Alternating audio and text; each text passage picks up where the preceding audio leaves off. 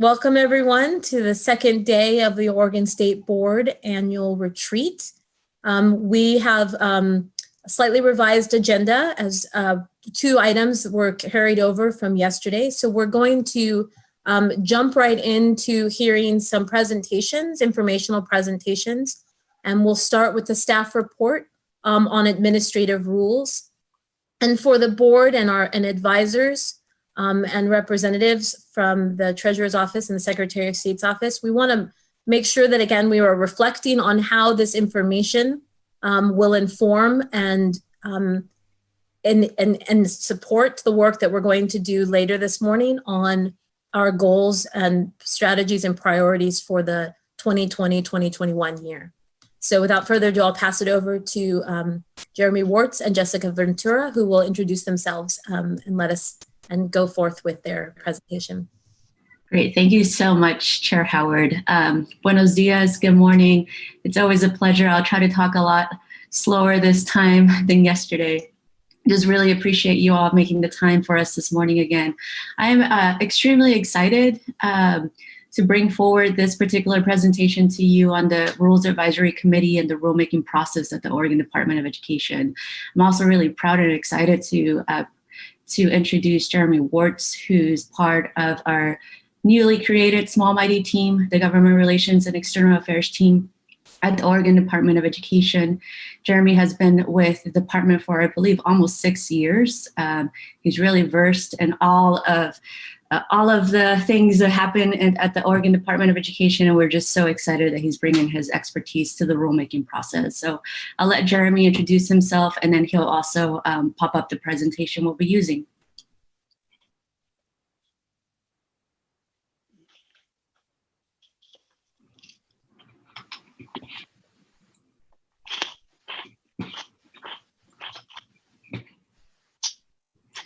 Jeremy, I think you are on mute. Thank you. I apologize. Thank you, Jessica, Chair Howard, members of the State Board. Thank you again. My name is Jeremy Wartz. I'm the Oregon Department of Education Rules Coordinator, and we'll go ahead and get started. All right, so I want to go ahead and start by sort of reminding us how we got to this place today. And it actually started back in 2018, 2019, when the Joint Committee on Student Success was created. And in 2019, House Bill 3427, which is the Student Success Act, was fully implemented. This very historical piece of legislation, ultimately, when it's fully implemented, I personally believe will definitely change the trajectory for all students here in Oregon, particularly students who continue to be left behind and fall out of the cracks. As we've been implementing the legislation, we created the Office of Innovation that's being headed by Scott Nine. And in the process of implementing the Student Investment Account, we also knew that community input and partnership was very important in the rulemaking process for the Student Investment Account and all the other parts of the Student Success Act. So as soon as we got that office in place and we got Scott in place, we brought a student success coordinator, Tamara Dykeman, who's also been very integral a part of creating the Rules Advisory Committee. The Rules Advisory Committee has done such an amazing job. It's a lot of community groups, parents, a lot of organizations that you're familiar with, so OEA, OSBA, all these folks that usually tend not to be in one room. We're able to bring them together and come into an agreement as to how these rules would come before you. So now we're at the point where most of the rules for the Student Success Act and the Student Investment Account have been adopted or considered. There's obviously a few left that need some tweaking and will be coming before you, but now we're at a point where we can take a lot of this amazing work that's been happening with the Rules Advisory Committee and then open it up for other rules that the Department of Education considers. We think that, if you can go to the next slide, Jeremy.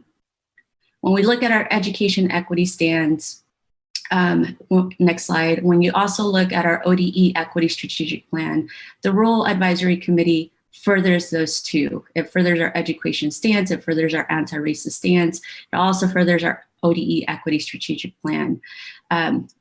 we want to continue this work. We brought on Jeremy, who in partnership with Scott, Tamara, and some other team members at the department, we want to continue that work where we funnel the rules through the Rules Advisory Committee. That way we can get clear input, diverse input from parents, community partners right before they come to the State Board of Education. So I thought that framing was very important for you to know our thinking. Now I'm going to shift it over to Jeremy. He's going to go a little bit more technical on us and is going to talk a little bit about what actually happens during the rulemaking process and what we vision for this new Rules Advisory Committee that we hope to continue with. Thank you, Jessica. So today I want to go through a couple of slides that talk about the current ODE rulemaking process, the Oregon Department of Education Rules Advisory Committee, and the updated ODE rulemaking process that will embed that Rules Advisory Committee. Currently, our rulemaking process happens in 2 stages. First, with notification and engagement. Staff notify the rules coordinator and state board administrator of permanent or temporary rulemaking. And typically, as Cindy had mentioned this yesterday, this happens when legislation is passed and it authorizes the department to write rules. Then staff engage with their advisory committee, which is composed of subject matter experts. At this stage, there is a check-in with the Office of Indian Education for possible tribal engagement or consultation. During the State Board of Education stage, which you are familiar with, staff presents the rules to the board for first read and to answer any questions. An OAR hearing is scheduled for all proposed rules to allow members of the public to provide any additional comments. Next, staff return to the board for a second reading and recommendation for adoption. I would like to highlight that what we are doing well with our current ODE rulemaking process is that we are intentionally engaging with our subject matter experts. On this slide, it outlines the authority and role of an advisory committee within statute. It is policy of the Legislative Assembly that whenever possible, agencies involve the public in the development and drafting of rules. Also, state agencies are encouraged to the maximum extent possible to seek public input. To that end, state agencies can appoint an advisory committee. As an advisory committee, they are involved in the development and drafting of administrative rules, as well as providing recommendations on whether there is a fiscal impact and a small business impact. During the 2019-2020 school year, the department convened a Standing Rules Advisory Committee for the development and drafting of rules for the Student Success Act. This committee provided input and recommendations for school safety and prevention system, fund administration for student investment accounts, and the Student Success Act summer program, to name a few. The organizations listed on the slide were represented on the Standing Rules Advisory Committee. As you can see, they represented educational organizations as well as communities of color. ODE leadership recognized the valuable contribution of the Standing Rules Advisory Committee and wanted to continue their work in the upcoming school year. At the end of the 1920 school year, we surveyed members of the Standing Rules Advisory Committee on a proposal to continue with the committee, to continue with reviewing SSA rules, guidance, and implementation plans, and to also expand this committee to include other ODE rules, policies, and guidance. Members of the committee were all in high agreement, not only to continue, but with the larger scope. In continuing with the Rules Advisory Committee, we updated the ODE rulemaking process to include the ODE Rules Advisory Committee. This slide. Jeremy, I'm sorry, excuse me, I have a question. Yes.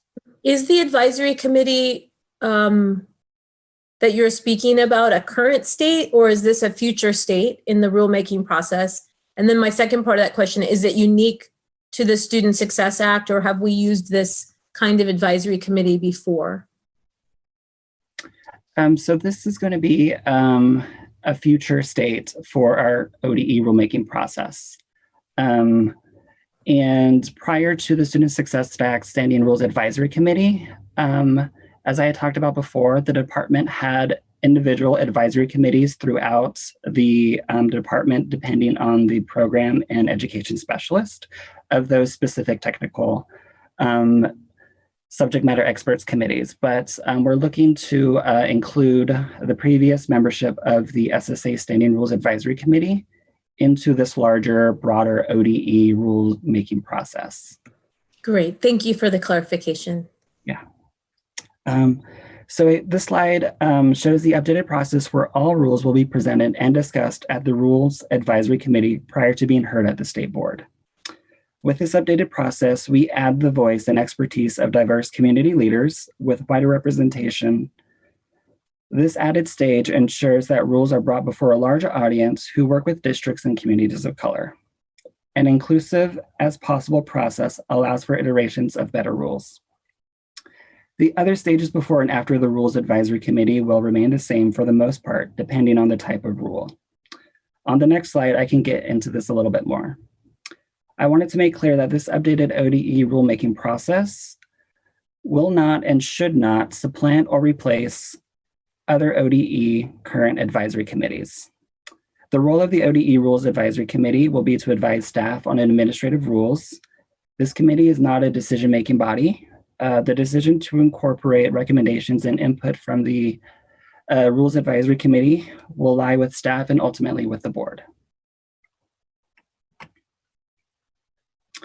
This slide shows the processes or ways in which the rule type can be run through the ODE Rules Advisory Committee throughout the rule development and writing.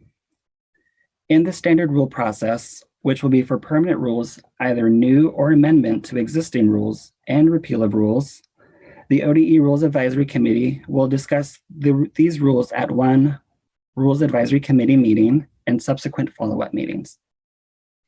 In the abbreviated rule process, which will be for temporary rules, will be heard at one Rules Advisory Committee as an update or on the information sharing portion of the agenda. The temporary rules are in effect up to 180 days.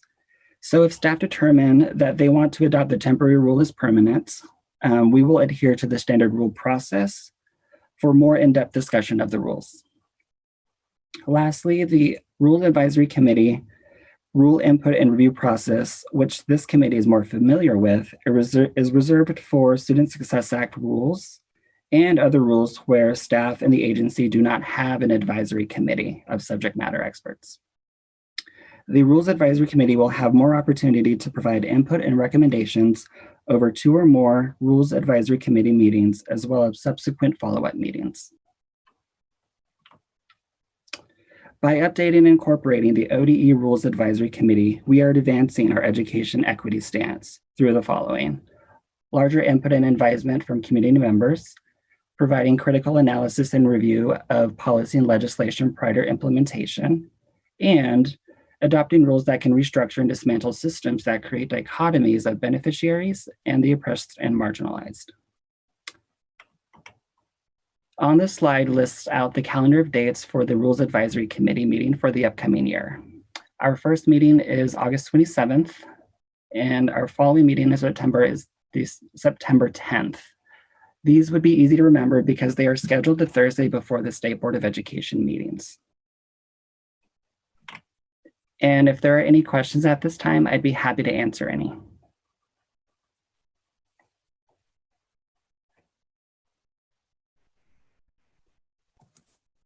Any questions?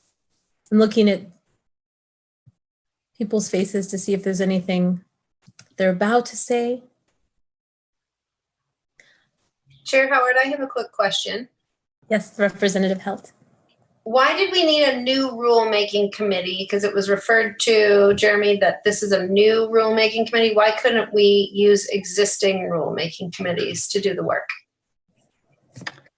Thank you, Representative Helt, for that question. We wanted to have this revisioned, evolved Standing Rules Committee to the ODE Larger Rules Advisory Committee because we wanted to add that expertise of those diverse community leaders within that previous membership. So when staff were using their own technical subject matter experts committees, we wanted to bring those rules to a larger body of more diverse community members. Thank you, Jeremy. Thank you. Verloc? Hi, thank you so much to Jeremy and Jessica for your presentation. I just had a quick comment. I really appreciate that ODE is seeking input from multiple stakeholders, and that says a lot about the importance of engaging community so that we can make sure that we are advocating for everyone and not just a certain group. So thank you for this information. It's very helpful.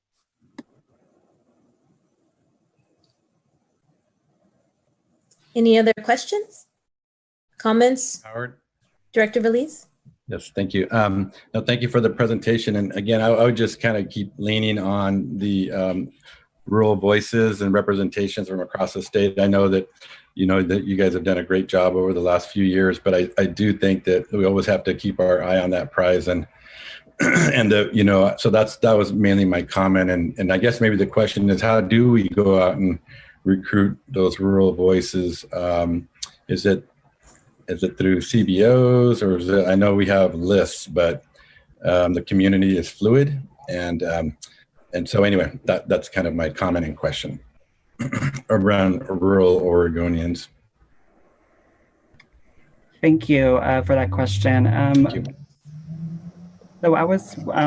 So for the upcoming year, we're going to be looking at who will be in attendance throughout our rural advisory committees, and then find out where those gaps are within our membership to try to ensure that we are seeking out and personally inviting members of the community, especially within rural communities where there are not any voice. I think just to add to Jeremy's point, Jessica here,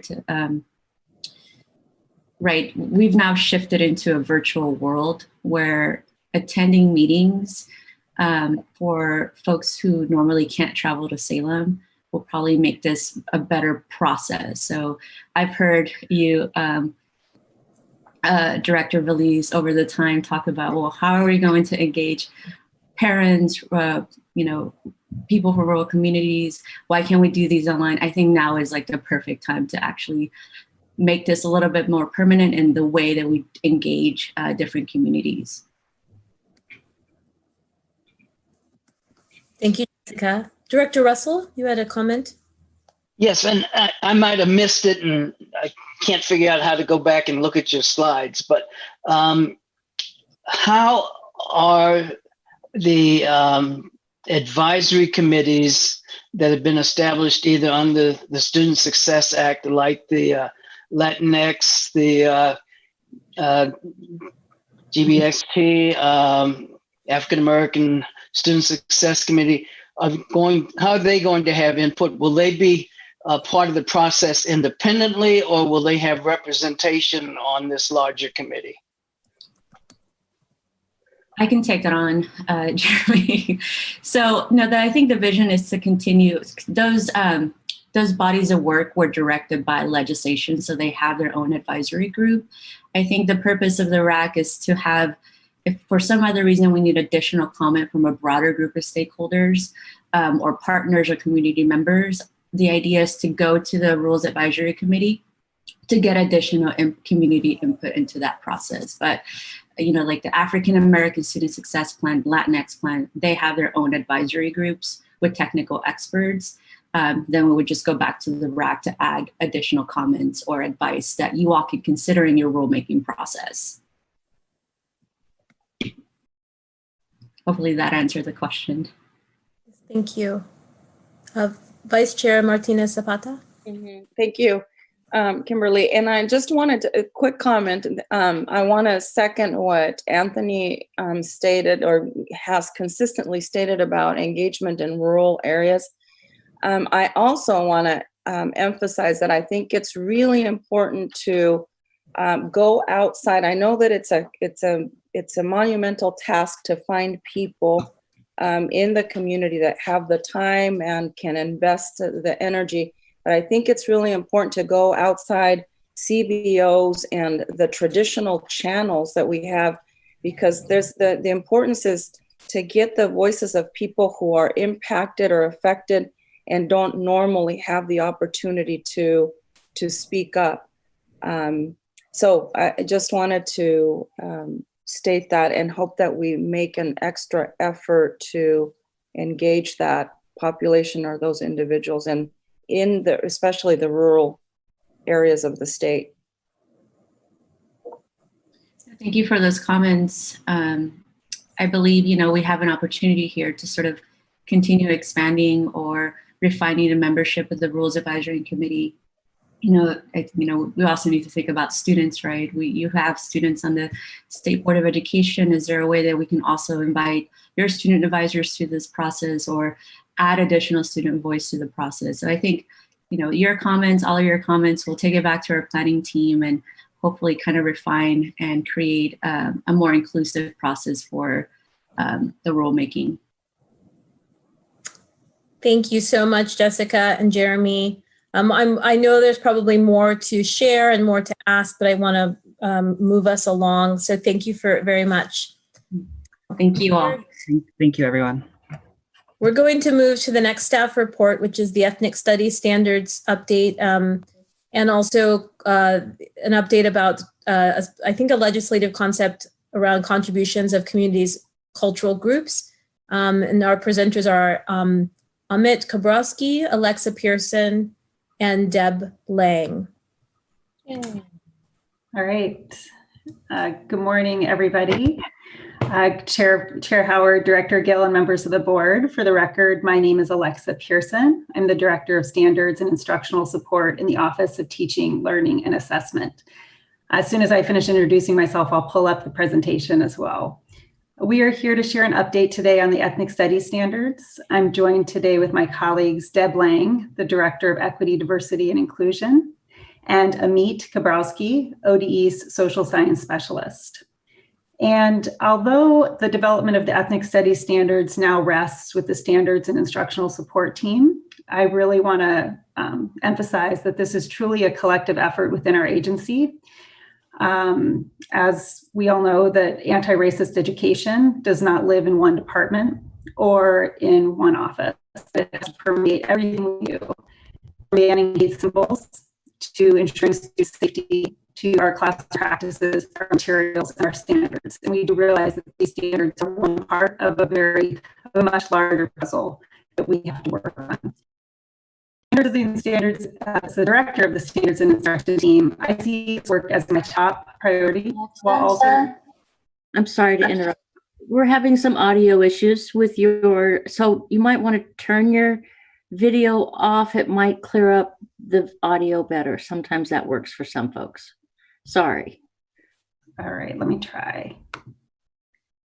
Is that better? So far, so good. Yes, keep going. Okay, just wave at me. I'm trying to look at the screen, and then I'll have to tell my children to get off Wi-Fi here. So what I was going to say is that, is it better? Okay.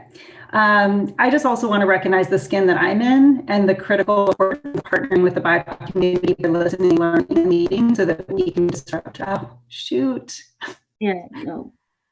Okay, I'm going to be quiet. I'm going to turn it over to Deb and pull up the presentation. Well, hello. Sorry, Alexa. Doggone it. I hate when that happens. I have kids around me, but I think that's beautiful because we're all about education, so I'm not mad. So greetings to the State Board of Education in respect to Chair Howard, to Director Gill, and the assembly of each respected member. Hold on, that just took my whole little presentation away. Okay, I am Deborah Lang. I'm a Black woman, born in Eugene, Oregon, raised in Springfield, Oregon, a product of the Oregon educational system. I go by she, her pronouns.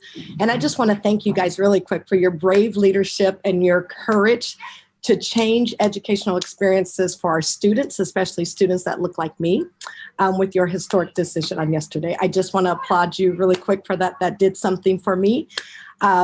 The great Nelson Mandela once said, education is the most powerful weapon which we can use to change the world. So that is why I'm really excited to be here in partnership with my colleagues, Alexa and Amit. So exactly 3 months and 2 days ago,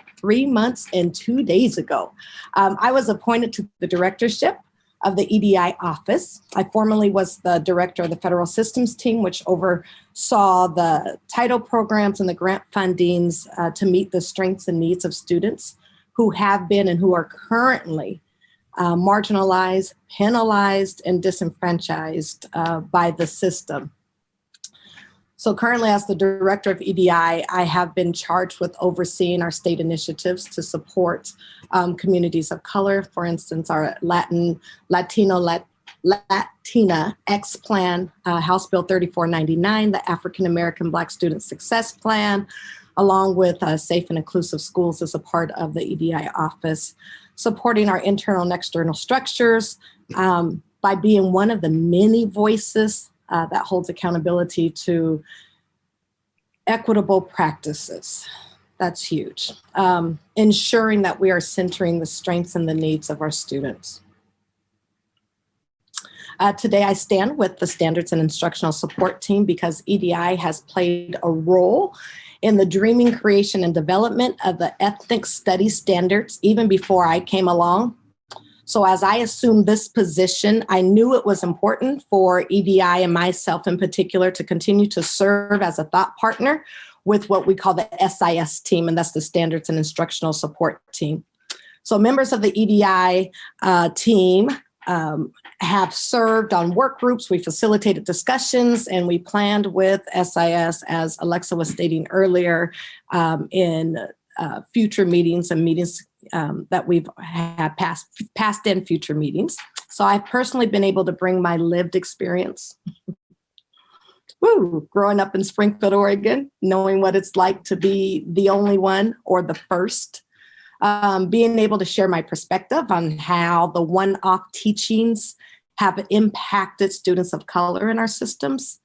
I've also been able to share my experiences from working in our educational systems in many different roles. So from being a volunteer, an educational assistant, a classroom teacher, a building principal, and currently a director in the office of the Department of Education, Oregon Department of Education.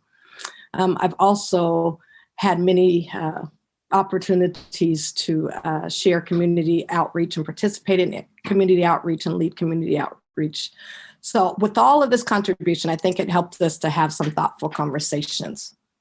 And now I don't know if Amit and Alexa appreciates all of that, but I believe it was thoughtful. I'm in hope that the partnership with the SIS team will help bring forth a robust ethnic studies standard that will ignite our school communities, including but not limited to our students, their families, our teachers and administrators, and bring about truth and wider the perspective of our cultural history. Once again, thank you for your time. Thank you for leading bravely. And now I think I'm turning it over to Amit, who will lead us in our past, present, and future pertaining to ethnic studies standards. Thank you. Thank you, Alexa, and thank you, Deb. Good morning, Chair Howard, Director Gill, and members of the board. My name is Amit Kabrowski, and I am the Social Science Specialist in the Department of Education.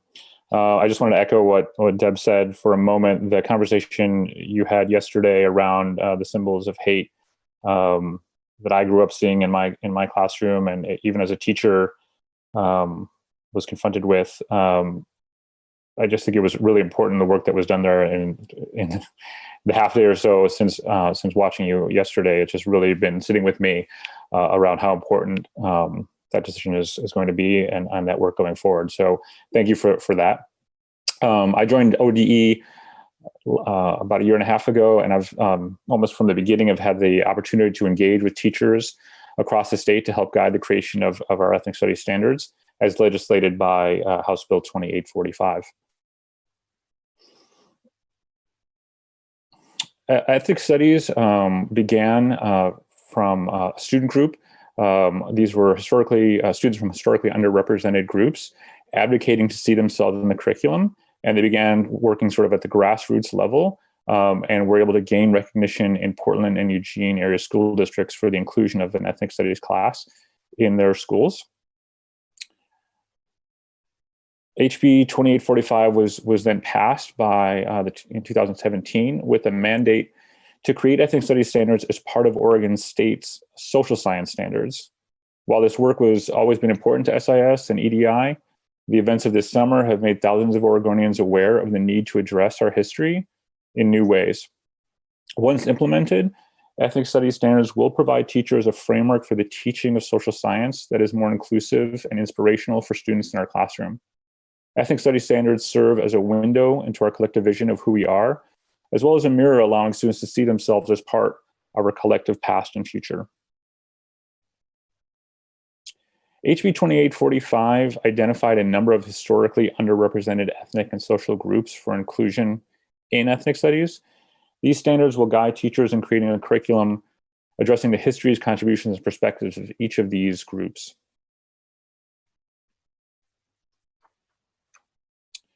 In 2018 and 2019, an Ethnic Studies Advisory Committee composed of representatives from each of the groups identified in 2845, listed on your screen here, met to examine the 2011 and 2018 social science standards and to identify where current statewide social science standards failed to recognize the histories, contributions, and perspective of the ethnic and social groups.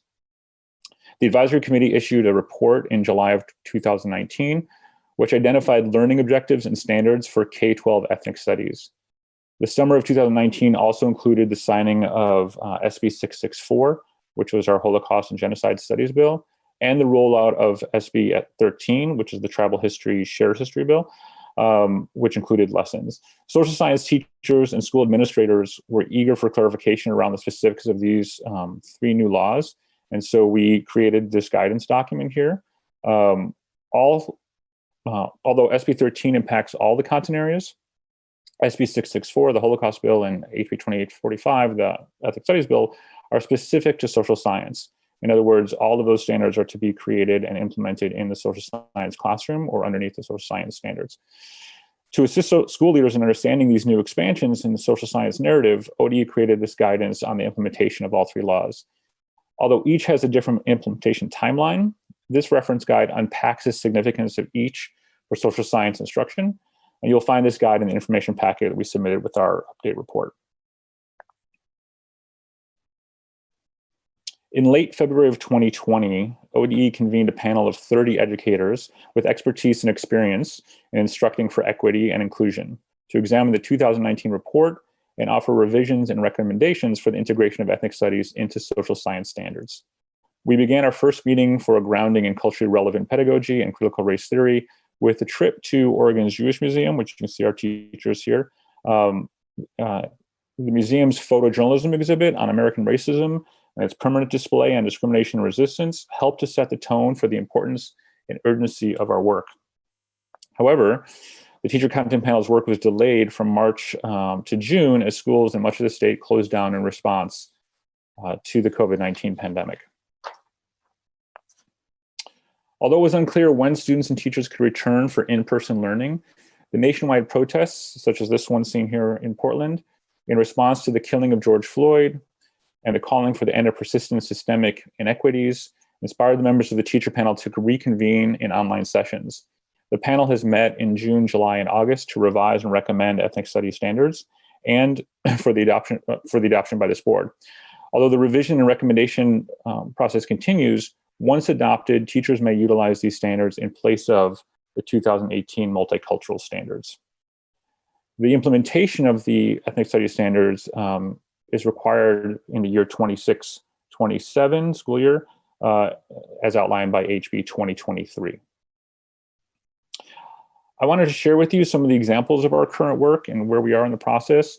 On the left of the slide is an example of the ethnic studies standards as recommended by that initial legislative board in 2018-2019. The right-hand column then is our work of our current advisory group. The right-hand column maintains the substance of the advisory group's recommendation while making some revisions to support the implementation of standards by kindergarten teachers and to ensure the inclusion of the groups identified in HB 2845. So in this case, the concept of identity formation that was called out in the 2018-19 board was expanded to include a kindergarten student's own exploration of self-identity, and then we added the concept of race, gender, religion, and ability to better meet the groups identified in the Ethnic Studies Bill. In the first grade standard here, we were well aware of the hurdles faced by the implementation of ethnic studies in California, and I'm sure some of you are aware of that as well.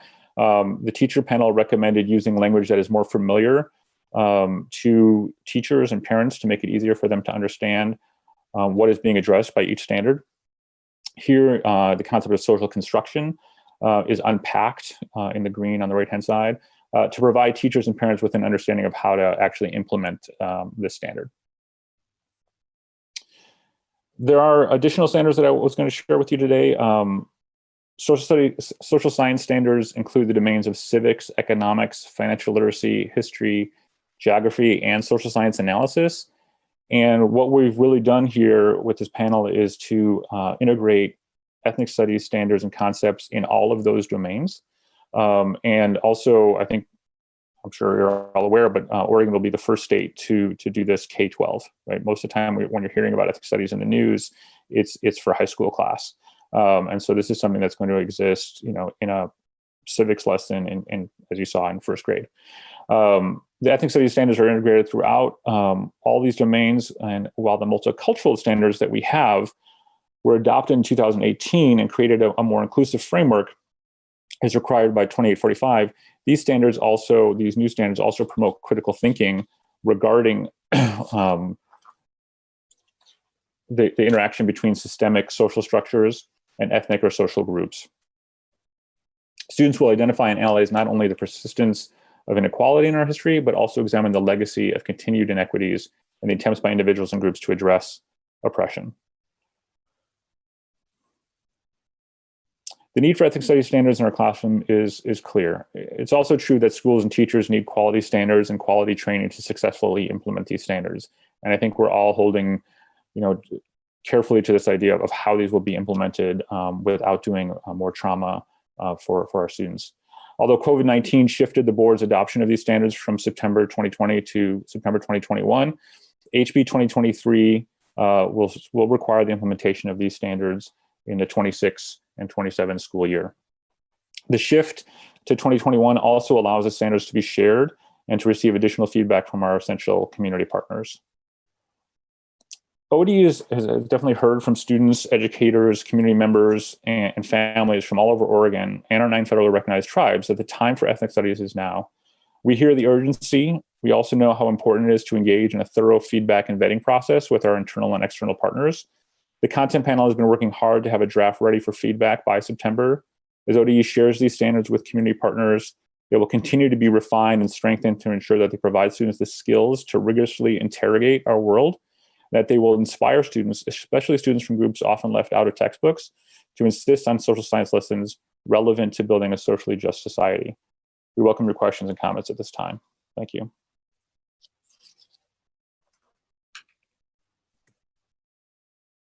Thank you very much.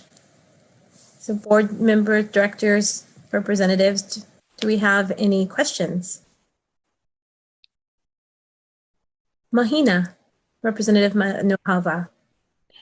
I just wanted to ask, since we are going to be implementing this, does that mean that we are going to revise the history textbooks that are given at our schools?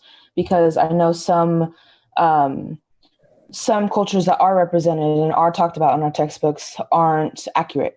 Like for me, for example, I have Native American roots, and the way I'm talked about in textbooks is past tense when I'm here. So does that mean that we are going to be revising the textbooks and updating them to actual history, the way it was actually presented, or is it going to stay the same and we're just going to pile it on, if you know what I mean? Yes, thank you for that question. One of the reasons why we have 2 bills that are sort of considered ethnic studies bills, the 2845 and the 2023, that second bill, 2023, sort of identified what you're talking about, the need to change our textbooks. And the way that the timing of our social science adoption happened in 2018, just as the ethnic studies bill was adopted. So well before there were any standards written or a committee even to look at what was happening in our textbooks.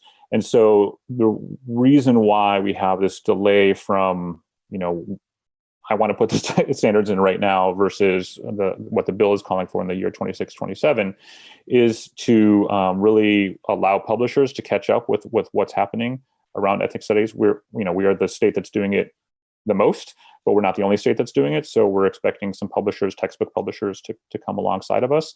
But also just in the interim period, we're working hard to identify what we call supplemental resources that teachers are using, to sort of fill in where textbooks have erased people's histories, or to either counter that narrative that often happens that you talk about, sort of the wrong history that's being taught, or just to ditch that stuff. And more and more teachers are comfortable with dropping off on some of those textbook lessons and really then supplementing with materials that we're highlighting for them. Thank you for the clarification. Yes, Representatives Arenas. So I'm not really sure if this would be included in the pack, but I was wondering, going kind of based upon the textbooks as well, but steering a little bit more to just books in general.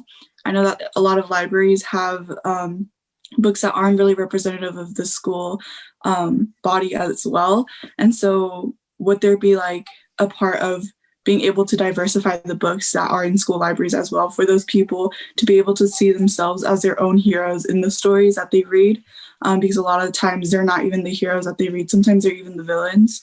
And so it's really important to have them be equally represented in the libraries as well, and the books that they read, because that's impacting them and growing them as well. So I was wondering, does that have any correlation, or would that be completely different? I can take I think my audio hopefully is working again. So I called in. I can try to take a stab at that one, and Meet, feel free to jump in, or Deb, but that topic is really important to our standards and instructional support team. It kind of goes throughout the content areas, especially in English language arts. And the state board just adopted last year English language arts criteria for instructional materials, and we really did look at that. So how do we show the protagonists in our text as the people of color, not in a place of a victim, but more in as protagonists that are strong, and that we just have a very diversified textbook list within our classrooms and in our school libraries. So Tina Roberts is the person leading that work in that area, and we'll continue to do that. We are going to be doing an instructional materials adoption for English language arts this year. And so the criteria is much, and I can send that to you as well, just so you could take a look at it. Vice Chair Martinez Zapata. Thank you. I just wanted to check and see if there was, I think I had seen on the ODE website a more comprehensive timeline of the ethnic studies standards, and I'm not, the timeline that you've provided on the slide here is just for the 2021 year. So is there a more comprehensive one that's available for us to view with the target and goal of, I think you said 26, 27, Amit? Is that correct? Yes. So it'll be implemented by, according to HB 2023, in the year 26, 27. And I think we have a fuller timeline in the report that was submitted as well. So you might have seen it there. Okay. I'll look for it. Thank you. I don't see it in the report. I'm sorry. Essentially, the in between will be for sort of receiving feedback from community partners, and then working with teachers around training, working with districts around how they're going to do training, and then again identifying additional resources. Thank you. Thank you. We have the last two questions, one from Representative Helt and one from Director Scurlock. Thank you very much, Chair Howard. I'll go quickly. I have lots of questions, but I'll stick it to one. So Mahina and Yoselin have really highlighted this, but when we were passing this law in the legislature, textbooks are antiquated, and the idea that textbooks are going to catch up to this law is probably not something I'm real hopeful for. So I'm hoping that you are looking at a lot more supplemental materials to make sure that you actually have good content in each one of these areas that is accurate and is portraying history the way that we want it to be portrayed or the way that it happened. And so I don't think you're going to find a comprehensive textbook ever that's going to do that in all of these areas. So my hope is that you're focusing a whole lot less on textbooks and more on supplemental materials. And then these supplemental materials could also be added to the libraries. So I just wanted to state that. I also think that it's a much more fiscally responsible way to use materials because it's a lot cheaper than getting a textbook that really isn't what we're wanting anyways. Thank you. And just to before we move to Director Skurlock, just to add to that, Director Valise had a question about who are the community partners, and I don't think we need to answer that specifically out loud right now, but it does build on what Representative Helt was saying, which is there are a lot of scholars and academics in Oregon that are representative of the communities that we're talking about that can provide that supplemental and as well information and materials as well as guidance and advisement for our classroom educators. Director Skurlock. Hello, everyone. Thank you so much for this presentation. I so appreciate you, Alexa, Deborah, and Amit. Thank you so much for all the information. And of course, Mahina and Yoselin, you just shine like little bright stars, just amazing with your questions. My concern or question / concern has to do with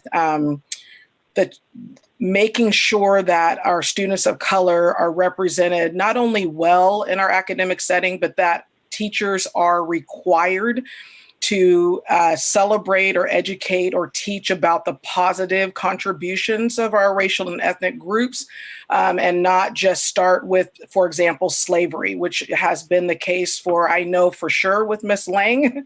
We've had conversations on that and myself where we were excited to learn about African-American history and other histories, Native American cultures, and they started off with slavery, they started off with bondage, and that was it. And when I say that was it, that was it. And they moved on. And we were traumatized. That is an understatement in how our education was taught to the point that we disengaged. We disengaged. Students who love school, we can attest to that. We put up our walls, we disengaged.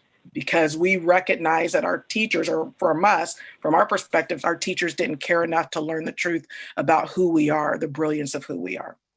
And so my question is, what can we do to ensure that the educators who are giving the information to students with that massive influence, that they are teaching the beauty, the brilliance, the excellence of cultures that have been marginalized in our community, in our state, and in our community?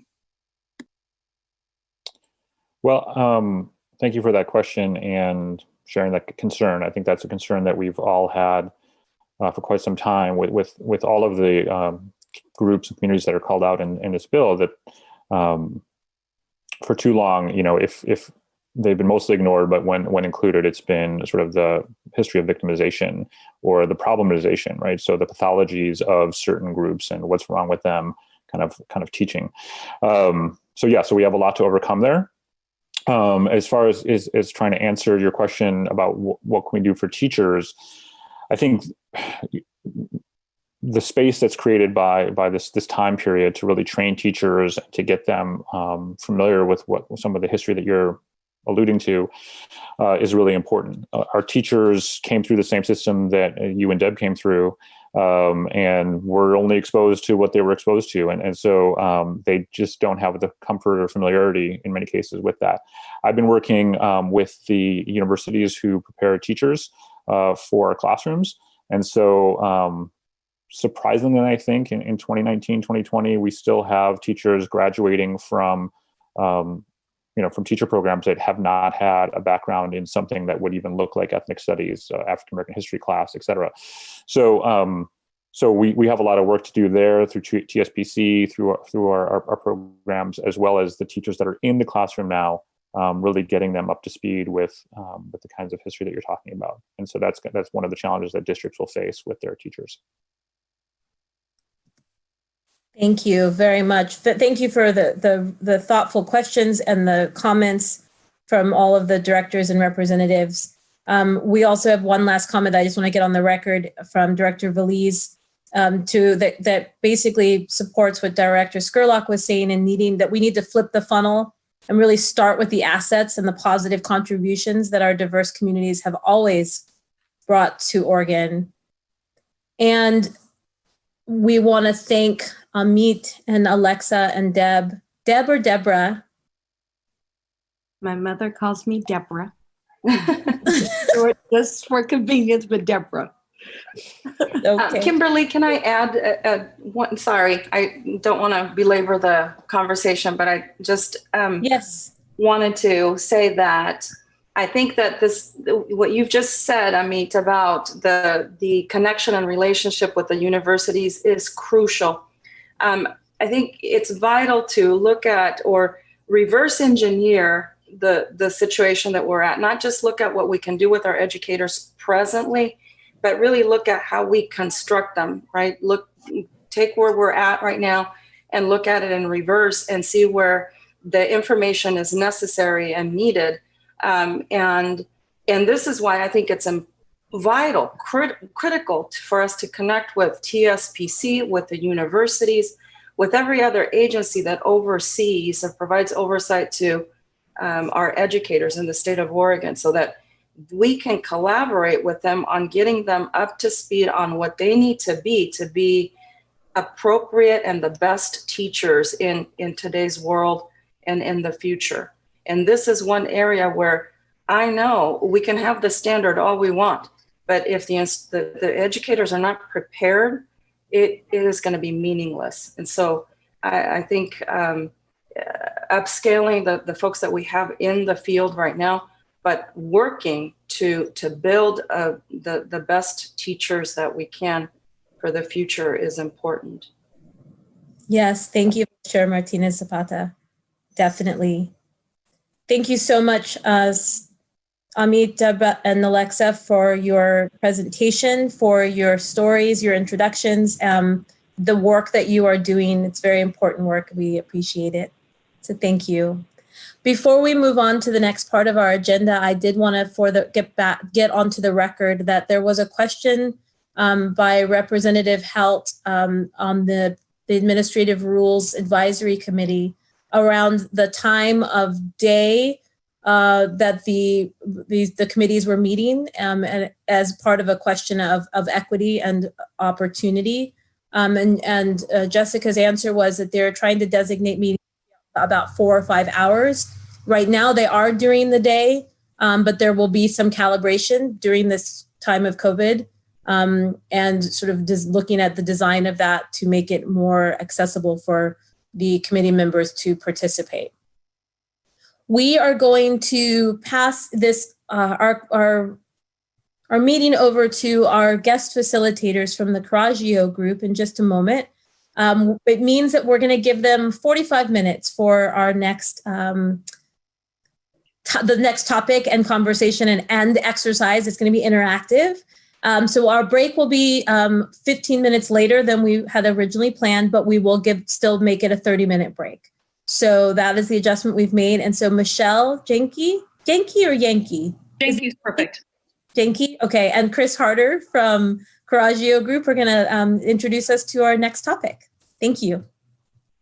Thank you, Chair Howard, Director Gill, and all of the members of the board. We are delighted to be with you here today, and had a chance to listen a little bit yesterday and this morning to really kind of transition now to working on elements of your strategic plan. And so before we get to that, we've adjusted our agenda for the timeline today. Before we get to that, we actually had a little bit of a of a warm-up exercise to engage maybe different parts of your brain this morning before we get into our strategic planning exercise. And that was to really think about arts and culture in the context of where we are today in the middle of the COVID pandemic, and how that connects to our students and to education, and what we can bring into our thinking about how we support students and families during this time. What I wanted to do first is maybe do a brief introduction. I know you all have introduced yourselves, so maybe just a brief introduction of myself and Chris. My name is Michelle Janke. I am one of the co-owners of Coraggio Group. I'm delighted to be with you here today. Most of my work is focused on education, both personally and professionally. And I want to just fully disclose, I'm also a publicly elected school board member.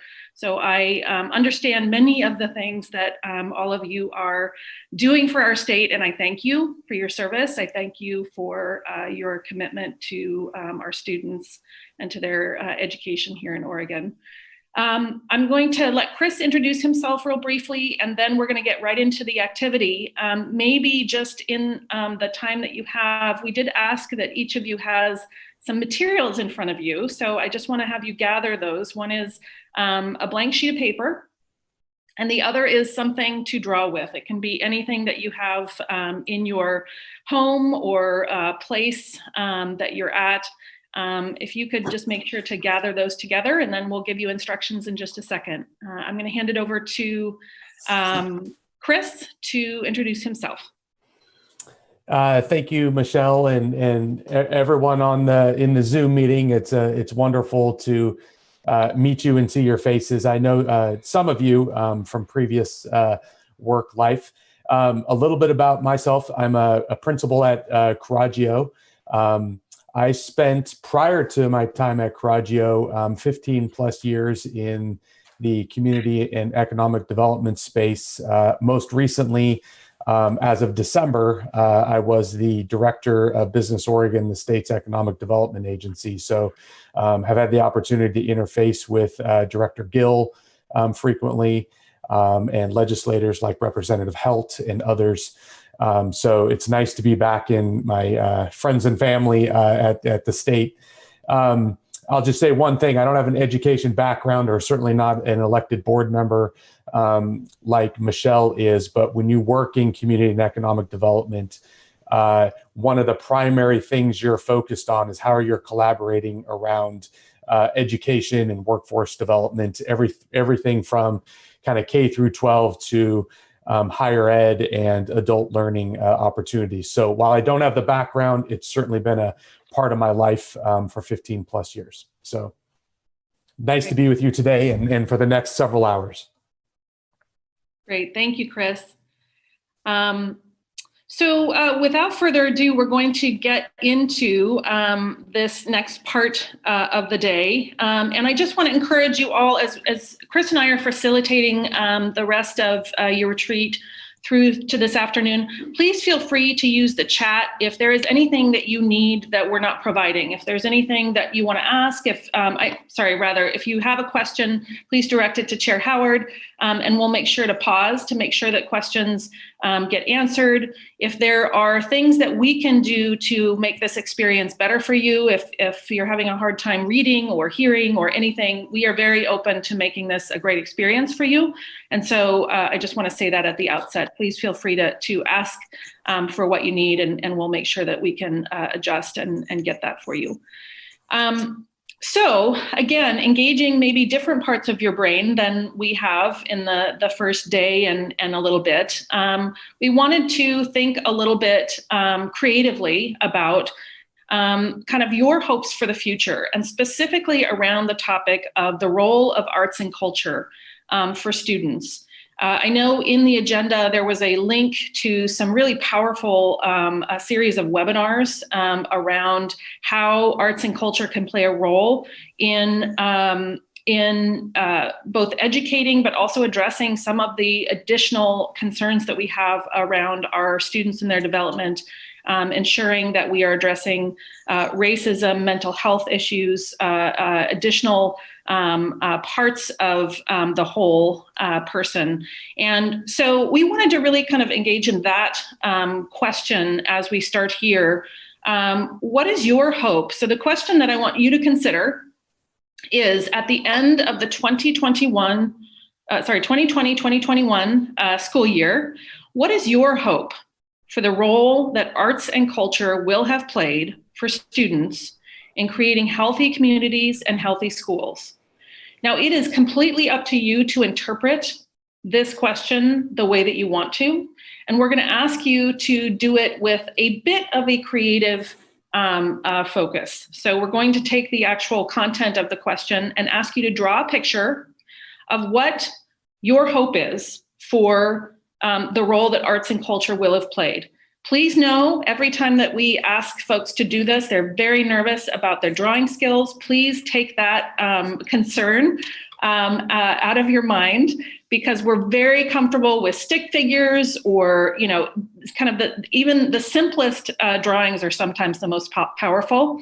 But this is really up to you. There are no specific guidelines of what to draw and how to draw it, other than we would ask that you try not to include words, that we're really looking for some kind of drawings. So does anyone have a question at this point about what you're asking you to do? We are going to give you some quiet time, so we're going to pause for just a minute to let you think and to draw. And then we're going to come back and we're going to have each of you share. So I know we're asking you to be a little bit vulnerable, share what you drew on the camera, and talk a little bit about how that connects to your hopes for what students, the role that arts and culture will have played for students in creating healthy communities and healthy schools. Any questions at this point before we leave you to some quiet time to reflect and draw? I'm going to try to scroll through. Michelle, how much time, quiet time, are we giving them? Is it? Yes. So we are going to give you, we're going to give you about 10 minutes. So I am showing that it is 10:06. We'll give you until 10:16.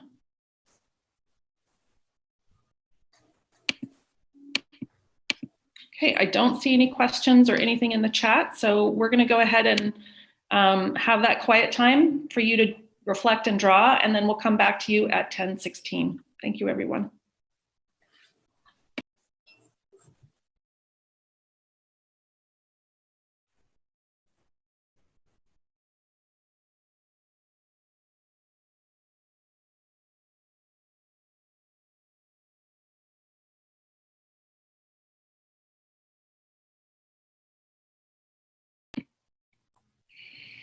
Okay, thank you everyone for taking the time to think and draw. I'm going to ask for volunteers to share your drawing and share the story that goes along with it, share your interpretation and why that was important to you in answering this question and your hopes for the next school year.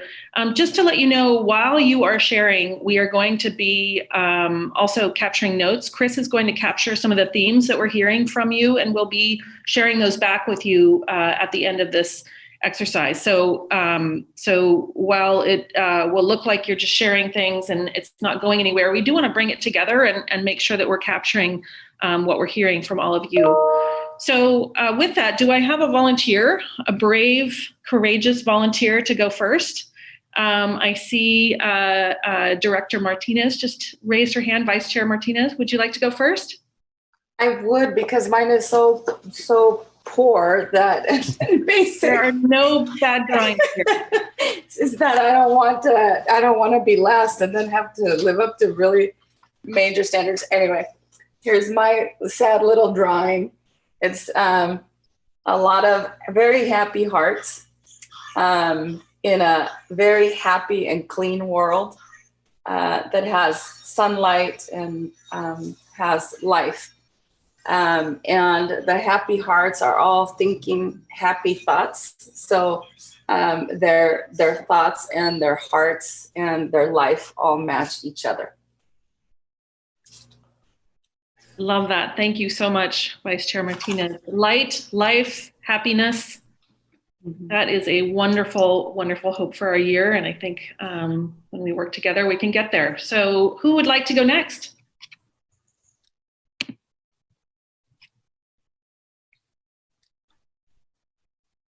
Oh, I see. Hand is up. Yes, please. Okay. Mine is about raising from the ashes. It has hearts also, but I have arts and culture down here at the bottom, and the flames, that's the phoenix rising, and the arrows represent energy carried by love that attack the coronavirus, because what we have been losing in the past few years is a strong feeling of cultural values and human decency. And I've always believed that good will always overcome bad if it's given enough time. And so we have this great opportunity coming forward in our country in November to rise from the phoenix and use the good energy to attack the bad, create a much more healthy school year and environment for our children and those we love and cherish. Thank you. Thank you, Director Colonna. I love that imagery. That's wonderful. Thank you. All right, I see Director Skurlock, and then we'll go to Director Wheeler after that. Okay, I am not artistic in this way.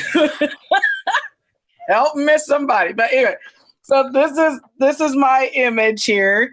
And hopefully, sorry if it's a little too close. That's really good, by the way, Director Skurlock. Oh, well, thank you. Oh. So I created a tree, and then there's the roots that you can't see. And so here's where the grass is, the soil, and then this is the roots that we can't see. And on this side, I have books and articles, magazines, what have you. Here I have partners, kids working together. Here I have kids finding themselves individually. Who am I? Here, there's just a paintbrush with some paint drops on it, just including the art segments into my lesson planning. Here's group projects where kids are working together, either in small groups or in groups of 5 or 6. And then here's where kids are giving presentations in front of the class with the little PowerPoint thing. And then right here, I included question marks for critical thinking, questioning, why do we believe what we believe? And then here is a little piece for essay writing, expressing themselves with words. And then the goal is from what's not seen, that fruit will then extend and there will be fruit that grows from the tree. And then there's a basket for the fruit here to say that the fruit will not only grow from the tree representing growth, but that fruit is food and it can be given and spread out to others. And so that's what came to mind with me.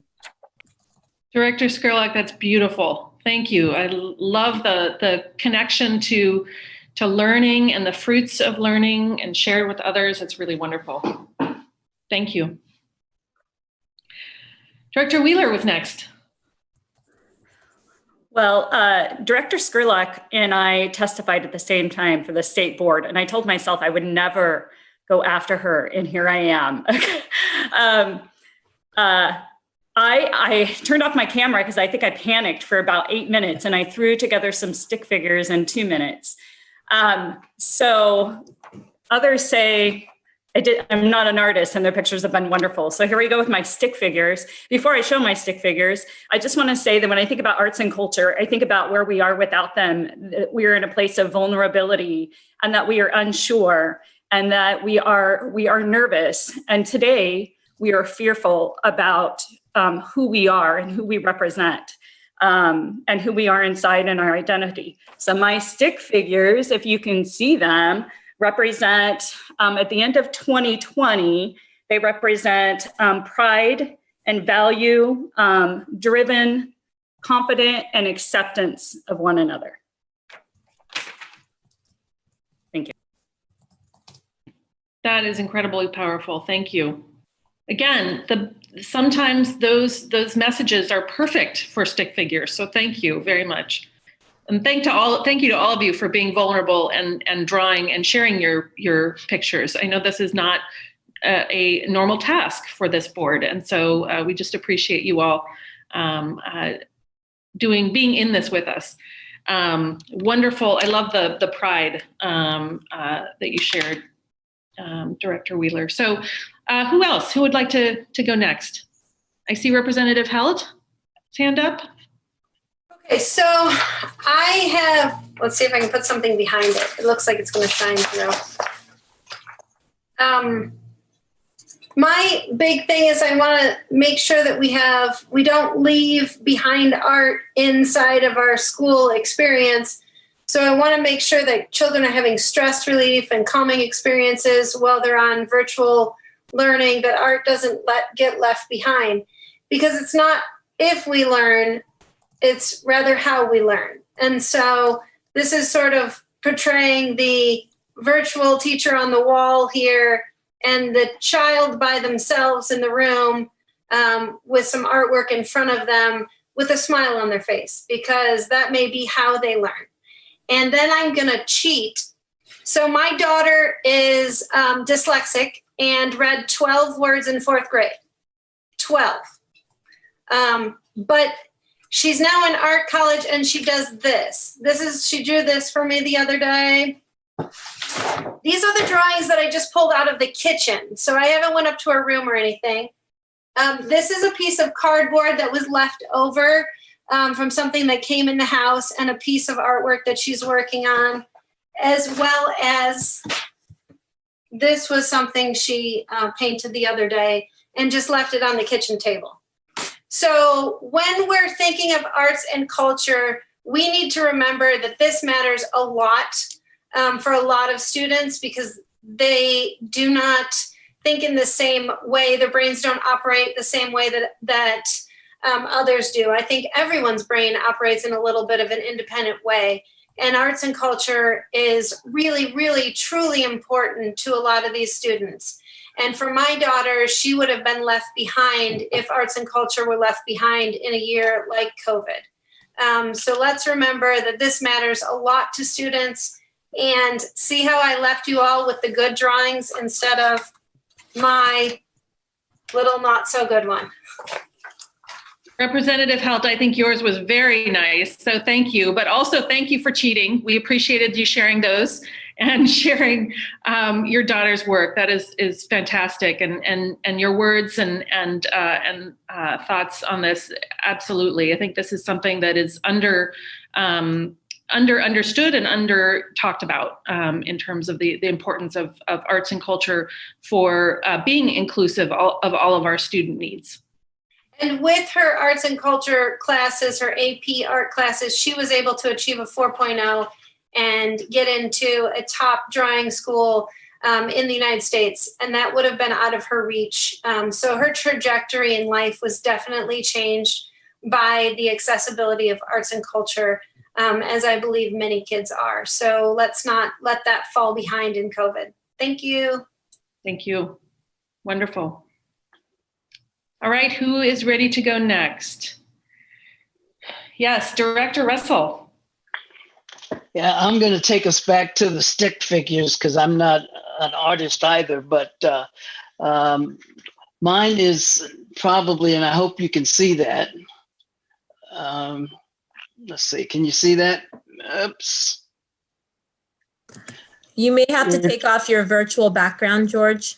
Okay, I'm not sure how to do that. Let's see if I can figure that out. Why don't somebody else go while I figure that out? Okay, sounds good. We'll give you a second to do that. Anybody else want to step up to be brave to share their stick figures? All right, Representative Nova. I don't think I can. Alrighty. So before I show you my artwork, I was super excited because I was like, well, this is drawing what I want to see or what I want to go to school. So I kind of went along and went outside the boundaries of writing words, but then I remembered that we weren't supposed to write words, so I kind of scribbled them out. But this would be my hallway. This is actually one of the hallways that I hold dear to me because it's my English hallway. But one thing that it's always not is super culturally diverse. And it goes with, we are always glorifying sports or like praising sports, but we're never praising any art pieces. And especially like something like this. This is my attempt at Frida Kahlo. And then having more than just one way of displaying diversity and culture. So it like goes all along the hallway, and then having posters to represent groups that you can go to or events that we're going to be holding, like cultural nights and things like that. And then right here are 3 different types of people. So that would be an African-American student, a white student, and a Native American student. One thing that I don't see a lot in my school is people from different backgrounds hanging out together. What we struggle with is letting go of our close-knit community because that's all we have. We don't have teachers and we don't have admins to help us out and make sure that we're included. So what we do is we hold on to each other so tight that we forget to let anybody else in. And that's something that we struggle with. And that was something that I struggled with personally, going to a whole nother school on my junior year and, you know, finding my group, but my group wouldn't let me in because I'm an outsider. Or I'm not 100% Mexican, or I'm not 100% Native American. And I didn't hold anything against them because I saw and I realized that that's all they have. They only have each other. I mean, their students are strong, but they're so divided. So that's why I drew them all hanging out together, happy and just welcoming to every student. Thank Very you. inspiring. Thank you.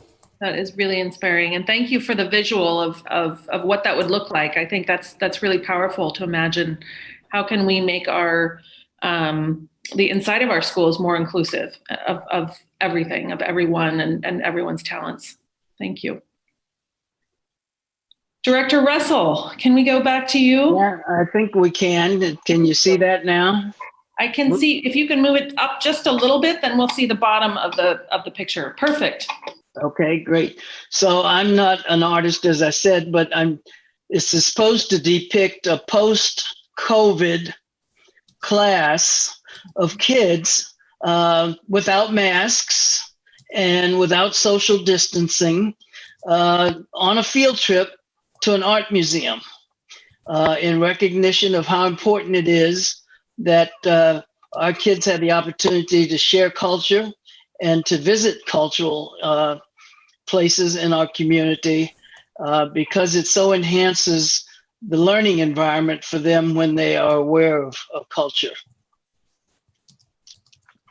Thank you so much for that. And thank you for the reminder. I think that all of us are hoping that we are able to visit our museums again and have our students, back out in the classroom and in the world experiencing those things. Thank you. Who else would like to go? Chair Howard, did I see your hand kind of semi up? I guess I could go. I was waiting for others, but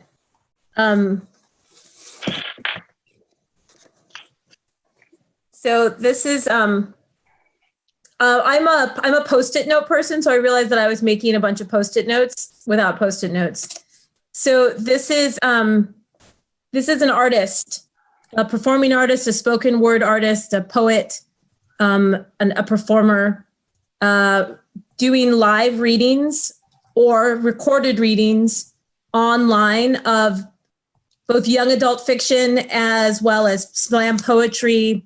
And more importantly, we were talking, Treasurer Reed brought up third grade reading, young, kindergartners through third graders, hearing children's books read aloud by an adult who is a performer.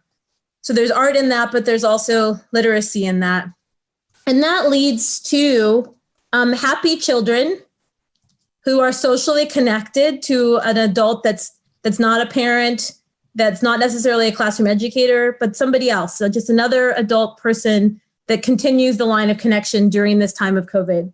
But that also leads to these are my rendition of Kwanzaa candles as an identifier of cultural identity, right? So this opportunity of hearing and listening to live performances or recorded performances as part of the supplemental materials that go out through the education during this time of comprehensive distance learning accomplishes socially, emotionally well human beings that also have a really strong sense of cultural identity and cultural belonging, which we just heard about in the ethnic studies. This is my rendition of a hug. It's a virtual hug. It's as close as we can get. But again, it keeps us connected. And then I decided that it can't just be about spoken word and performing arts, because that's my artistic training. It should be about others, right? So there's writing, there's music, there's art, but this also represents knowledge. So you have social, emotional well-being, you have a sense of cultural identity and belonging, and then you have more knowledge when you are engaged in and actually interact the way that we just did, actually do the art, hear the spoken word, listen or play the music, draw the drawing, write the poem or the essay, the I believe essay, right? That helps you share your opinion and your thoughts as a young person, as a kindergartner through 12th grader. So that's my design thinking Post-its. I went to tactics and to some activities, but and specifically to what we can do during this time of COVID. Thank you so much, Chair Howard. Thank you for those thoughts and for the Post-it notes. I think those are really powerful. You'll love this afternoon. Yeah, this afternoon is all about Post-it notes. That's right. Virtual Post-it notes. All right, I wanted to go to Representative Arenas next. Would you mind sharing your drawing? Yeah, so first of all, I wanna go off a note right now. So I can heavily relate to Representative Hill when it comes up to her daughter being dyslexic, because I have a minor dyslexia as well, and so I understand like how hard it can be within classrooms, especially like I know since I take a lot of AP classes, it's extremely hard to take notes. And just like everybody else does, and to keep up with class, a lot of times you can see me like scribbling or drawing notes instead of actually writing out full sentences, because it's harder for me that way, and it's easier for me to remember with visual like art. However, this drawing was really quickly sketched, and it's a homeless of stick figures, so don't expect a whole art gallery. But so it's on lined paper too. Wow, this is absolutely the hardest. Okay, so it's a lot going on. So over here I have people dancing and playing music.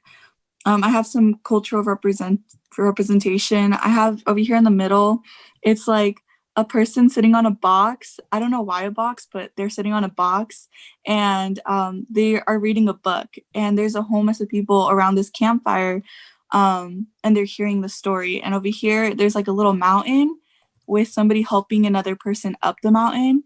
And over here, there's people painting on a wall, like a mural, and they're painting a tree. But honestly, the tree can be anything. But for me, what all this represents is the stories represent our stories. I feel that at school, we should be able to express our own stories, our own challenges, our own struggles with one another. And the campfire represents warmth. So through our stories, we bring warmth and acceptance to one another. And I feel like that's something that school should teach. I remember getting into high school, I was extremely disappointed because I missed the little narratives or biographies that we used to do in middle school or elementary, because we weren't able to share our stories anymore. It was all informative writing and all these research papers, and there was nothing really true to who we are. So I remember that was really disappointing. And then the dancing and the music, I absolutely adore whenever I'm with my family, because whenever we're cleaning or doing anything and we're united, we just blast music and we dance around the house. You can see us like dancing with the brooms. And so I feel like if that's something that we should also bring to our school, we should be able to express ourselves through our music and dance and be goofy with one another and show our cultural pride and be able to be with one another in a situation and environment like that. And I feel like everybody should be able to bring their own taste of music within into the school. And then the art painting with a tree that represented for me, again, personally, art is always a way for me to be able to express myself in a different light, because sometimes words can be really hard for me. So art as a tree, I put a tree because I wanted us to remember to connect to our roots, connect to the inner person that we are inside, because initially those roots will build this gorgeous tree it builds this beautiful tree and allows life and growth. So I thought that was beautiful, especially like with connecting to our own roots. And then the mountain just represents that through our own struggles, through our own stories, through our music, through everything that we bring into a place, we're able to help one another up and help each other achieve. And we could do anything that's possible. So that's kind of what I drew. But yeah. Wow. Yes, I see a round of applause. Representative Arenas, all of these are so powerful. I hope you all are enjoying this, but I wrote down something that you said: joy, warmth, and acceptance. I think that those words are so powerful, and those hopes for our students through this time to find that, and that we get to the end with those feelings. That is just really powerful. Thank you for sharing your families, maybe traditions, maybe a new COVID tradition, maybe an old tradition. Thank you for that. All right, I'm going to go to Director Valise next. Would you mind sharing your story? Well, buenos dias. I will have to say that my artistic talent is in my head, and I'm a visionary. I see it, and then can make that happen. And so, and also I'm a disruptor. So you can blame my parents and the farm worker movement, because we had to do a lot of disrupting to kind of get to where we are today. So when you said about no words, that's the first thing I drew. So, but what this is, again, this humble photo is an intersection. Can you guys see it? Mm-hmm. It's basically an intersection between schools and community, and culture is in both places. So it's bringing our culture that we have that's embedded in our communities, and bringing that to school. So it's again taking our assets, everything who we are, into the school, because that's what makes it relevant, not only for students, but for families, parents, grandparents, families that come visit. So this is a mural, which I'm going to show you what it really looks like in Woodburn. And then these are basically the cultural pieces, because we had the first mariachi, we have a dual language program, and see there's language, but you see how the words I used, right? So I'm a disruptor. I always break the rules, just so you know that. And then beg for forgiveness. So this is actually the real mural. I mean, this is a bad print job of it, but that's really the mural, right? And when people, that's right across the street from the post office, it represents all of our community, the pioneers, the Fiesta Mexicana, the Russian Old Believer churches, tulips, all that. So I think that there is a true intersection in culture and art. And we actually have an academy, the Woodburn Arts and Communication Academy in our school districts. So I think when you bring those together, that's what enhances the educational experiences for students, for teachers, for staff, because there's a lot of learning that goes along, like in our, and then I'll just close it with, like in our school district, I was always embarrassed when I grew up, when I was in probably kindergarten, first grade, going to the zoo. I used to eat a burrito and just hide in the corner, and eat it, and away from everybody who was eating sandwiches, right? But now these days you have grandparents and parents bringing in and teaching people how to cook Mexican food, tortillas and stuff like that in schools. And I think that's completely like just talk about a flip of the funnel, right? Where there was shame and embarrassment, now there's pride and joy. So I think that's part of what this arts and culture is. Thank you. Thank you so much, Director Valise. Lots of Claps here too, and thank you for being a disruptor. This is the exercise for disruptors. So appreciate everyone's take on this. This is the opportunity for you to to maybe draw outside the lines a little bit. So appreciate that. Who have I missed? Anyone who hasn't had a chance to share? Have we gotten everyone? Okay. Wonderful. Well, thank you. First of all, I just want to say how touched I am by all of your drawings and hopes for the future. I'm going to hand this over to Chris, who's going to share back a little bit of what he heard, some of the themes that he heard as we were going through all of your drawings. And then after that, we're going to go to a brief break to give you all a little bit of a break. So Chris, if you could take it from here and share with us a little bit of what you've heard. What a wonderful exercise. The challenge I had was taking all those wonderful visuals and how you shared them and trying to capture them in a PowerPoint. So I did the best as I could. But things that we heard, arts and culture, they make us happy. They give us life. They bring energy. They help. There's a process of good overcoming bad and that role. And obviously, we're in a very difficult time as a society. These concepts of, in one of the drawings, kind of fruit and being food for others, kind of building capacity with others and empathy for others, pride, value, acceptance, the role art has in being a calming experience, in supplementing, enhancing, or in many cases, as we heard, the way we learn. So it matters, in particular, it matters for those who may think or learn differently. We heard a lot about the role arts play in our cultures, in sharing those cultures, in celebrating our diversity, praising our value, bringing people of different backgrounds together in a happy way. Art for us, I think, is going to get us through COVID. It's one way that we're able to share our culture in what can feel like a very distant time in our lives. Culture in our community is what ties us together. It has a role in making us happy. I'll tell you, it's going to make kids happy, which certainly is going to make adults happy.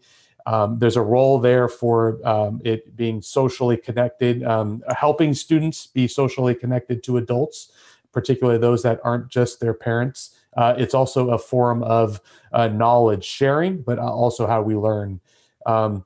And again, arts culture helping in the learning process, the ability to tell our stories.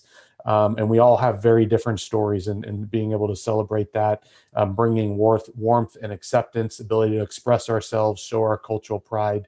And then its role in just kind of bringing the school and communities together, allowing us to bring our assets into our places of learning, whether in a building or virtually at the moment. And a lot about its role in enhancing education experience. So very arts and culture, obviously extremely important to who we are in the education process. So thank you. Hopefully I captured that somewhat well. Yes, thank you very much. It looks like it is time for our break. Michelle and Chris, are we good for that? Yes, we are. What a wonderful exercise, so rich. And again, as we think about the strategies and tactics that we want to really advocate for and take action on as we go, so we sort of look at how we're going to accomplish our 3 high-level goals for this year.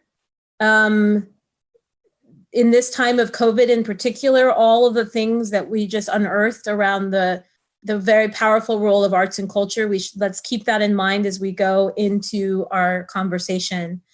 Before we break, I know that Vice Chair Martinez Zapata had one other comment related to the ethnic studies standards that we wanted to make sure we captured in this section. Then we'll take a break. So as soon as we hear from you, I'll let you know what time we will come back. So Vice Chair Martinez Zapata. Thank you, Chair Howard. So it's more of a question, and I'm not sure. I know Colt is attending another meeting. I see Carmen's name on here. but perhaps between some of the other folks that are present and the fact that it's stated or recorded for the meeting, I'm wondering how the type of support in terms of funding that we have with regard to the ethnic studies standard. I know that for any of the other standards, language arts, math, science, you have to have a team of experts in order to produce and research the standards and how they're going to unfold, and then make sure that school districts are actually implementing and so on and so forth.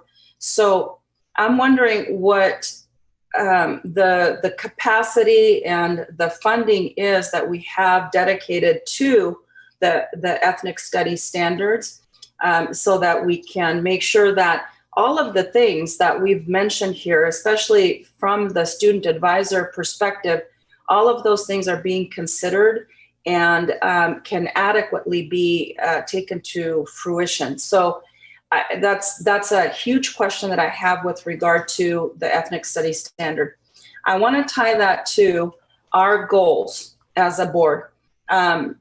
When we have explicit measurable goals and that have a set timeline that include our values and these priorities that we have, then we at least have some teeth to be able to make things like funding a reality for the things that are of value to us.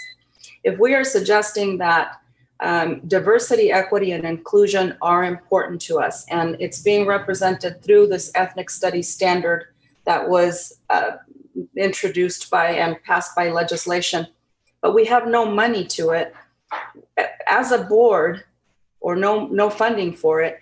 As a board, we are tying our own hands if we don't explicitly in our priorities and goals, or goals specifically, indicate that this is a priority to the state, to us as a board, to the Department of Education.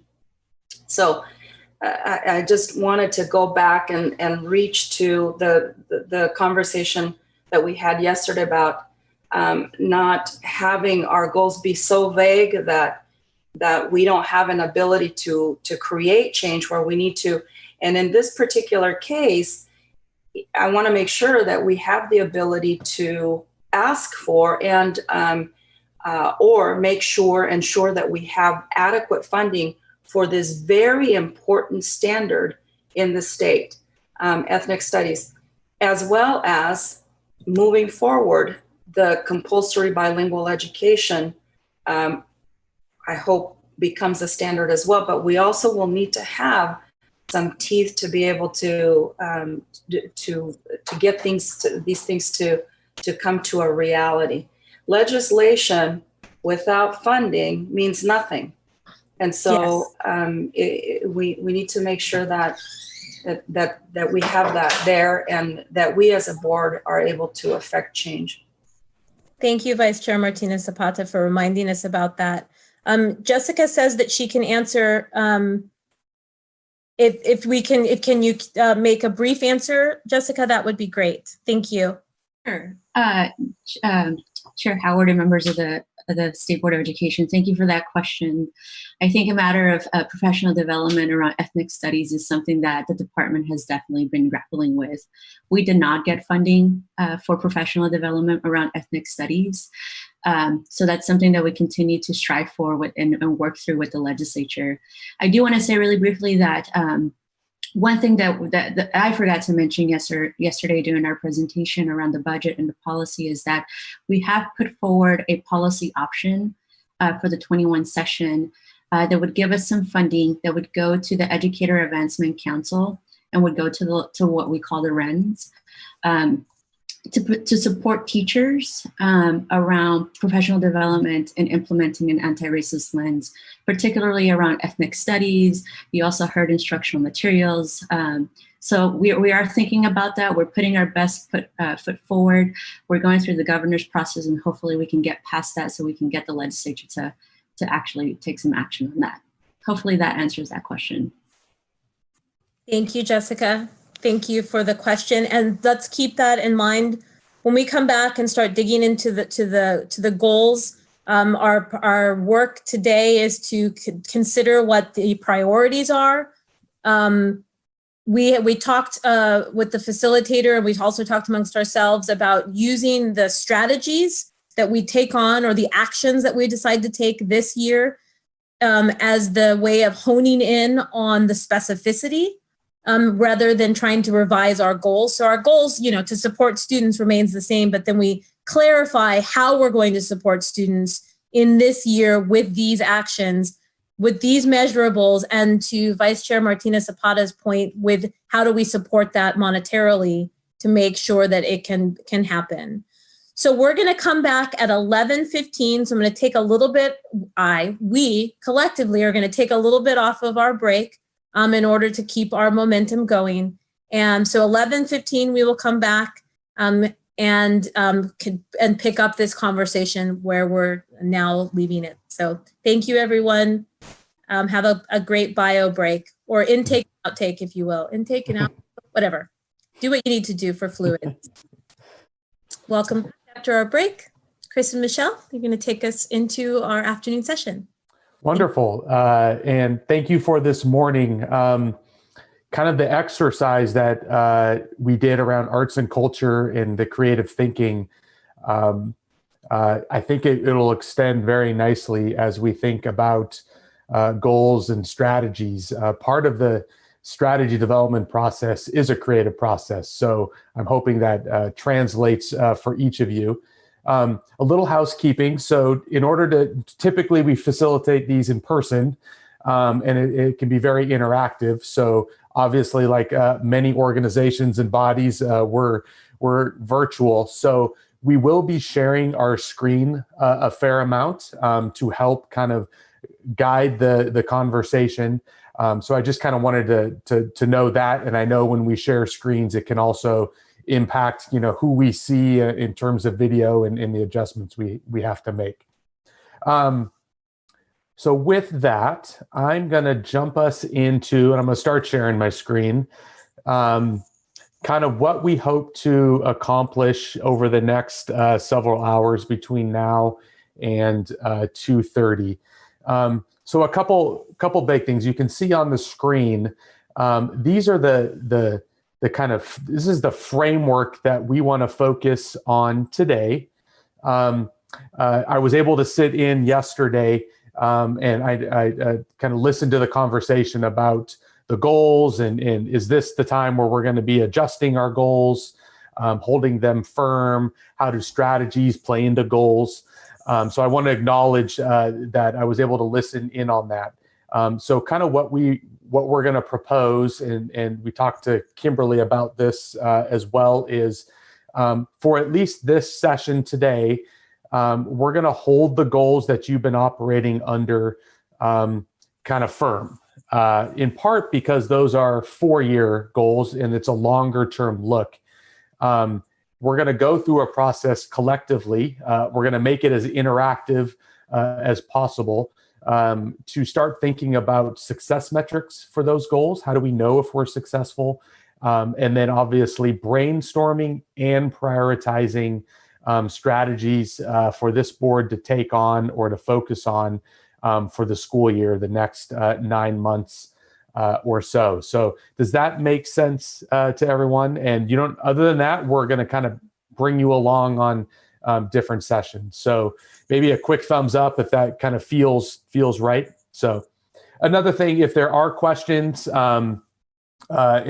if I'm talking, Michelle can kind of look at the chat, and I know Kimberly's been doing that, and some of the state board staff have been doing that. So if there are questions along the way, feel free to kind of raise your hand or unmute and say, I have a question, because I think, again, a process like this is best when it's interactive. So just a little bit to kind of level set and make sure we're all using the same language as we go through this process is the goals, the 3 of them that you guys have been prioritizing. This represents the what for the state board. These are your areas of focus and your broad priorities that as a board, you're kind of honing in on over a longer term period.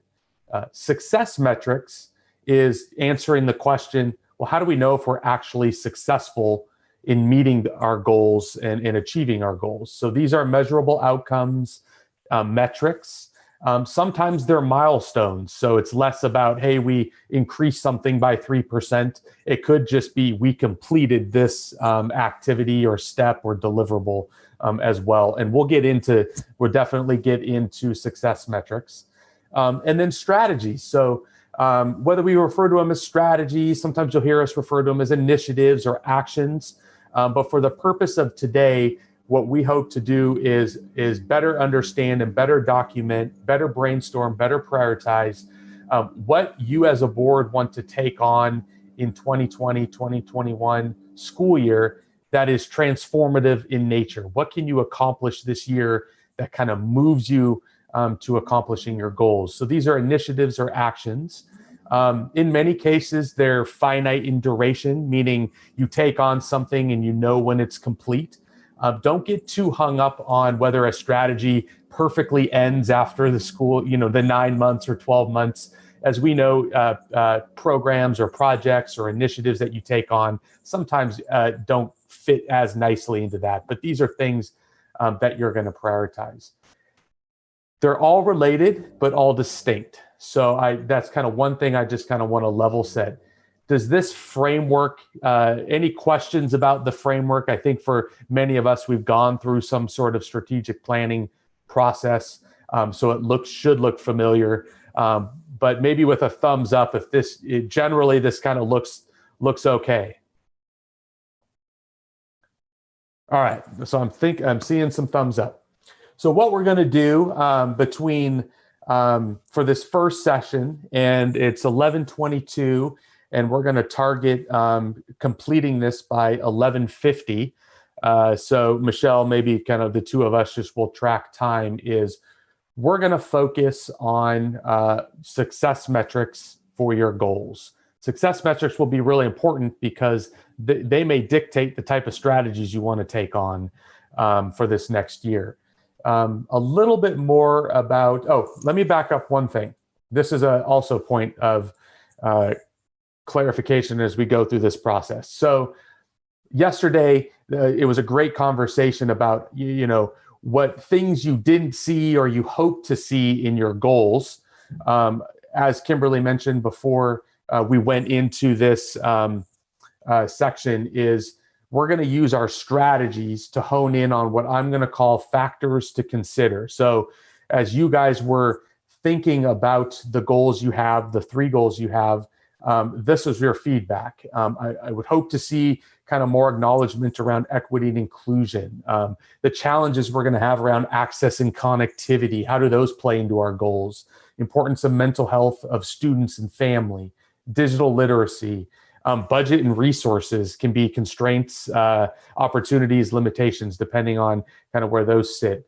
Just the general need for support, enhancement of staff, school districts, and families, and really the importance of communication and how communication happens. This was my best attempt to kind of pull out some themes.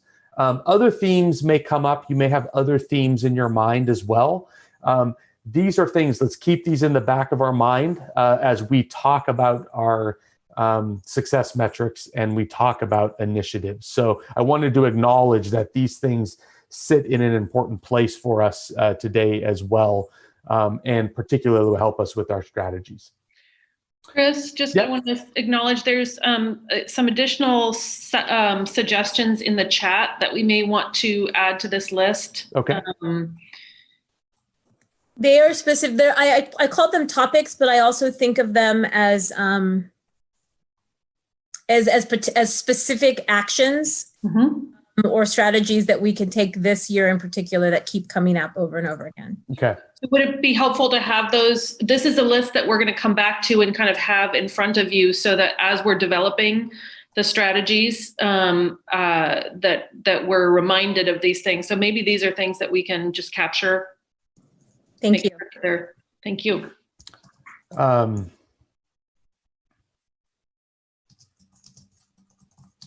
Thank you. I'm going to capture them.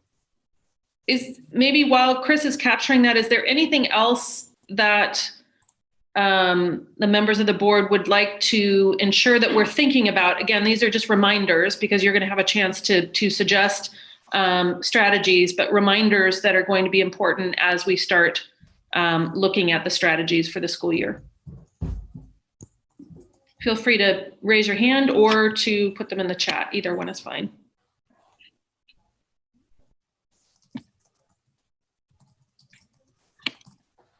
We will also add this when we get into our interactive session so we can refer to them as well. So thank you for adding these additional ones in here. And again, I'll probably miss some as they show up in chat, but feel free to bring those up as you collectively brainstorm success metrics and whatnot. So success metrics, these can be defined in a whole many different types of ways. And so kind of what I want to talk about today is when we think of success metrics, there are metrics themselves. So these are things that we're measuring.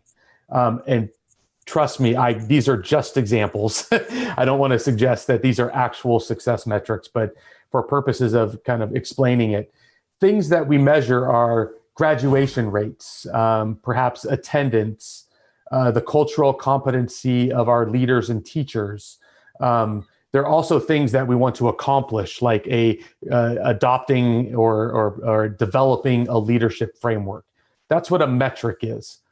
What we measure, a measurement, are things like, they're obviously related to metrics, but it's the 3% increase. It's the 80% of. For purposes of today, the measurement side takes quite a bit of work. It takes usually a fair amount of analysis to understand what is an appropriate increase or what's the right benchmark to base a measurement off of. For purposes of today, when we brainstorm success metrics, we're going to be focusing on this metric side. So it's identifying for each goal, what are we measuring, and giving it some direction. So do we want to improve it? Do we want to increase it? Do we want to complete it? In some cases, a metric may say we want to decrease X, right? So I have a colleague who often says, this is the moss on the north side of the tree. You're not getting into specific species of trees or where you want trees to grow quite yet. That'll be an effort that I think as a board and your supporting staff will have to help you with. So we're going to be focusing on metrics and the directions of those metrics today, brainstorming them. Does that kind of make sense of kind of what our kind of boundaries are for our time? And again, I'll just do, if it makes sense, just give me a quick thumbs up, or I know in Zoom, there's that option to kind of do the thumbs up itself or the high five, all that works. And I'll look for head nods. Okay, perfect. So what I'm going to do now, I'm going to share, I'm going to take you to a technology that we're going to use a lot today called Miro. And what this is it's really an opportunity for us to simulate what would be a sticky note exercise. So this is our attempt to create an engaging experience for you all. So I'm going to share that. And it'll take a little bit to orient yourself on Miro. Let me just copy this over here. Can everyone see this board? And I'll kind of orient yourself. There's a lot here, but I'm going to be zooming in at times for the particular area. We can see it, Chris. Okay. So what I hope we can do, you can see, and I'll need to copy these over at a break, these factors to consider to keep in the back of our mind is so for about the next 20 minutes, think 5 to 7 minutes, go through a kind of brainstorm exercise. I'll be kind of capturing your ideas of what are those metrics that we want to focus on. We want to increase graduation rates. We want to improve attendance. Again, those are my examples. Those may not be the right ones at all. And let's capture them specific to each of these goals. So with that, I will, this works best if you guys feel free to just share, unmute, and pop ideas out, and we'll capture it as you go. Does anyone want to be the first guinea pig on what is something we would measure, or what's our metric for strong students, supporting students throughout their K through 12 journey? And I'm going to scroll in here.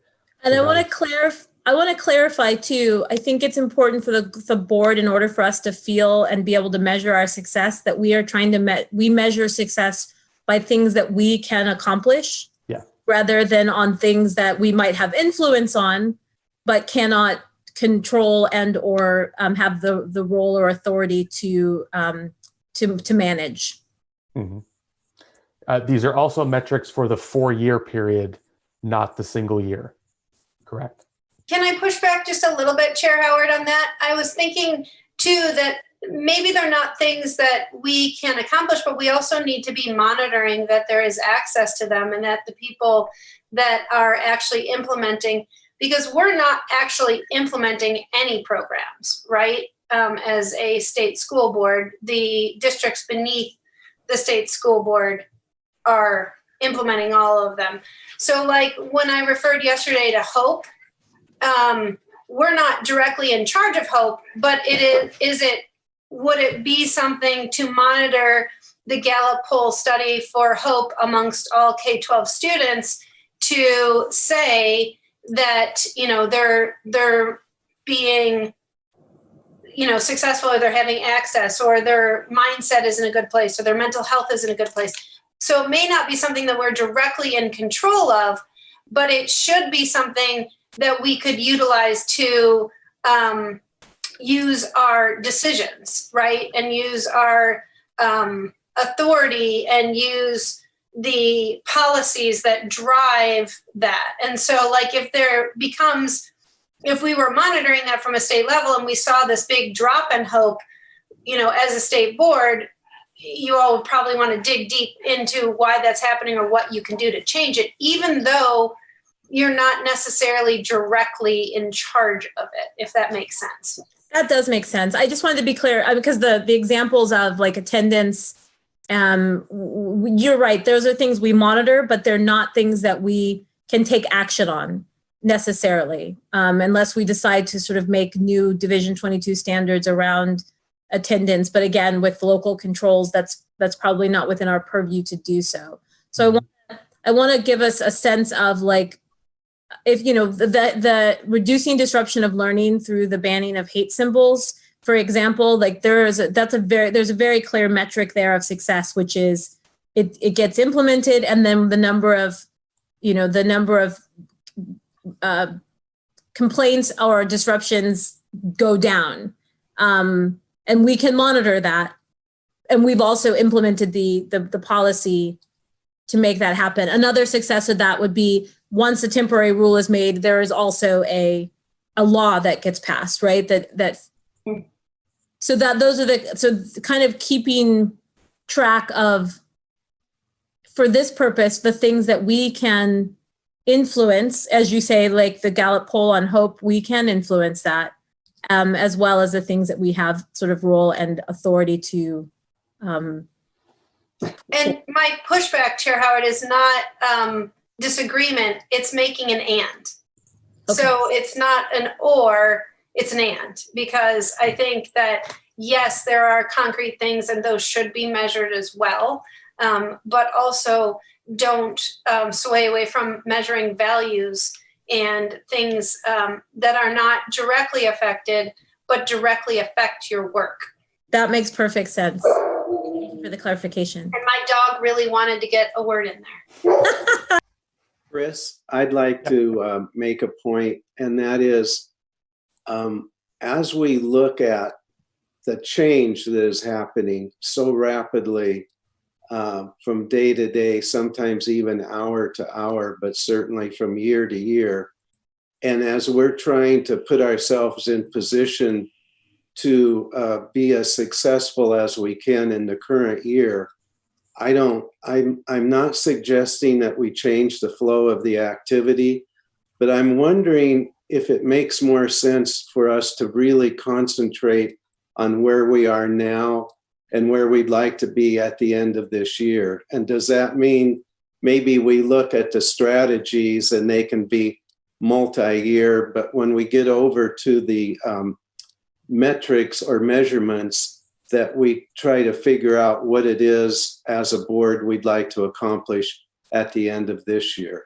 And that's just a question. It's not a suggestion that needs to be followed.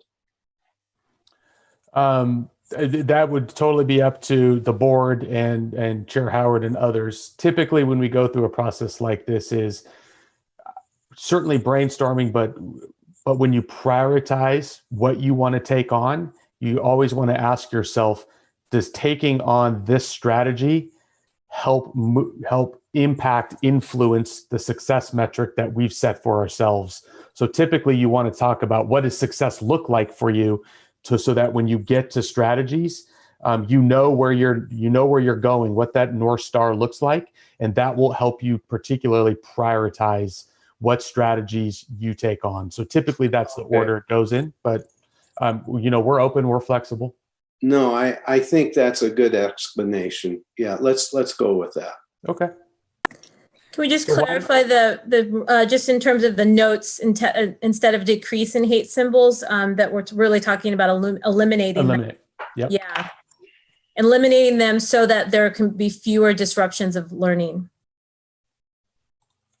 Okay. So I have, we have a metric around hope, and there's a tool or a technique to do this around Gallup. I have obviously eliminate hate symbols, so disruption, so it decreases disruption. What else? And again, we're thinking about this as it relates to strong students. And I know there was kind of conversation about the word strong as well. So kind of sit within what the language that makes you the most comfortable as we think about what does success look like for this board over a 4-year period related to the student journey. I think connectivity is really important, and monitoring how many students are connected as we're doing distance learning is going to be a really, really important measurement. And I think that should be a really quick measurement, but then also a measurement over time. Because, by October, we need to have everybody connected. Is that realistic? Probably not. But we're going to have to do some really, I actually do think it's realistic. I do think if we work with our broadband companies, we can get it done, and that we can get a policy. Because when I've worked with the broadband companies, they said they want addresses and they can implement it quickly. But I think that that's going to be a quick measurement, but also should be monitored over the next 4 years so that it doesn't go backwards, because I think that also increases the quality of education that students can have. If you can be online and doing research at home for homework, I think that really ups your success.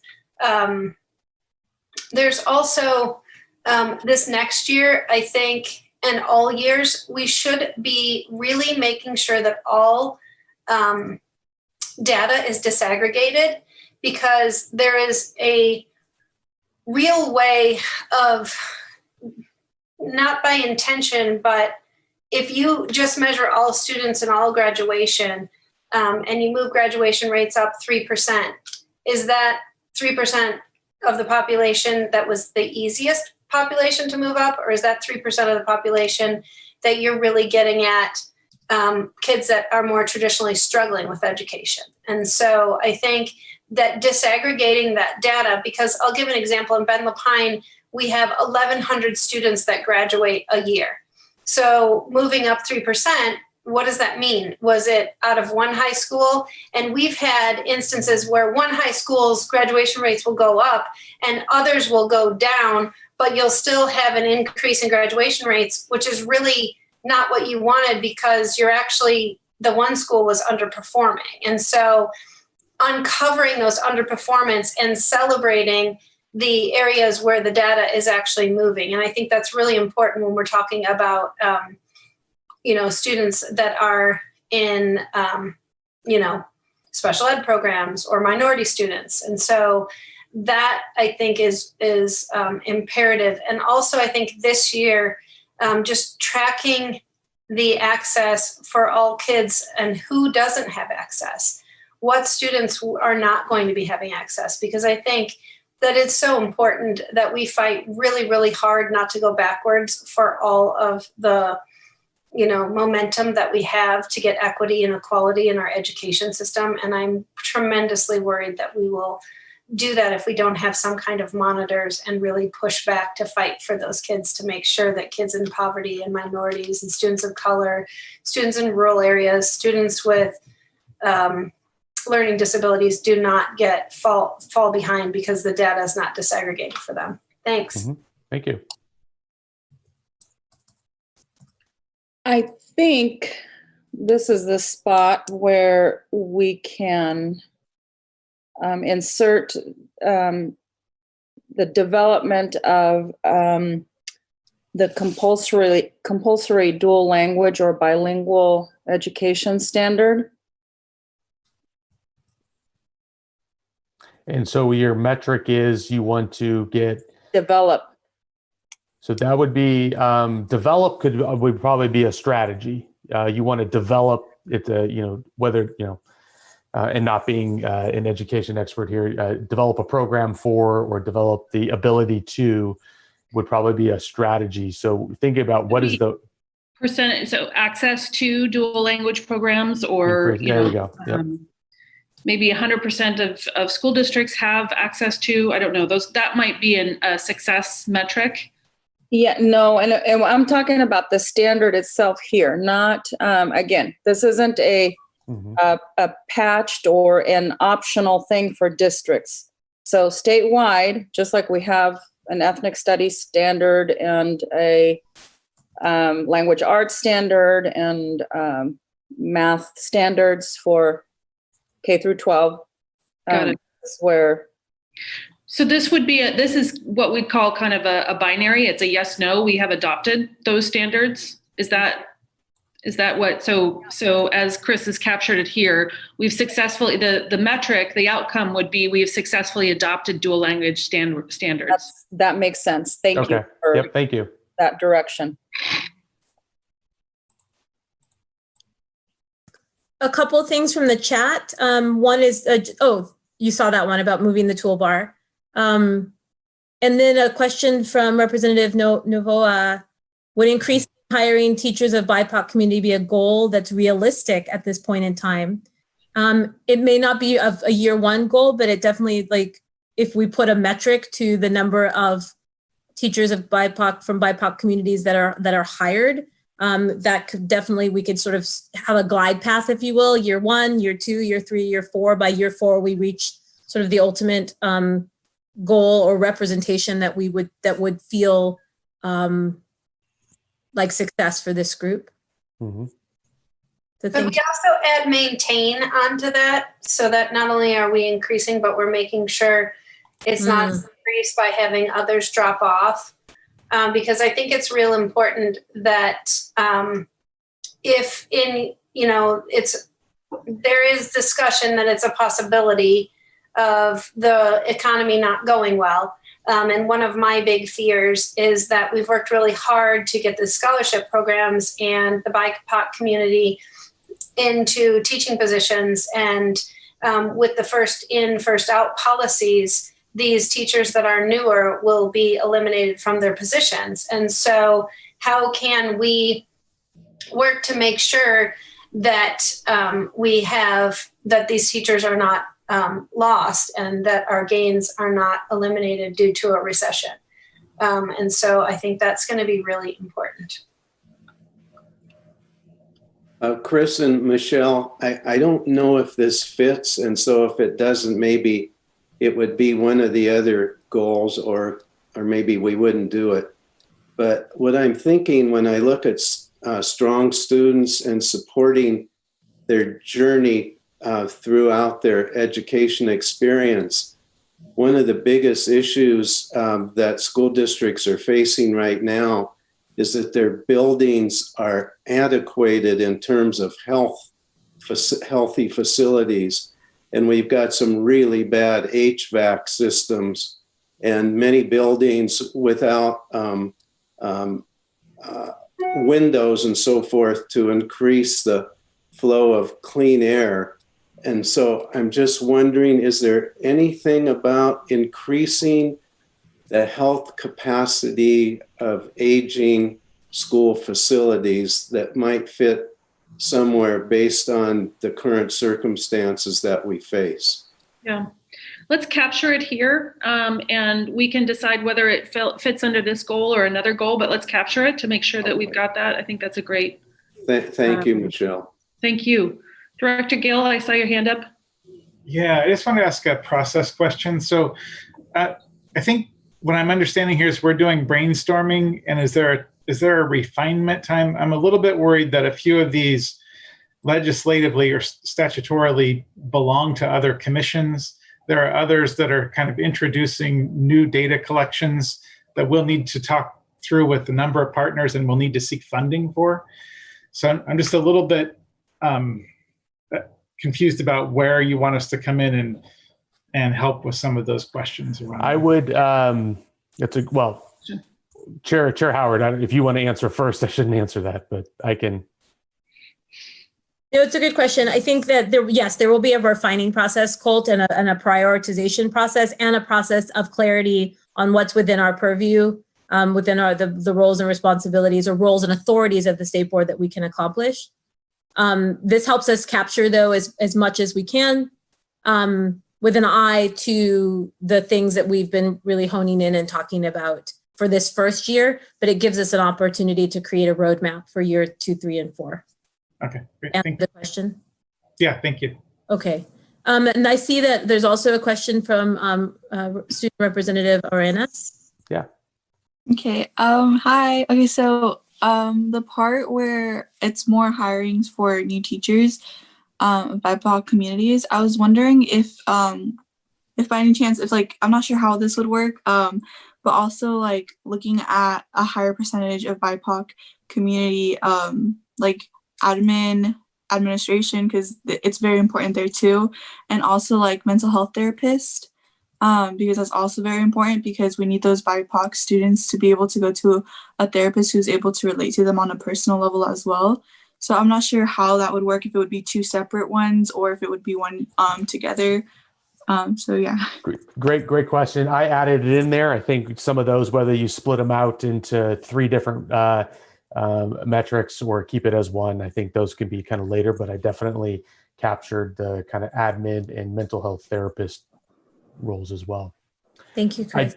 I want to keep us moving. Go ahead. We have one more question from Director Valise, but I just had someone else pop in. So maybe Director Valise, and then who was the other person who just spoke that I couldn't see? Oh, and then Representative Helt. Thank you, Chair Howard. And so I think, my thought is, what can we do, as far as rulemaking and what's, like you said, in our preview. But I think that COVID-19 has created, and I don't know, Colt, if you want to jump in here, do some of the policies that we have before us, or that we have that we can impact, do they need to be changed because of COVID-19? I think we need to start there, kind of think about that, to see, this is all fine and dandy, and these are things that I think we probably talked about for a long time, boards before us and after. But in this environment, is what can we, in my head, what can we do today, the next year? Probably, I'm only here till March, just by the way. But what can the group do to update and refine current policies that just don't work anymore in this environment? And then my other thought question is that when we think about supporting students, I always think about the most vulnerable. And so those are probably students with, not in all cases, but students with disabilities, undocumented, all these kind of students, right? And what can we do for them more immediately? Because they can't really wait, right? I mean, they're going to start in a matter of weeks. And I know things take time, but so those are kind of my 2 big thoughts. What updates do we need to do in policy and rulemaking that don't work, that just are old at this point and need to be updated? And second is, what work can we do more immediately to help our students that are most vulnerable. Okay. I'm going to keep us moving just because we have a couple of questions on this before so we do need to move on to the next goal, but I want to make sure that we get I'm going to do this. So this is part of my job as facilitator.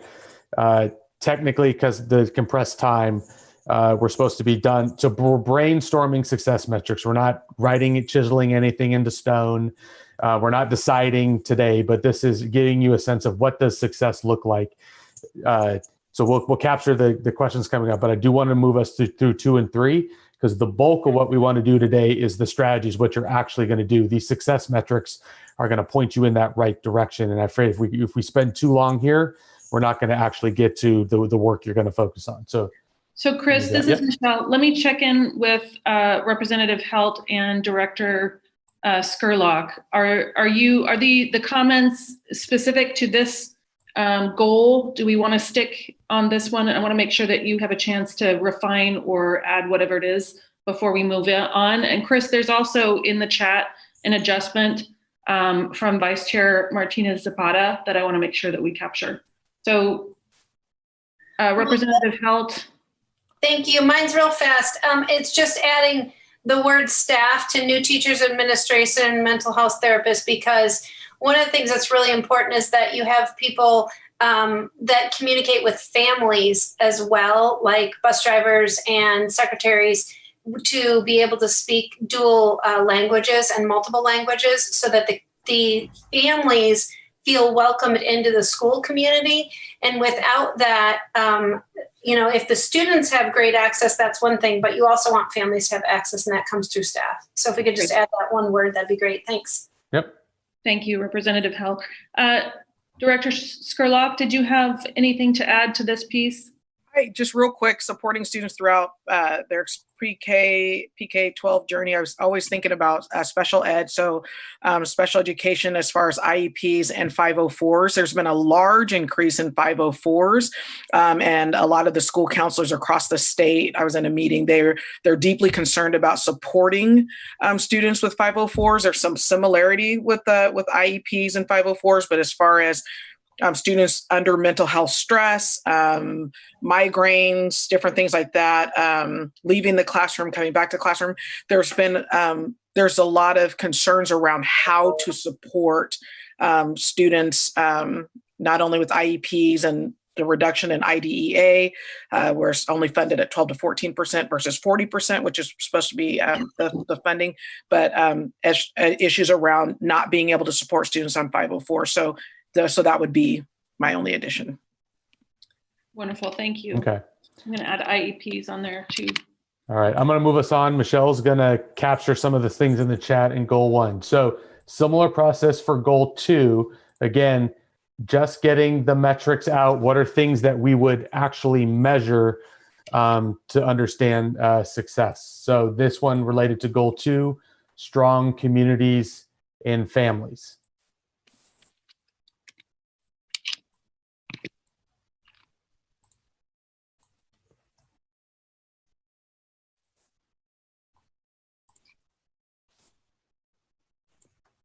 So Chris, I'm seeing in the chat robust program options for students. Representative Helt, is that something for goal 2? It was for the last one, but that's fine. So for this one, I think one of the things, Anthony's talked a lot about this, is communication. I think right now, I don't know anybody that I am talking to that understands what their student is doing this fall. And it's incredibly disruptive.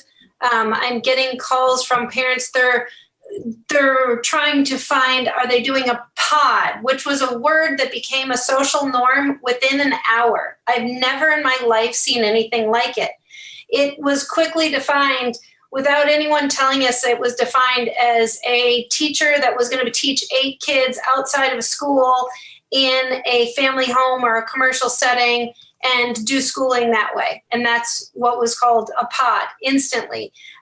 They're wondering if they're doing a pod, if they're doing a virtual school, if they're doing the district school, if they're homeschooling, what their plan is going to be. And I think it's going to be imperative that we are communicating not only a plan that says this is, if this happens, this is what we do. If this happens, this is what we do, so that families can count on this and plan for this, because they're also having to do childcare. And I'm hearing from a lot of families that are trying to get into virtual schools and cannot, and that they are appealing to ODE to get that virtual school because they want something, they want a consistent education plan for the year, and they're still not hearing back. And so that's very frustrating for families. And I just feel like there's a way for us to support families versus be part of, what's giving them angst. Got it. Thank you. So I have improved communication, just, there's probably a frequency in here plus some sort of measurement around kind of the diversity of how do these things go out, emails, phones, social media, videos, certainly multi-language. And that was a suggestion from Director Scurlock as well in the chat. So I think. Yeah, I did. I pulled that into that. Yeah, thank you. Mm-hmm. What else? What are we going to measure to understand if we're successful in creating strong communities and families?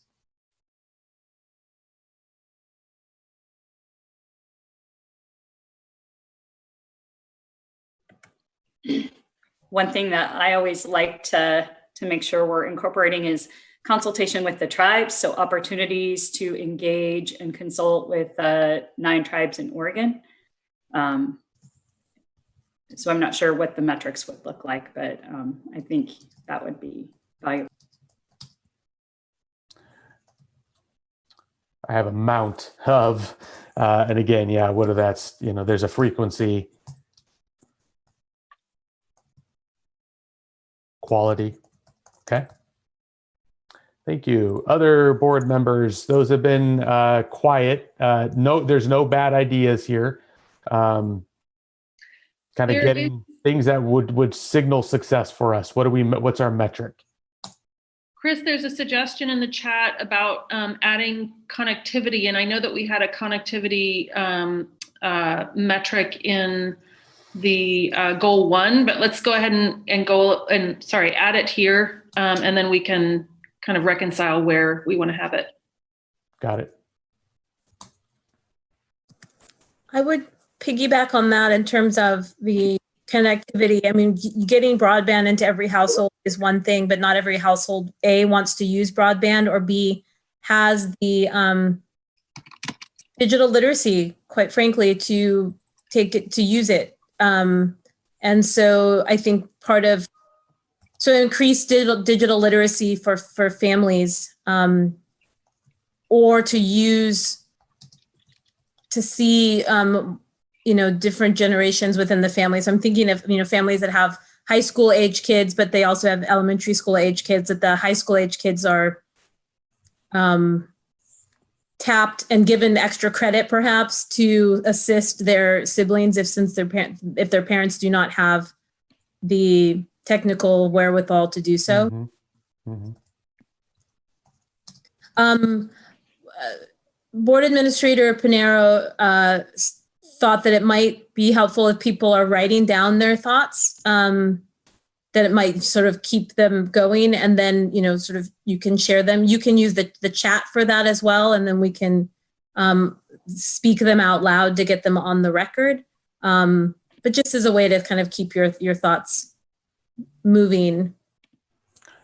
How about 1 or 2 more here? And again, idea isn't to be perfect today. It's to get them on the table, because this will really kind of help steer us as we think about strategies. Maybe 1 or 2 more, and then we'll move to goal 3. There's someone. Yeah, Director Scurlock. And then I saw Representative Novoa.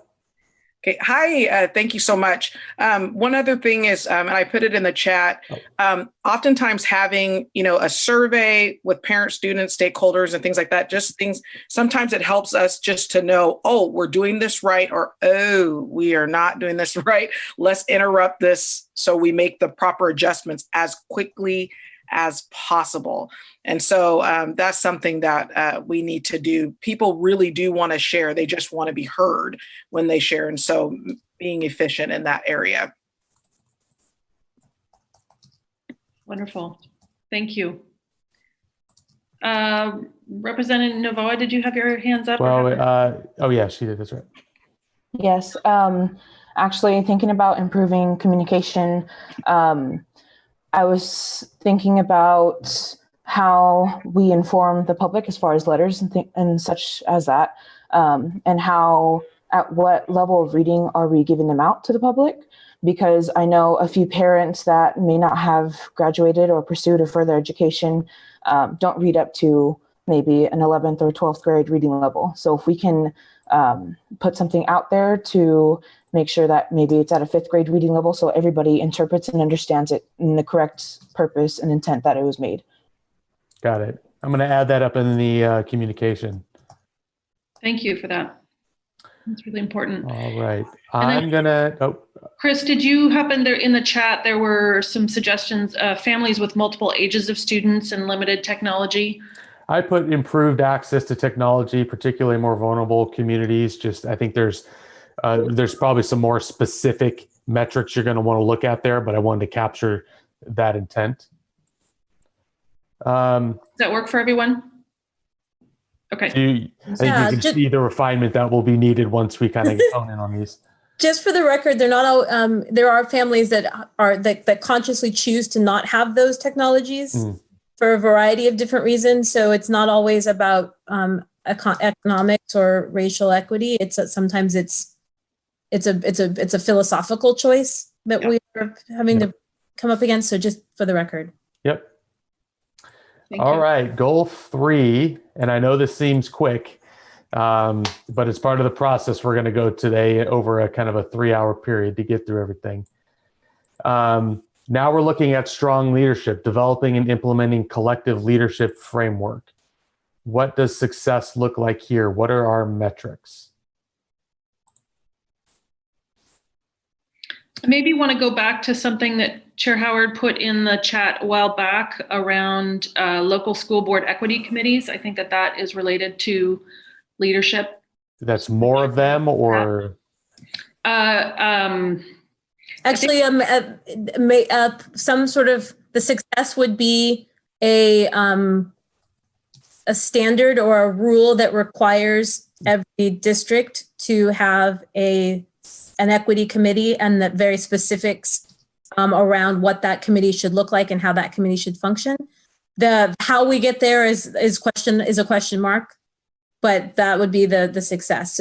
I guess, what did you call it, Michelle? A yes or no? Yes or no, binary. Yeah. I put more or adoption of standard for local school board equity committees, something. Okay. Yes, it's that. Got it. Yeah. Thank you.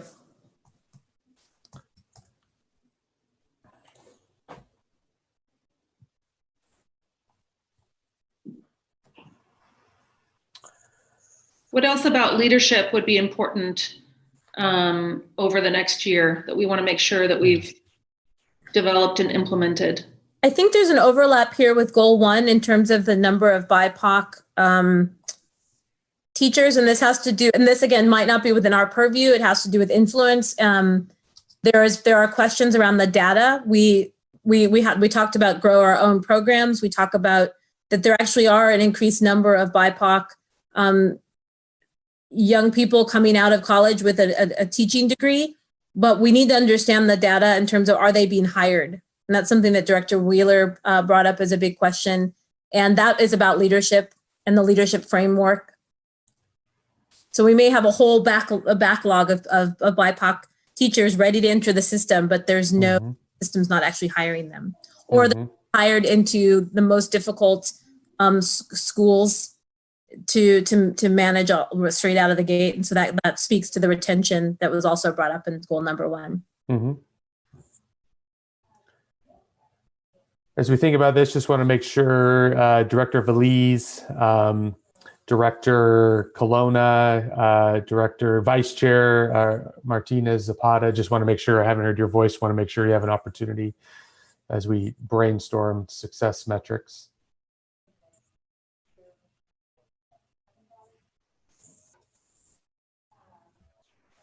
And others I may have missed, sorry. Anthony. I was going to type it in there, but I think that, and this is probably in data, but a diversity dashboard that measures the number of school board members, superintendents, principals, teachers, etc., statewide, so that we have a pulse on it and we can measure it.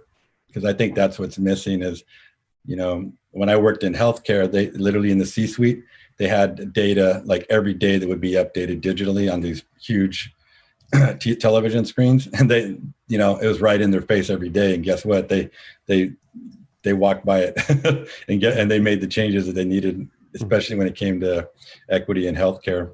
So I think that, you know, it's like, you know, when you measure it, there's accountability there. And I think we just keep going around and around and around and always like hope and dream. And, but it never really happens because we don't really have a mechanism to measure it from a statewide perspective. So I think that's probably true with a lot of things that we try to do. Okay. And I would second Anthony's concept and idea there. Very supportive of that. Thank you. Great. Thank you. Maybe a few more, and then we're going to make a transition.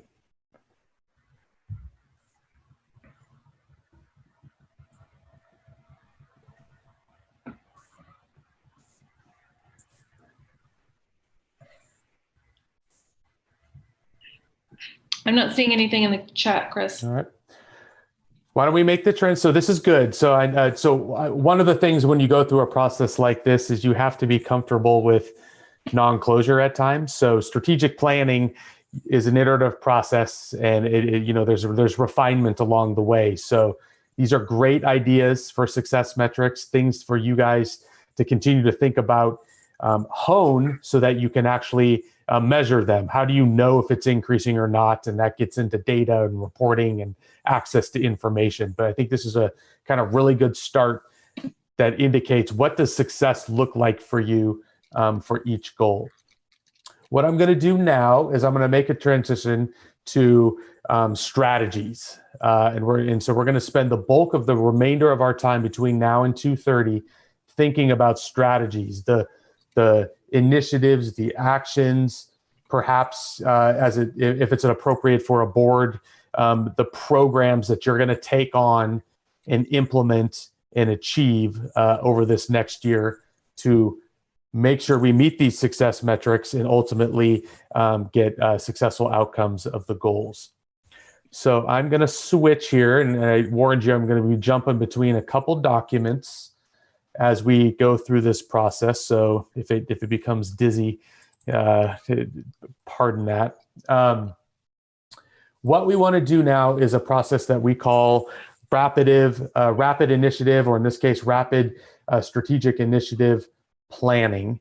And we're going to go back to Miro, and those boards with the different colors actually mean something.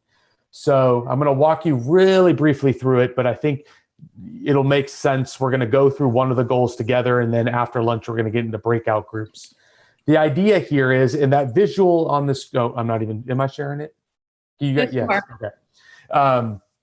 This visual here, and I know it's super small, so think of the boxes that don't worry about what anything says on there.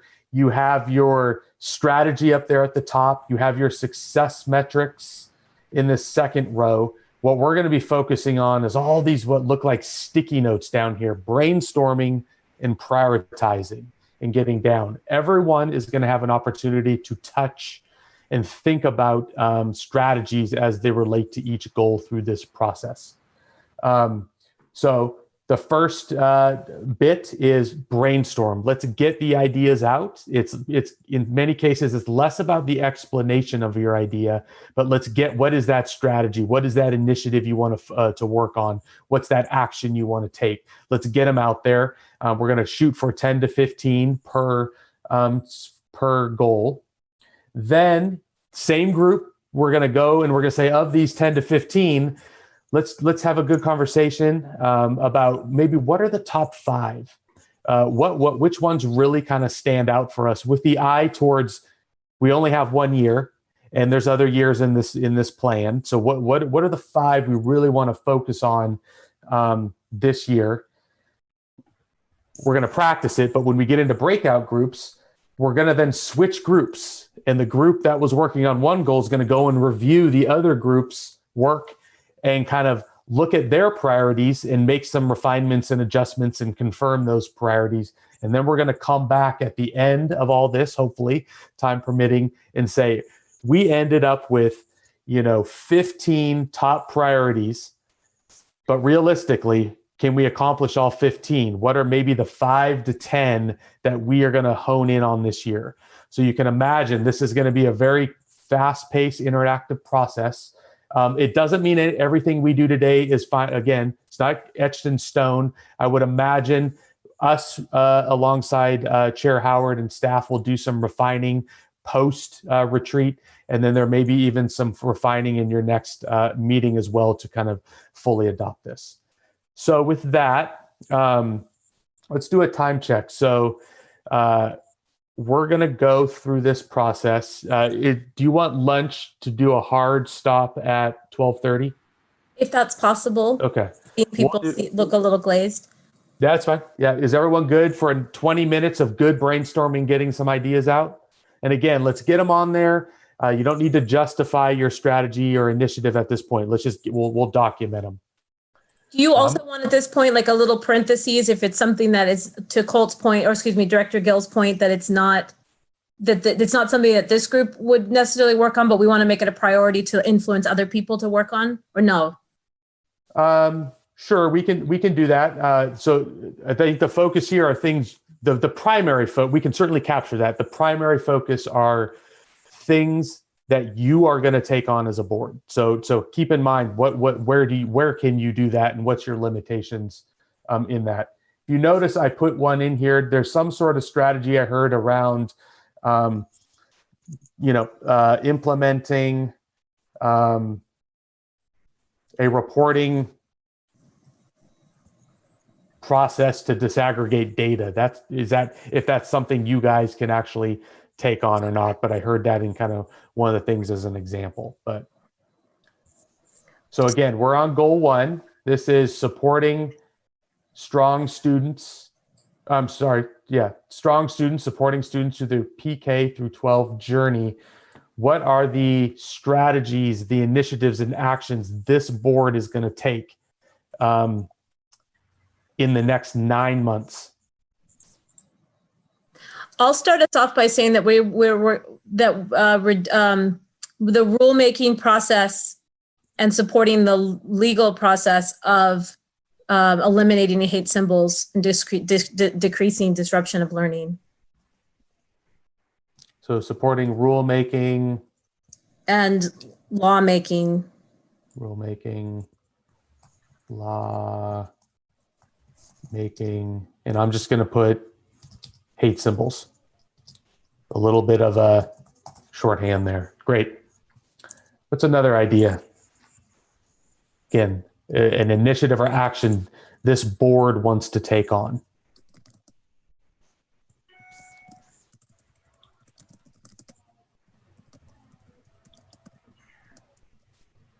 Yeah, Director Skurlock, feel free to just throw them out, jump out. Yep.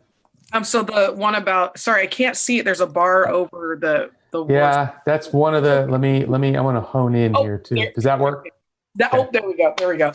So the improve educational outcomes, I guess, experiences and outcomes for vulnerable students. So special ed, 504s, IEP. I'm not sure how we want to narrow that down, but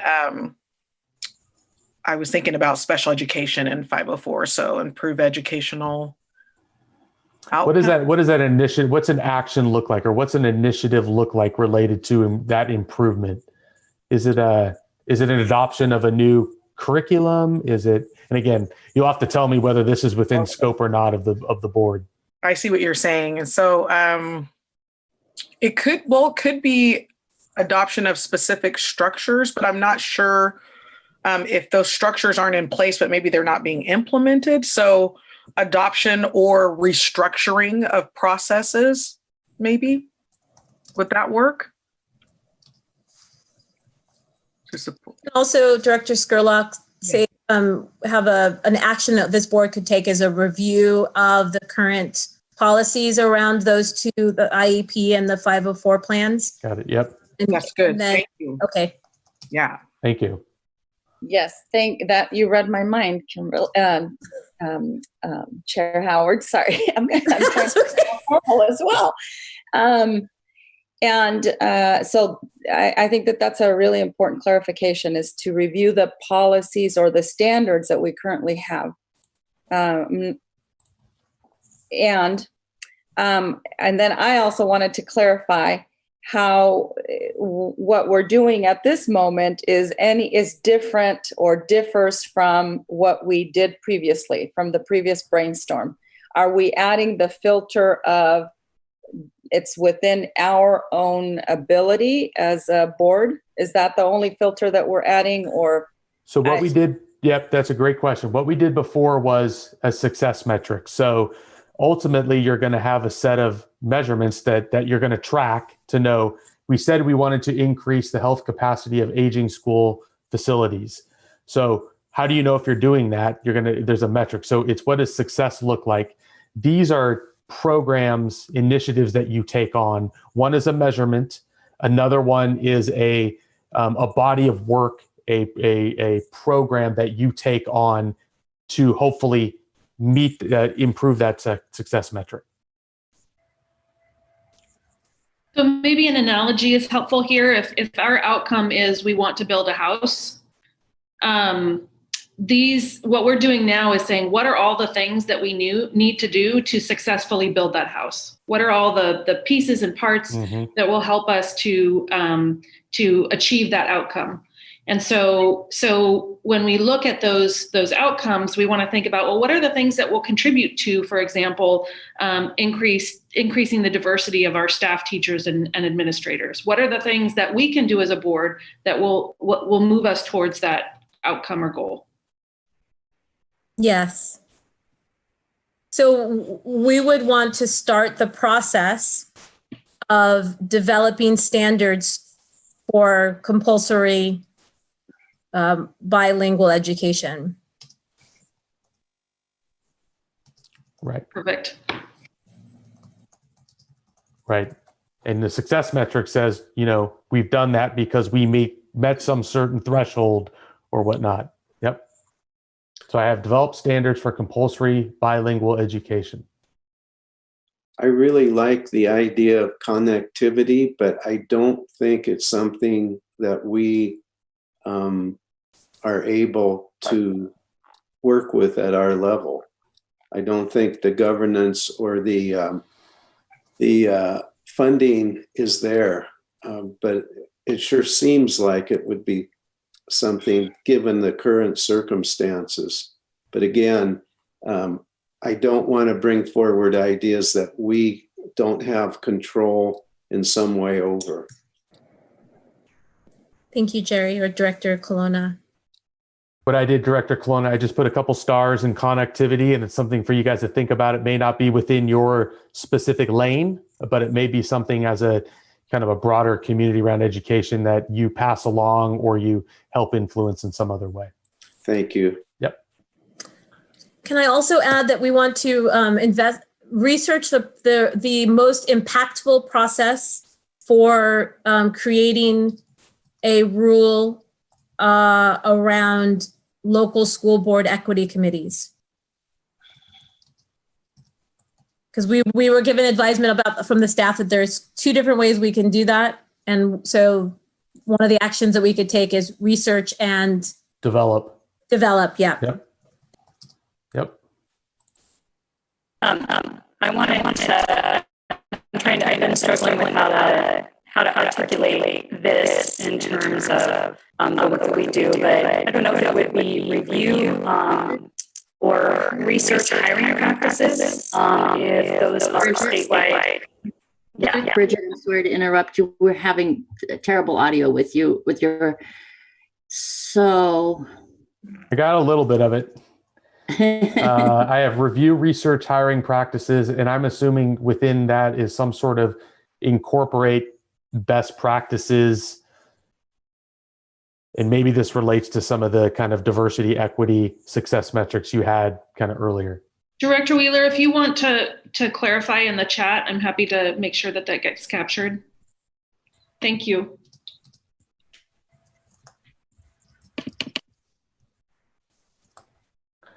All right. So while you're thinking, we have implementation of some sort of disaggregate data program.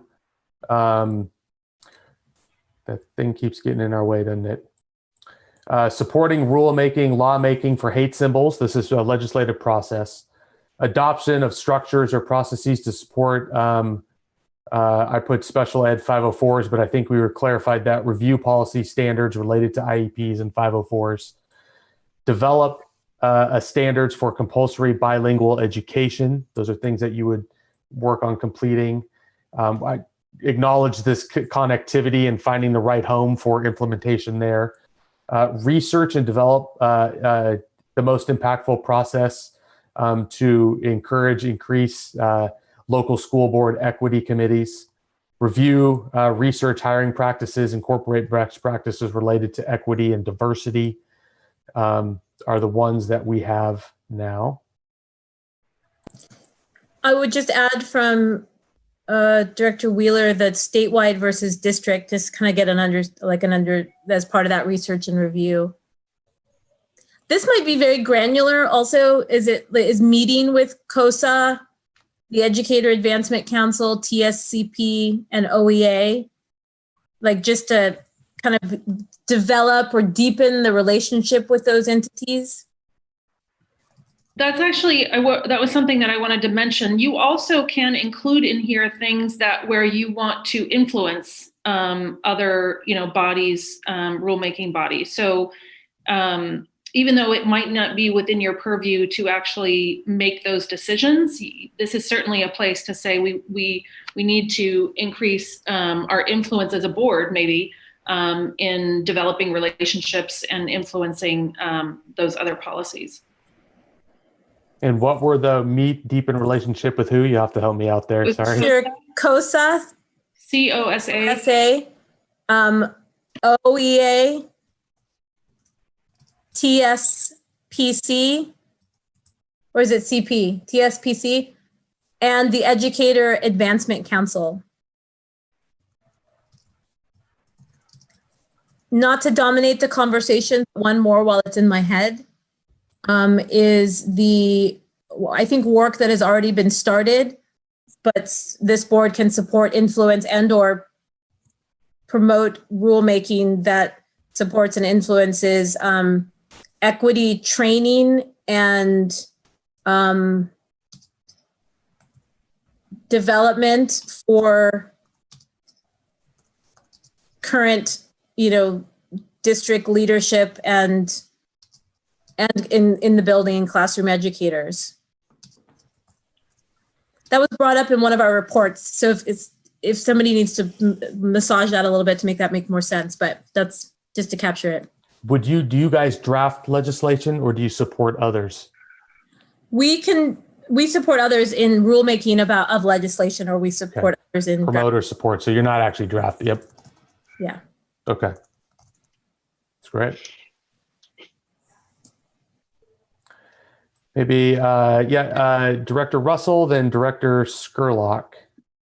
Yeah, this is one that kind of has disappeared in terms of the COVID, but I would still like, and I'm not exactly sure where this fits in, but we've kind of lost track of the board's interest in exploring our options with statewide assessments and federal assessments and testing. And I'd like to see some way that we continue to stay on top of that. I may need some help.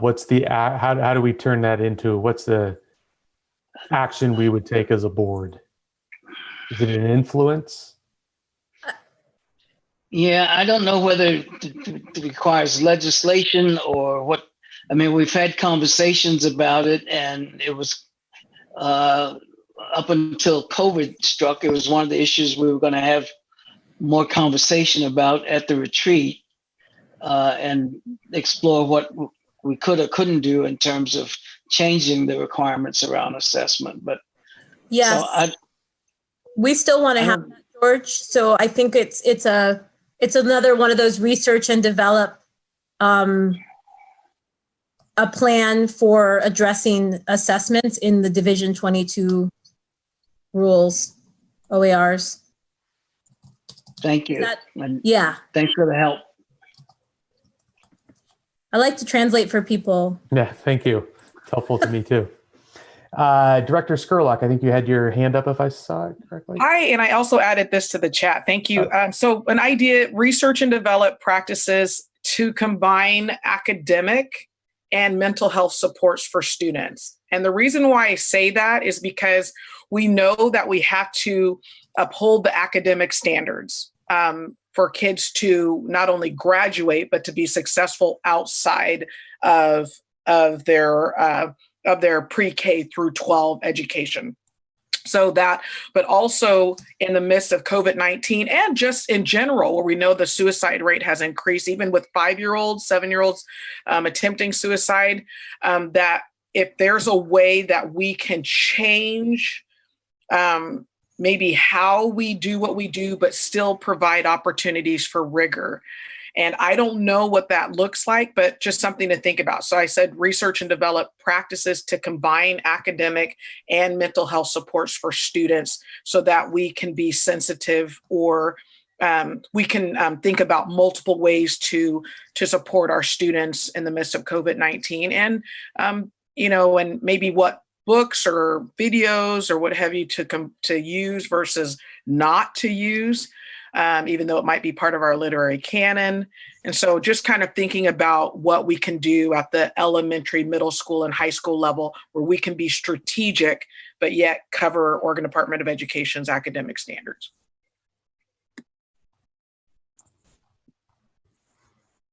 I pulled 2 over and I may have confused a note, but I had survey students' parents related to success of mental health services. I may have conflated that a bit, but I also have research ideas to better link academic and mental health services. Obviously, there's going to be some refinement in that. It's pretty. All right, here's what I want to do is we have just a couple minutes left. So it's good. We have 13 ideas here. Do any of them pop out to you? And again, thinking about what you want to focus on for this next school year. Doesn't mean some of these ideas on here, the ones that don't get highlighted, you never do. It may be something you tackle next school year. Maybe let's see if we can get up to 5. Do 5 of them really kind of stand out to you?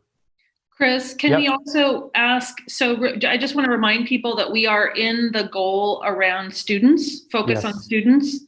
And so a lot of the topics, and we're in a brainstorm, so this is what we want, but there are a lot of topics here that might be captured in some of the under the other goals.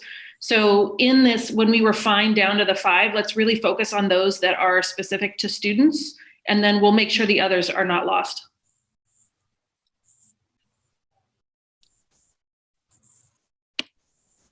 I particularly like the research and development, the most impactful process for local school districts to bring forward board equity committees.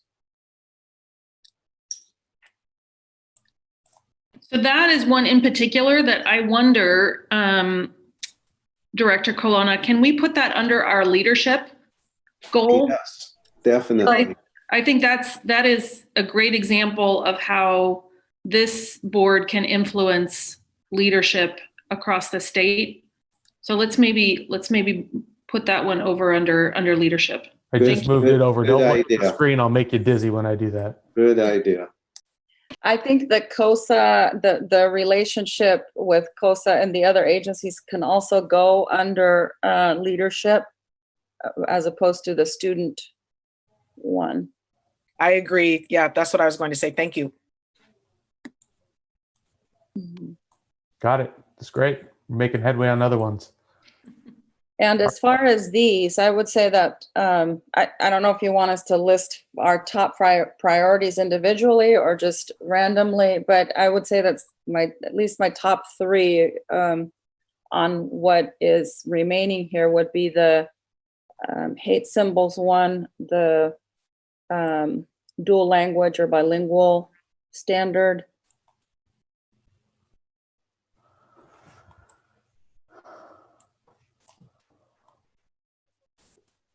And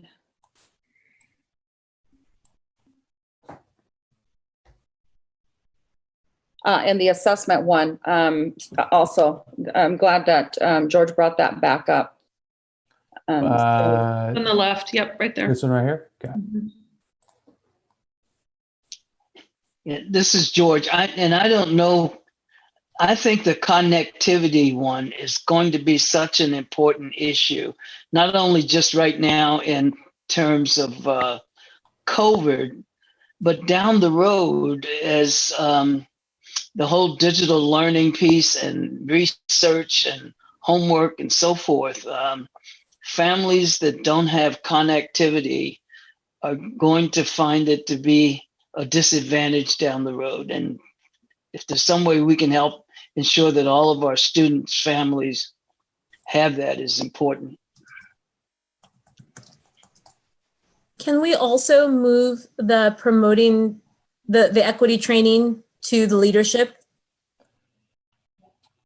Sorry, my.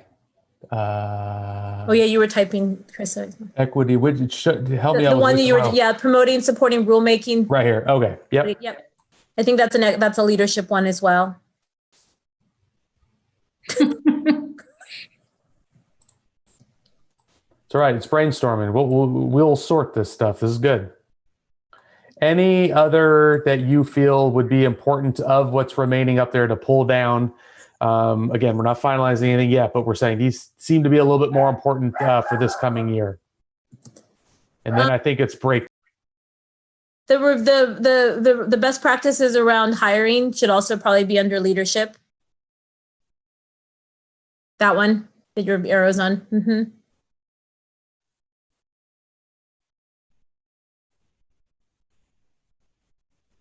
And Director Skurlock, you brought up the mental health supports a couple of times. Yeah. Is there a link in or alignment with the adopting of structures or reviewing structures and standards around IEPs, since so many times the 504s are created for students that are actually having mental health issues, not educational? Absolutely. Yes, thank you so much, Chair, for bringing that up. So I'm in agreement with that, because oftentimes it does have to do with anxiety, things in that order. So the IEPs and 504s combined with mental health would be perfect. And then we could move that into the last 5 spot for folks. If I don't see anyone else jump up and say, there's a number 5 that we haven't missed. Mm-hmm. That's good. The other thing that I wanted to make sure, when it comes to the hiring of educators of color, it needs to also be hiring and retention, because sometimes we have issues around, people of color or BIPOC community being hired, but they're not supported in their roles. And sometimes they have to deal with quiet discrimination where they're being targeted or things are happening and there's no support there. And so I just want to make sure that we combine the hiring and retention piece to that, because sometimes our districts again hire, but they're not able to retain them because they are educators of color do not feel supported or are being targeted in certain ways. So that's really helpful. Yes. I see Michelle moving some things around. I'm also a dot connector, and I'm connecting the dot between disaggregate data and assessments. I feel like data and us looking at assessments are all part and parcel of the same work that needs to be done. So I'm wondering if we can bring the implementing disaggregate data program down to the thing about assessments, wherever assessments ended up being. There we go. Thank you. All right. So I think it's break time. Everyone wants a break. This is the process. So a little bit, this is the process. We're going to actually split into groups when we come back at, I'll let Director Howard let us know specifically when she wants us back, but we're going to do this in groups, and then we're going to kind of go through kind of a little bit more iterative process, but we thought it'd be helpful to kind of do this collectively first for one of them. So With that, Director Howard, I'll kind of let you instruct us to leave and when to come back. Yes, let's leave now. And let's come back at 1:05. That way we get a good solid hour. Is that okay with Chris and Michelle? Yeah. Okay. It might mean a little bit over at the end, you guys. We're trying to get done at 2:30, but it might mean 2:35, 2:40. All right, let's take an hour for lunch, clear our heads, get. Kimberly? Yes. 105 is 30 minutes. Oh, sorry. I don't do math very well. 1:05. You and me both. So my growth mindset. I am not good at math yet. The new schedule did have only a 30-minute break for lunch. It did, didn't it? Yeah. Yes, that's correct. Okay, so we'll only have an hour. Excuse me, we'll only have 30 minutes. Thank you. Thank you. And that was to make up for the two things that we rolled over into this to this day. Yes. Thank you. It's my second meeting. I appreciate everyone's patience and understanding. And we'll see you all at 1:05. Come back after lunch. I'm going to pass it straight to Chris and Michelle, our facilitators. Yeah. So I know the day it feels like, woo, it's a lot, and we're going through stuff quickly. Just know that this is a normal kind of feeling and process. It's part of the reason we call it rapid initiative planning. It allows us to get through quite a bit in a short amount of time. So it's okay to feel that way. I just want to acknowledge that, and I know it is exhausting. And of course, we gave you less lunch than you had anticipated. So you're gonna earn your exercise here today. So I think with that, we're gonna go through a similar process, but we're gonna be doing smaller groups. We have a little bit more time, but we're gonna be brainstorming kind of these initiatives. So what are the actions to build the house? We know building the house was what our success metric is. So what are all the initiatives or actions we need to take to build the house? And then particularly, which ones do we want to focus on this next year is kind of from an analogy perspective. So I think with that, if there's not questions, I know our folks on the line, our technology experts are the ones who are going to break us into groups. And we're going to be doing this until about 2. And Michelle and I will facilitate you kind of along the way through this process, and then we'll come back and wrap it all up the last half hour in the large group. Does that feel good to everyone?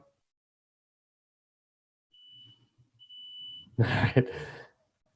So the folks on Lisa and or the technology folks, I think.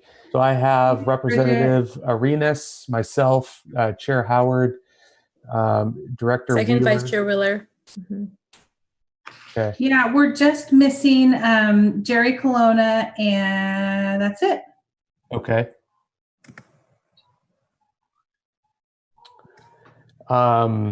Should we hold on? Jerry's probably still in the main room. I know you had to click on the, enter the breakout. Yeah. I'll text Morgan and make sure she sends him to us. Okay. While that happens, how does everyone feel about the process? I know it's a lot. Do you feel comfortable about what we went through? And again, we're going to kind of repeat something in a smaller group, so it makes it a little easier. How do folks feel about that? I just want to kind of do a quick gut check. Feel good? Feel good. Okay, Feel good. good. Yeah. Okay, good. What I'm going to do is I'm going to bring us back to the mural board, which I know makes us all a little dizzy. But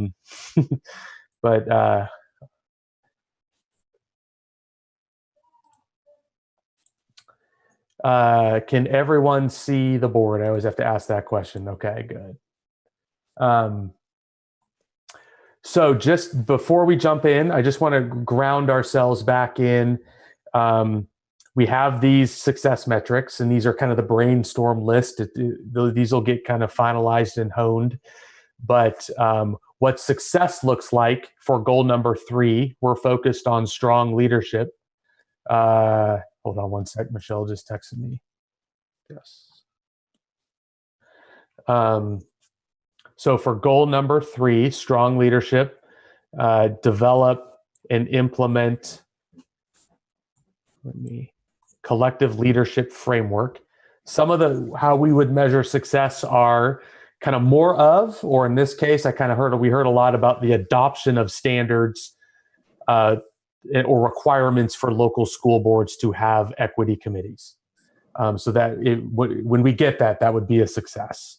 Heard a lot about the importance of whether it's staff, teachers, admin, mental health therapists, just think all the professionals that help educate, increasing the number from BIPOC communities, but also it's really important that we support those who are already there, so maintaining them as well. So ultimately, something like this probably gets split out into two different success metrics, but that's okay. And then we have these two more binary ones, kind of adopting a diversity dashboard to better measure representation, again, of staff, leadership, admin, other professionals. And then another one, develop and implement a collective leadership framework. Now, there may be others, and that's okay, but I just kind of wanted to ground ourselves back in what we thought success at this stage looked like. I'm going to scroll here, everyone. Is it big enough for folks? Can they, hey, how are you? Made it. Director Cologne, you made it. Good. We're slow. We haven't really gotten into it yet, so it's perfect timing. Okay. We pulled over a couple strategies or initiatives when we did the student that we thought represented a bit more around our goal around leadership, and that was meet and deepen relationships with COSA, OEA, TSPC, and the Education Advancement Council. Another one, promote and support rulemaking related to equity training for district leadership and classroom educators. Another one, research and develop kind of the most impactful process, so a little of a best practice research here around setting up local school board equity committees. I think it goes to that success metric that we talked about in just a bit. So we're already 3 in. So look at us. We got lucky on goal 3 here. So I think similar to last time, let's just get ideas. There are no wrong ideas. Representative Arenas, as a student representative, I think throw your ideas. What do you want the school board to focus on? And I think folks like Chair Howard can help kind of steer us, because I'm in the same position as you. Is that within our scope? Is that without of our scope? But we can get those ideas out. Same to you, Director Colonna and Director Wheeler. So I think with that, we'll jump right in and we'll start brainstorming. We'll go to about, let's go to about 135, 140, and then we'll talk about, okay, let's narrow these 10 to 15 down or whatever we end up with into what are the up to 5 we think is most important to focus on this next year. Chris, is there a way we can look at the goal language while we're working? I can. One of the challenges is when I do that. Oh, there it is. It's up there. Well, how about this? I know what I'm going to do. I'm going to move it down. That'll work. And then I'm trying to keep it in a space where we can still, the notes are legible, right? They need to be big enough for us to all see. Representative Arenas is probably the only one with the right eyes. Us older folks, this becomes more of a challenge. Something you get to go look forward to. Does that help? Yeah, that's at least from what my view is, it's down below, nice and big, and then the others are up and very legible. Okay. So why don't we start from here and brainstorm.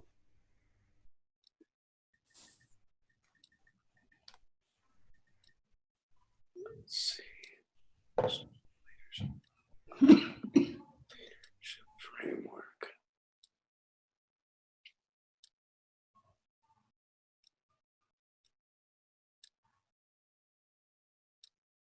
Collective. That word collective is important for us, I think.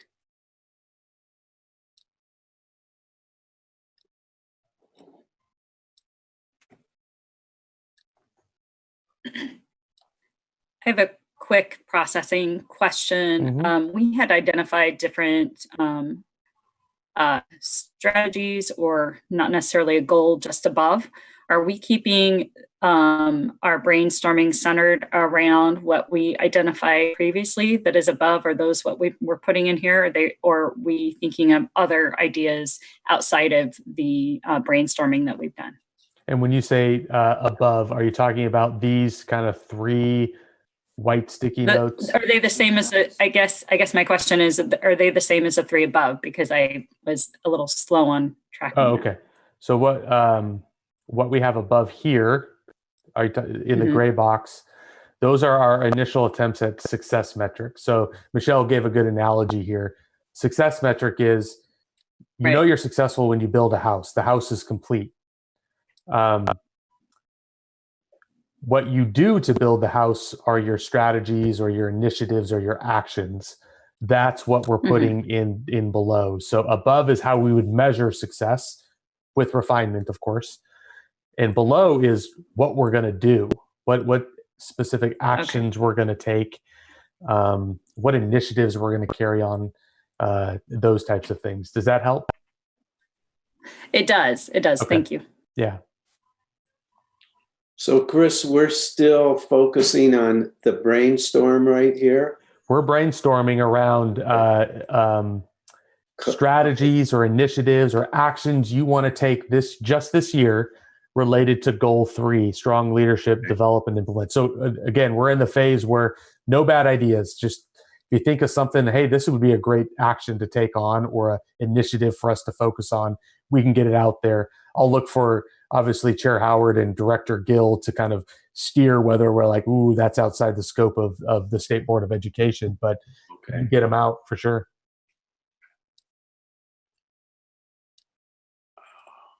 Strong leadership. So right now we have the meeting and deepening relationship with other entities around school administration, teacher leadership, teacher standards, and sort of retention through the advance and hiring. But when we say that, Kimberly, I don't see hiring here as one of our brainstorms. Do you think we should put something in about hiring? Training yes. and relationships and research. My question then, I mean, I don't want to, let's put something about hiring. I don't know how to capture that other than what I've heard Second Vice Chair Wheeler say, which is around improved communication at the state and the district. Let's see, improve feedback from families. Then one thing that we as a board can do towards that goal is to put together a questionnaire to ask for feedback from parents and families on how school districts are supporting them and how they feel about that. So that's kind of that connection between, if the big idea is to build a house, and we need kind of these pieces, that might be one piece of understanding more of what are the strengths and what are maybe the gaps that are happening in communication.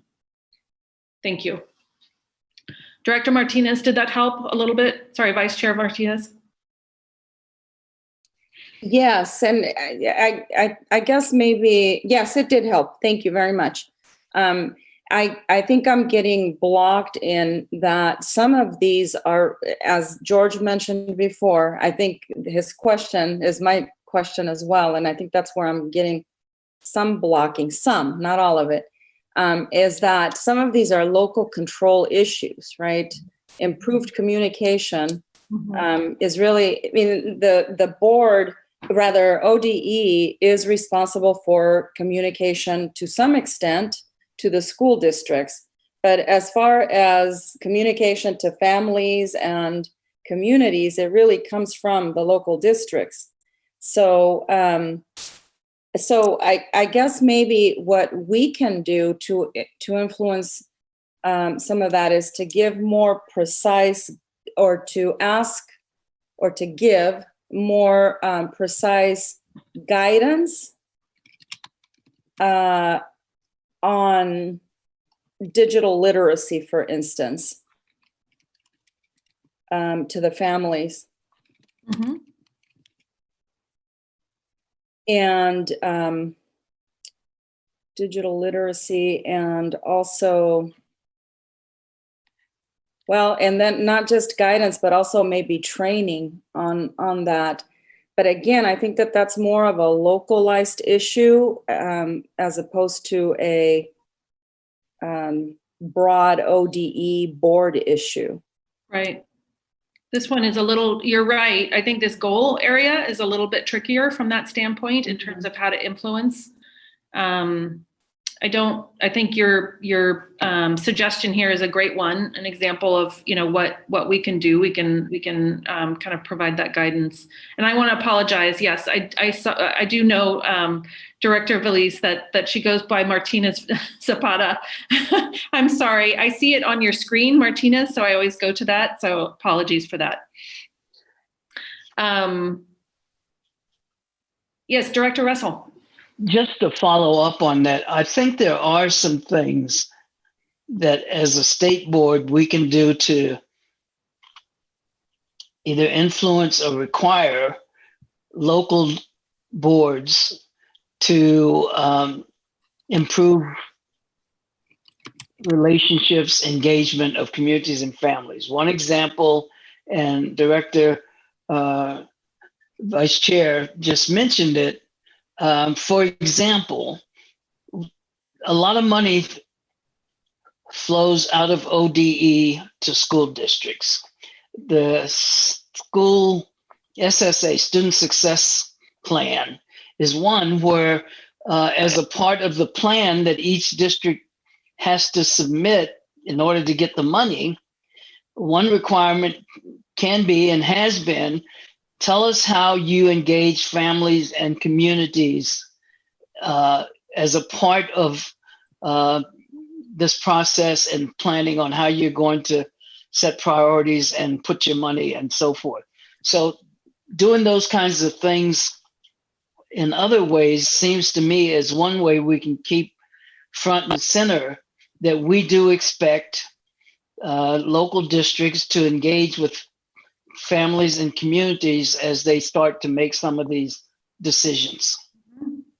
Thank you very much for that. So what I captured was additional community engagement requirements in order to access ODE funding. So to your point, that was a very large part. I'm familiar with the community engagement requirements for the SSA dollars, and having that connected to other funding that might flow through ODE, I think is a great suggestion. That's something that that could be a requirement. Did I capture that correctly? Thank you. What else? What else here? Have we talked about? We've talked a little bit about, I just want to go back to our goals and make sure that we've captured some of these. What about consultation with tribes? Is there anything that we want to capture specifically around increasing the amount and frequency of consultation with tribes? How could this board influence that?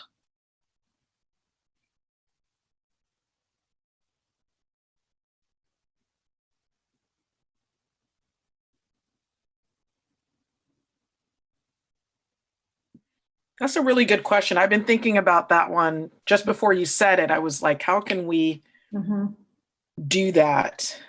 And it may be that we can't, and that's okay. I'm not intending that maybe that is something that this is not within the purview of this board, or that we can't influence, but. Might I suggest, rather than losing it, let's put a note here. There is the tribal, the government to government, and there's so many statutory requirements that I think that we should at least research what is possible to improve that. So it might be some research we have to do and exploration of, what's within the purview of the board, but also what's already existing that we could model after. Thank you, Lisa. That's really helpful. Is there That's good. Because we know it's necessary. It's like, absolutely, but just trying to figure out what's the best way to do it is, Yeah. And it's a requirement among, most of, if not all state agencies. So it is, how do we translate the requirement? Because ODE has that requirement. So how do we translate those requirements into, language that we can suggest for school districts and school boards? Thank you. Local school boards. Yeah, Director Skurlock. One thing I was thinking about is when we heard the presentation from Alexa Pearson, Deborah Lang, and Amit, I think it's Kabrowski. Forgive me if I said that wrong. I love the idea of including them and what they've been able to gather as far as community connections, all that stuff, to include them as part of our solution. And so that we're strategic, like that we are including equity, diversity, and inclusion. We're including, maybe the data that they've had, or maybe their focus groups that they've had, where we have specific questions that are connected, and then they're able to share and give us feedback. I guess making sure that we maximize the resources that are already embedded in Oregon Department of Education.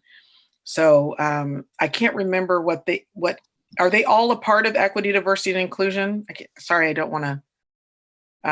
No. Okay. Alexa and Amit are with OTLA, Office of Teaching, Learning, and Assessment. Oh, okay. So maybe, yeah. So thank you. So just figuring out a way to collaborate or be able to combine what they've been able to access across the state into our goal, as part of our goal. Somehow. Yeah, that's great. Is it OEI that they represent? Is that? I feel like I'm not getting my acronyms right. No. It's what office, or which office is Alexa with? It's the Office of Teaching, Learning, and Assessment, OTLA. I'm just going to spell it out because I will. Yeah, it's yeah.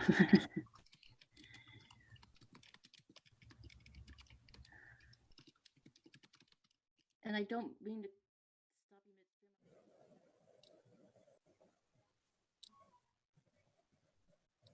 Guessing that question's for everybody, Chris. I'm not exactly sure what is meant by that, but possibly. Okay. Probably. I missed that one coming up, and so I'm not sure what that means either, unless it's talking about something that we've tried in the past where the HEC and early learning and the state board and the Youth Development Commission are meeting on a regular basis with COSA and these others that we've talked about, like and aligning and strategizing together on a few things that sort of show a collective view on what's on having everything be student centered. That's the only thing I can think of. For some reason I can't quite remember. I think it was a chat box kind of one. It was, okay. Yeah. So it feels like that one very closely related to the deepening relationships with these others. There's something about an action you guys take of convening more regularly, interfacing more deeply with these other bodies. And again, maybe from an influence perspective versus we actually implement something, but the board has a good perspective. And as you said, you have, it's one of the boards that has student representation too. So that's a really important voice. I kind of like that idea of the diversity dashboard as a possibility of something that we could research and maybe get out to districts. It's the second dot, second from the bottom dot up there. Do you guys have is that something the board could take on? I'm not sure, but just kind of in the brainstorm, putting it up there as a possibility, and then we can eliminate what doesn't work. Okay.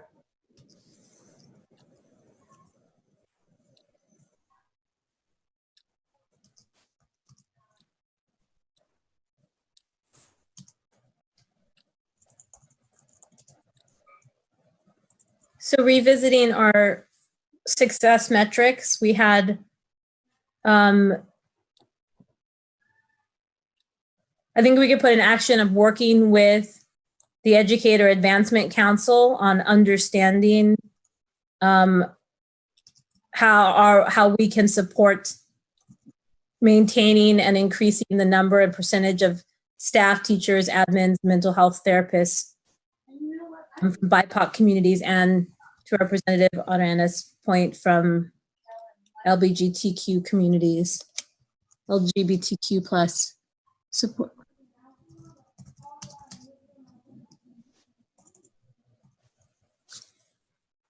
And then maybe that's been said already, but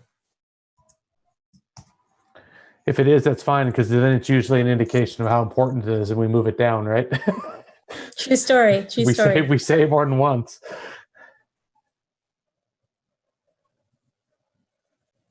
I mean, I think that within our sphere of influence, there's a role that we can play in highlighting through our state board communication, whether it's proclamations or communications, that the best practices around leadership, and maybe that again links with the dashboard, but like being able to sort of highlight and show where, I didn't know David Douglas, for instance, had an equity committee, or that, Director Russell was instrumental in getting one in Eugene like years and years ago. So like those kinds of best practices, how can the board, researching and developing a plan for the state board to constantly sort of highlight those best practices when they are happening.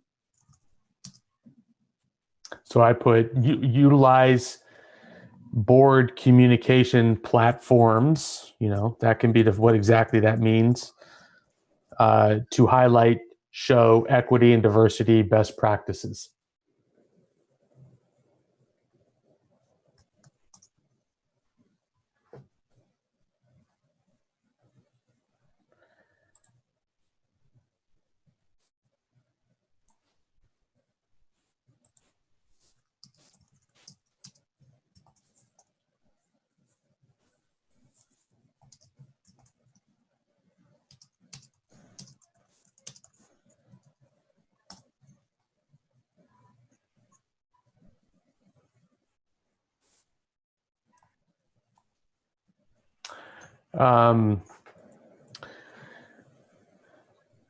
At 1:40, so we have about 5 minutes of these ideas. Looks like we have around 10-ish. At 1:40, we're going to go and look at the other group's work and kind of react to that. To prep for the other group coming to our board here, is it worthwhile saying, of the ideas we have here, let's pull some down to say, yes, these feel more important than some of the other ones up in the blue brainstorm? Are the ones that really kind of stand out to you?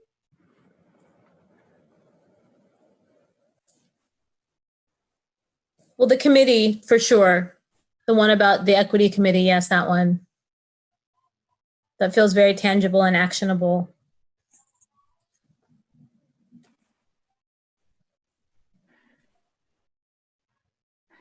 We have a couple on here about diversifying our workforce, and so I'm not sure which would be the better strategies around that, but I think that's a priority. I know there's 2 or 3 on here. I'm not sure what the rest of the team would go in terms of moving down. So I have one here: support the EA, the Education Advancement Council, to research, understand hiring and state district level. Hiring practices at state district level. There's that one. And I think that's very similar to identify and adopt hiring best practices for diverse workforce. And then we have support the EAC to identify better practices for retention. So one is hiring and one is retention.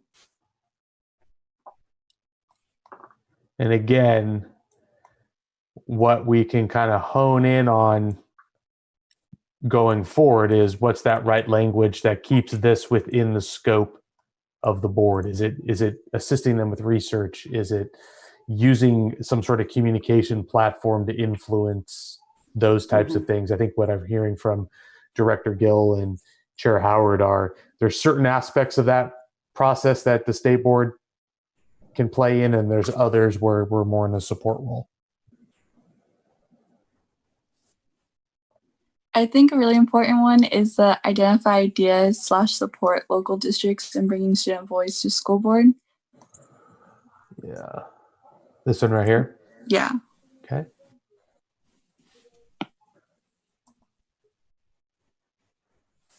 I do like the HEC, early learning, etc., convening on a regular basis to strategize. I do believe that that's board work and it's possible, and it would help us to gain partnership for more strength of effort.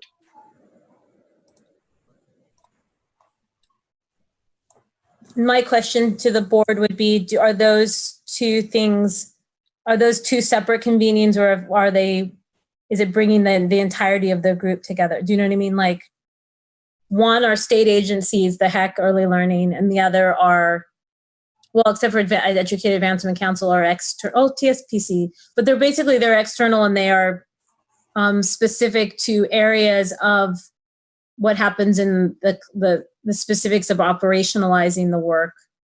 So anyway, my question, and we can leave it like this for now, but ultimately the question would be, is it one convening, or are there two separate convenings that the board does on a regular basis, alternating?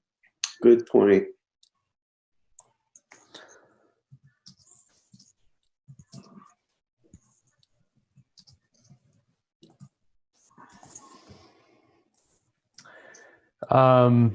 What about this platform? So part of your influence, part of what it feels like it's of your sphere is, you can communicate in using communication platforms as an area of influence. And I heard about equity and diversity best practices, different than the hiring. We've captured kind of the hiring importance and the role of supporting some of these other organizations that we're there to lead on.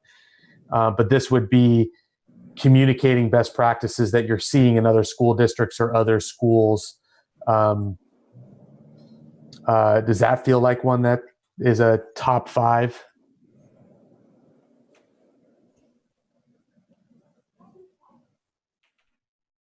And just so you know, we also have perspectives as we agree on certain practices or we vote on certain things.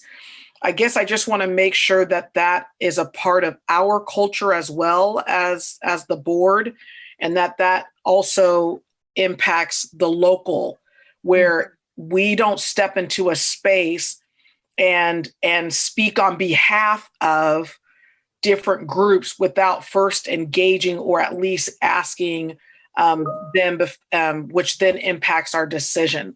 I don't know if that makes sense, but that's I guess that's one of the big pieces. I feel like sometimes at the local school board level, some decisions are already made, but there is kind of like this idea that, well, we included the public in our decisions, but they really weren't a part of the process. It was like the decisions were already made, but then the public came and spoke later. And then bottom line, the decision that the board had already made goes forward, what they've already discussed. And I guess I'm trying to figure out a way to interrupt that narrative, to say, no, we really did with integrity.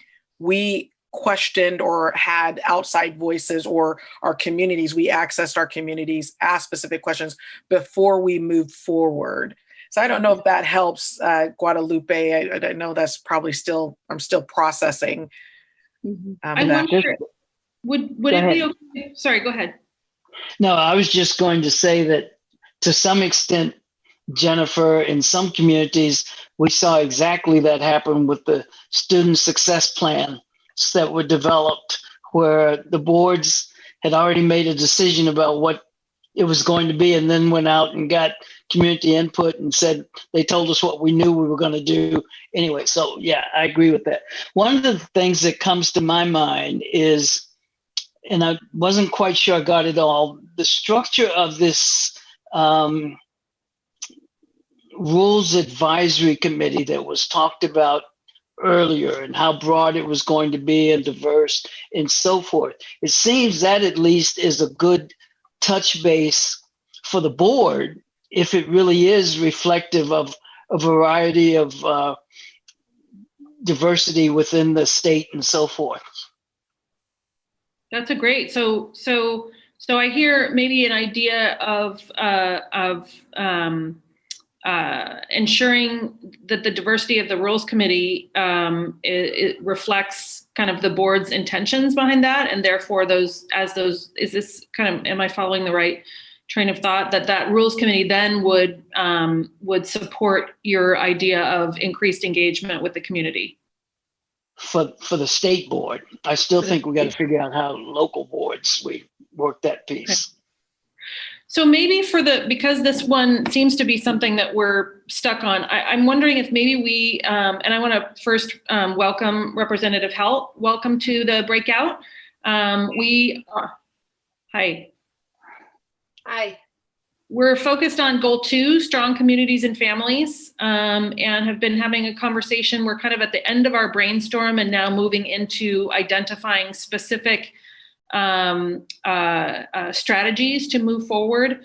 I'm wondering, because we've had quite a conversation about this, if we move one forward that is more general, that really represents the conversation, and then continue to refine it as we go along. I want to suggest this incentivize, encourage / require greater parent and family engagement. And I think that the specific how is something that we might still need to work through in terms of how we would do that. But that is something that I'm hearing loud and clear needs to be a part of this plan. So can I just throw in a thought on what Jennifer was saying? I think that with some sort of survey, one of the things about the state school board is it's so removed from the people you're actually serving. That's really makes it difficult to get real authentic input. And I think that some sort of survey would be really great, because it's hard to say that we know better than the people we're trying to serve, because we can't get access or data from them. And so I think that's one of the things. And parent and family engagement is really great, but it's really hard. And it would be really hard to actually measure as a goal from a state school board level. We did that from a school board level. We tracked how many kids played sports and how many families were engaged with the school. And that's a measurable goal that we evaluate our superintendent on. But I don't know how you would do that from a state school board level. I mean, I'm all for it. Maybe it's more communications towards families and not really as much input back from them. I'm not sure, but I understand the struggle. I just wanted to articulate those thoughts. Thank you. Thank you. So I just want to let y'all know we are at time, and we do need to identify a couple that we're going to move forward for the next group to take a look at in terms of our top priorities. So even if it's not perfect, I wonder if you all could suggest a couple. Maybe we let's move the questionnaire one down, and then the next group can wrestle with it a little bit and think about it. Is everyone okay with that? Okay. Oops. So I'm going to move that one down. How about we talked a little bit about community engagement, similar to how the SSA dollars were administered, and having kind of those similar types of engagement requirements.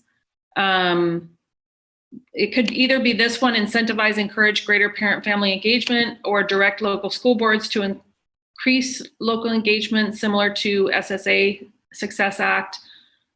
Which one do you think represents that the best? Or here, additional community engagement requirements in order to access ODE funding.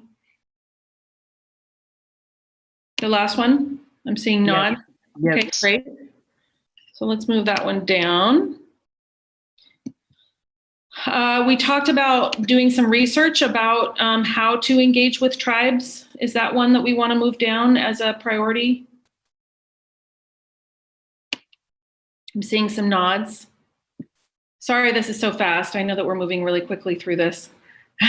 Just so you know, the group that comes afterwards will have an opportunity to not only see your brainstorm, so they'll take a look at those, but also the ones that you chose. So they may find that one of these was really important and we missed it. And then we also talked about collaborating with the Office of Teaching, Learning, and Assessment related to equity topics. Is that one that we want to bring down? Did I capture that accurately? Yeah, and also that group, and then the equity, diversity, and inclusion group with that.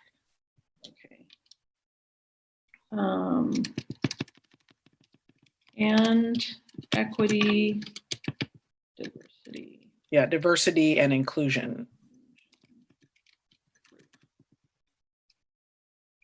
Okay, so I will bring that one down.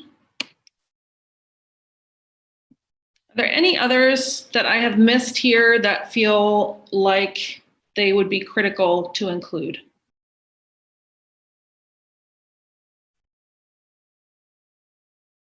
Yeah, Director Skurloff. I love the idea about like give more precise guidance on digital literacy to families, so that we can have like I guess a solid idea of what we think that is, and then they can compare that to the districts of what that looks like, what we think it should look like. So I think that's important, especially in the midst of COVID-19. Great, thank you. Other support for that? Okay, great. I'm seeing some nods. So I am going to go ahead and move that one down. Okay, so. Jennifer, one of the things I was thinking around internet support would be around teachers. I'm really worried that teachers are going to spend a lot of time educating kids and families during class time on how to use bandwidth and what router is the right router to use and how many kids can be on these devices and all of that stuff. And I'm wondering if there's some role for ODE to play in having some sort of video that explains all of the IT work that families need to do. I think that's a good idea. Videos are awesome. I know I'm nervous about it too. So I love that you brought that up. We're not meant to sort of look at the whole P through 20 continuum, but there's no one looking at the P through 20 continuum. So if we take the lead on bringing all the parties together in order to look at that continuum, that's what that would accomplish, I think, is if I'm understanding the success metric. Mm-hmm. That might be too much work for us though, and we have other things to accomplish. We'll get to that. Okay. If we get to this, so as you can imagine, we have 3 of these goals and roughly kind of 5. We have 15 things. The very last step of today before we convene is, are you going to take on all 15 or do kind of a smaller subset, really kind of feel like let's focus on those first. So we're continuing to try and kind of winnow this down.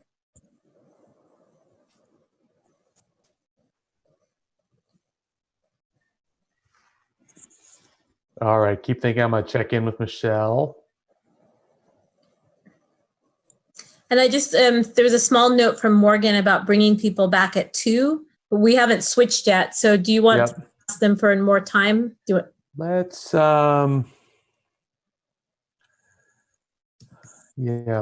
let maybe like 2:05, give us a couple extra minutes to review the other folks' work.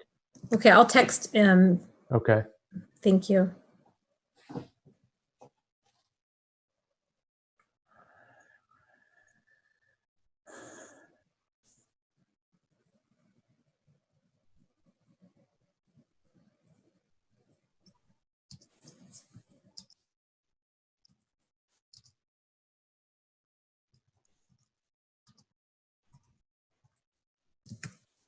$2:05, Chris, is what you said?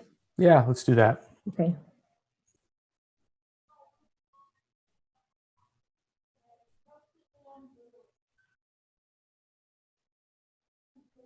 Okay, they're ready. So what I'm going to do,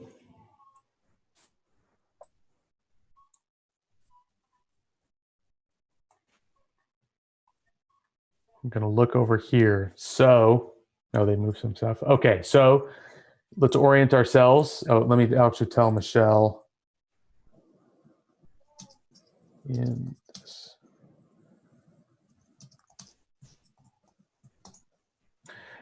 This is strategy number 2.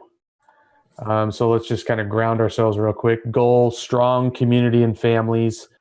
Families have the information and support they need to nurture and prepare their children for school. So again, these success metrics, how do we know if we're successful? Some sort of way to monitor improved communication, perhaps frequency of, diversity of different types of communication. We have to hone in on that. Increase amount of, so both frequency and quality of consultation with tribes. Improve connectivity. I think that also came in goal 1. Obviously, students and access and connectivity is important. That's going to also at the family level. You can't really separate those two. Increase digital literacy for families, or support from within families. So I think that a bullet above and that one seem to go hand in hand, but it's both connectivity and just ability to kind of work and educate and receive education in a digital environment, so slightly different. Increase ability and frequency or opportunities for feedback from families. So how do we create a communication channel from families back to the state board, to education system as a whole, and improved access to technology. I think this is a bit more on, do they have access to things like laptops or other technologies they need for a distant virtual learning environment. Also recognizing that there are some who choose not to, and how do you handle that situation? So again, those are the frameworks for success metrics. It looks like I'm just going to walk through what they brainstormed and pulled down.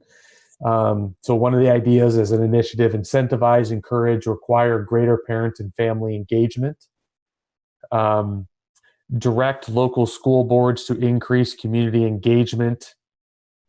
It has in parentheses advisory committees for a Student Success Act. Engaging community and families. So ideas around here about engagement. How to influence, incentivize equity for money related to technology investments. And advocate for and support internet access for rural underserved communities. What they moved down, so that was part of their larger brainstorm. It looks like what they moved down in terms of higher priority initiatives or strategies are additional community engagement requirements in order to access ODE funding. The second one, some sort of development of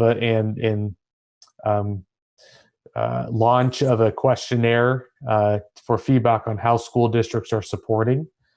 So perhaps a way the actual school board would inquire. It's kind of an inquiry process. Research. How can we increase consultation with tribes? Are there existing channels? This looks like some sort of best practice research study, pulling in what's a better way to interface there. Oh. Collaborate with Office of Teaching, Learning and Assessment, and Equity, Diversity, and Inclusion Group. I don't know if that's within ODE or if that's, I'm not sure where that office sits or those offices sit. And find non-digital ways to connect with students and families. Give more precise guidance, whether through videos from ODE or other forms, on digital literacy to families. So they pulled those down into kind of the 5 priority areas. Now, what we want to do is let's start with the ones they pulled down. And if there's ones on here like, yes, that I agree, that feels like a priority, then we move that down to a green. So let's move what we can down to green. But if we have time too, it also gives you the opportunity to, if you have a totally new idea, we can throw that in the green too. So I'll kind of leave it there. Again, let's focus on the orange. And if there's ones on there that feel like absolutely we should be prioritizing that strategy or initiative.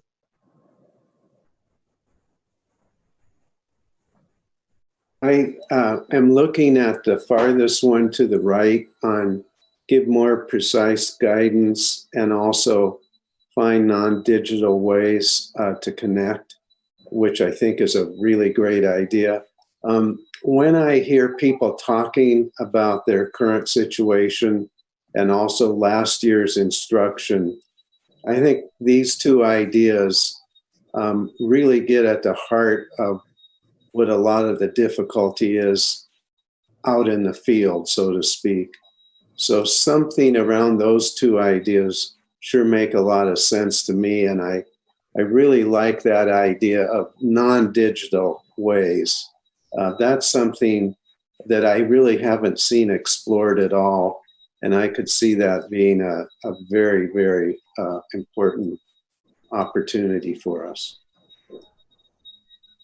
So I kind of took that as research identify best practices for non-digital learning methodologies. Again, correct me if I'm just not using the right terms here.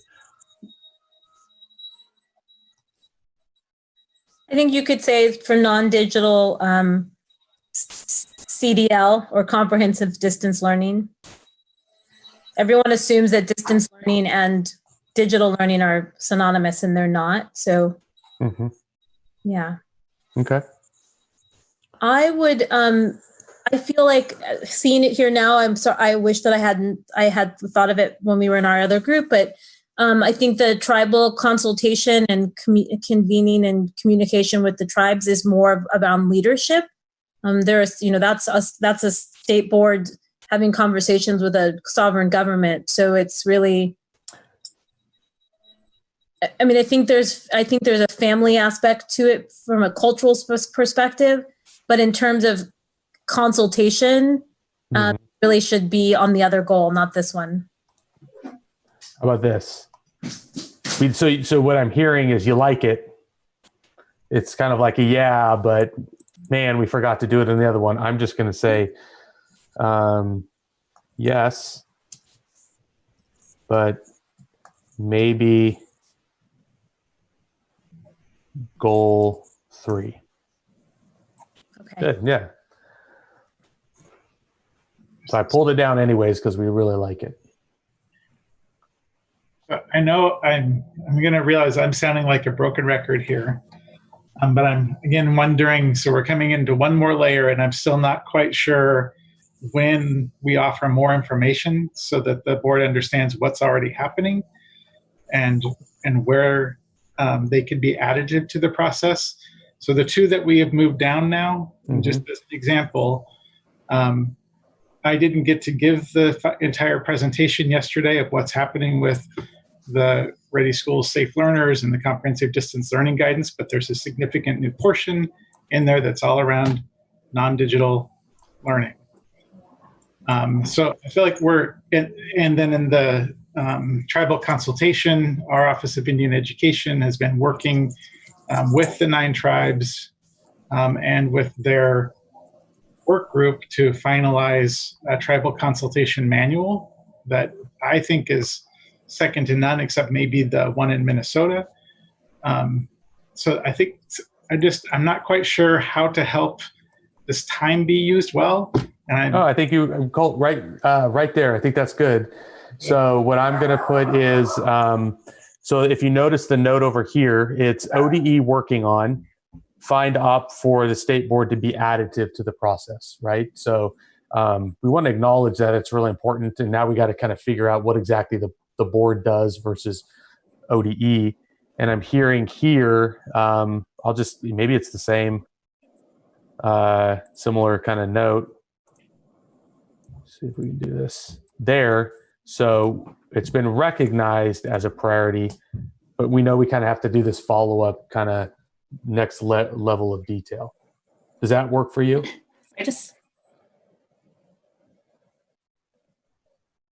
Go ahead, second vice chair. Did I hear you? I appreciate the comments. I still feel a little bit like it should still be on our list, considering there are a number of levels of tribal consultation. So we have like true government to government, where, you know, if we're looking at a consultation manual, we should be talking leadership to leadership, and then we have administration staff to administration staff. So I think it is embedded within all levels, but I think people having a true understanding of what it means and talking about existing channels. The one I really wanted to call out, though, was the additional community engagement requirements in order to access ODE funding. So we could talk all day about all these great ideas about how to engage with tribes, but unless a local school district or an agency is required to do so through funding or finalization of a plan, in my experience as a tribal director for 20 years, we do not get a phone call unless those things exist. So I think highlighting this attachment that we can work on or suggest or recommend for any funding packages, work that we do, that it's a requirement. I would like to continue to have that conversation. So I heard pull it down. That's like a yes. Is there kind of a clarification to it that we want to add that kind of makes it more precise, or are you comfortable just if we pull it down, it's a priority? Well, of course, I would like it if we added tribal/community engagement so that was called out specifically. But I can't think of anything else to. It's not just funding. I think it's also approval of plans. Yeah. Or required documents by ODE. Mm-hmm. We've got 60 seconds.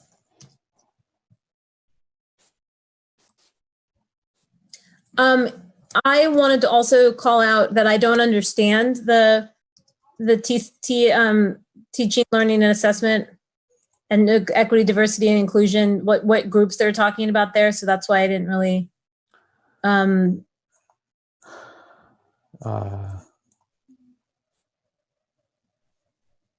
how about this? I'm going to leave it there and just say, didn't understand. That's fine. Okay. And then I think that the questionnaire feedback on how school districts are supporting families is connected to the community engagement requirements. Yeah, okay. Technology, guys, you know, you have to learn. Bring it forward.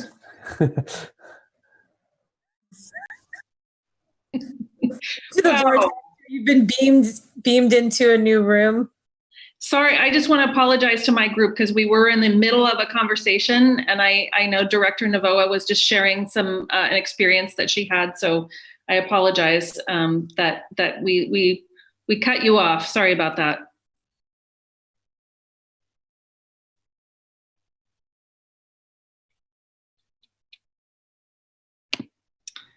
Can we let Mahina finish her thought, because it was really important? Absolutely, I would love that. Thank you. No, but like I was saying, I'm just going to say it over again so I can recap everybody that wasn't a part of the conversation.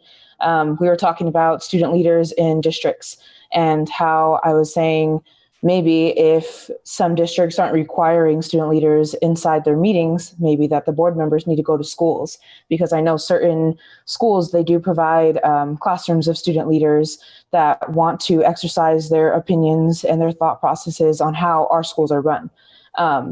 So maybe that's something that is required. It's kind of like a retreat to schools. And I know that the students would definitely appreciate knowing that the people that are making our decisions for our education are actually interested in us. And that would definitely strengthen our connection between schools and districts. And then after that, if that goes well, then maybe that's when we start making it mandatory that we start putting student leaders inside the districts and things like that. Thank you for letting me finish. Thank you. Okay, how was that for everybody? You've actually gone through a lot in about 2.5 hours now. So I know sometimes it takes a bit to step away, but you've honed a lot. You have a lot of ideas. Yes, Chair Howard.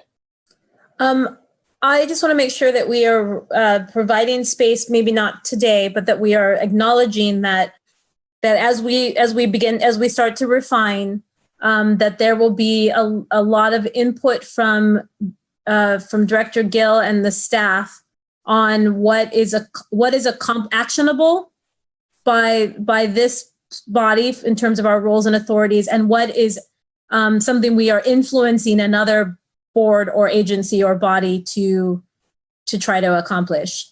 And that will kind of help us determine what we want to make a priority, something that we influence or something that we can take tangible action on.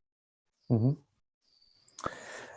So let me do kind of a check on. We have about 20 minutes left, and then I want to make sure we give a 5 minutes or so. So we probably have about 15 minutes left to do any kind of conversations about the process we went through and kind of our results, and then definitely want to kind of turn it over to Chair Howard to kind of help wrap up what has been a 2-day retreat for you guys. Would it be, so one of the things that would be typically a next step here is to kind of look at all that stuff that showed up on the green and say, I'm going to scroll out here, and I know you're not going to be able to realize or be able to see it. Looks like we have about 12 or 13 kind of strategy ideas. And so a common next step would be to say, of those 12 or 13, does that seem like a lot? And let's assume the answer is, I saw a nod. Yes. Is it helpful to kind of walk through and star like this just seems so critical, and at least start the process of honing these 12 or 13, maybe down to a smaller set, 5 or 7 that you want to go on? Does that seem like a good use for folks for it? Okay. I saw a thumbs up from the chair, and that's usually good. So I'm going to go left to right. I'm going to go goal 1 to goal 3, and I'm going to walk through, and I'll do it really quickly, and then I'll just kind of open it up for folks to kind of nominate ones they think are really important. Chris, would it be possible? Would it be helpful to see a thumbs up from people for ones that they really feel strongly about, and that they can only do a thumbs up for 3 things? Yeah, you want to do it that way? Poll to have, and we do like a little poll. And I'll just put a sticky note. All right. Okay. Does everyone feel like they want to go through them all first, or should I just start going? So you have 3 votes. Going through them all first would help, because I don't Okay. think I know them all off the top of my head. All right, I'm gonna do it quick. First one: supporting rulemaking, lawmaking as it relates to hate symbols and the disruption that those cause. Number 2: develop standards for compulsory bilingual education. Number 3: research develop plan for addressing assessments in Division 22 OARs, implementing disaggregate data program. Connectivity, help with, that's probably one where we're influencing another body or organization. Next one: review policy standards related to IEPs, 504s. There's research in here, the link between academic and mental health services, adoption of structures to support 504s, IEPs, and special ed. Moving over to goal 2, additional community engagement requirements in order to access ODE funding, kind of this idea of a questionnaire and feedback to gauge what families and communities are thinking. Just a couple notes: it's important to call out tribes specifically, perhaps, and it's not just about funding, but also approval of plans. So maybe it's a little broader. Research how we can increase consultation with tribes. Are there existing channels? It's a yes, but I think we acknowledge maybe this one goes over to the leadership one, so we can move that at a different time. Also acknowledgement that consultation occurs at different levels. So staff may be doing it, but leadership bodies may also be doing it. And so both are important. And then for this one and the next one I'm going to talk about, research identified best practices for non-digital CDL learning methods. Those are both things ODE is working on, and we'll need to find the important role that the board plays to be additive to the staff role. Goal 3, research and develop best practices to require, support local school board equity development or adoption of local school board equity committees. Next one, support EAC for hiring, retention of BIPOC, LGBTQ plus classroom educators, admin, specialists. A lot of that's going to come with, you kind of have to do some research to understand what's the baseline, what's the benchmark. Also acknowledging, just it looks like a note, that teacher shortages and how that impacts that work. Identify ideas to support local districts with OSBA, bringing student voices to governance. I think this is what the comment was there at the end, right before got into this. Identify ideas to support local districts to bring student voices. So it's kind of how do we bring student voices to more formal government structures at the local level.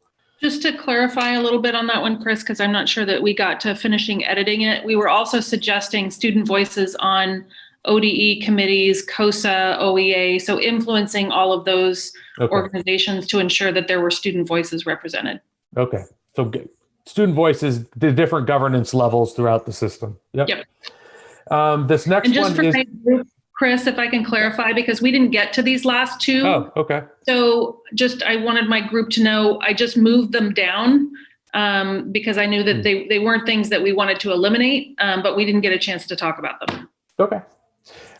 This second to last one here is just the idea that there's a lot of these other organizations, heck, early learning, COSA, OEE, TSPC, education advancement, there's a role to kind of influence and be a better partner there, and perhaps a role for the SBE to be a convener in those conversations. So it's more of a convener action than it is accomplishing something.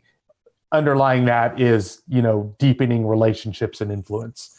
And then finally, developing CTE-defined areas, pathways for next generation education leaders. Okay, so that was quick. What I'm going to do is everyone has 3 votes. We'll see how this goes. And I'm going to count the number of votes. Michelle, if you could help me here. Yep. Do it. So think about what are the 3 you want to vote for? 3 per category. Let's do 3 total. Oh dear. Oh, I know. It'll be fun. Well, we'll see where it lands. We'll see where this gets us. So the first one, supporting rulemaking, lawmaking as it relates to hate symbols. 1. Okay, 1, 2, 3, 4, 5. I got like 7. Does that feel right? Yep, I got 7 too. Okay. Develop standards for compulsory bilingual education.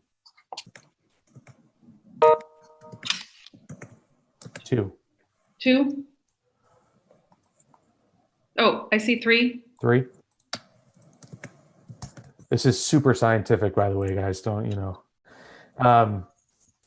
Number 3, research develop plan for addressing assessments in Division Div 22 OARs, implementing disaggregated data program.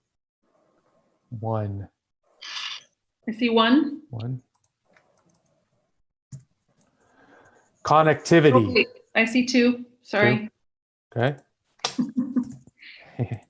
Connectivity, understanding that that's maybe a role where we're helping others.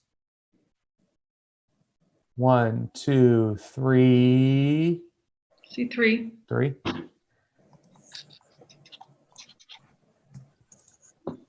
Review policy standards related to IEPs, 504s, and kind of some of these other elements that we have captured down there. I see 1. 2. 2. Okay.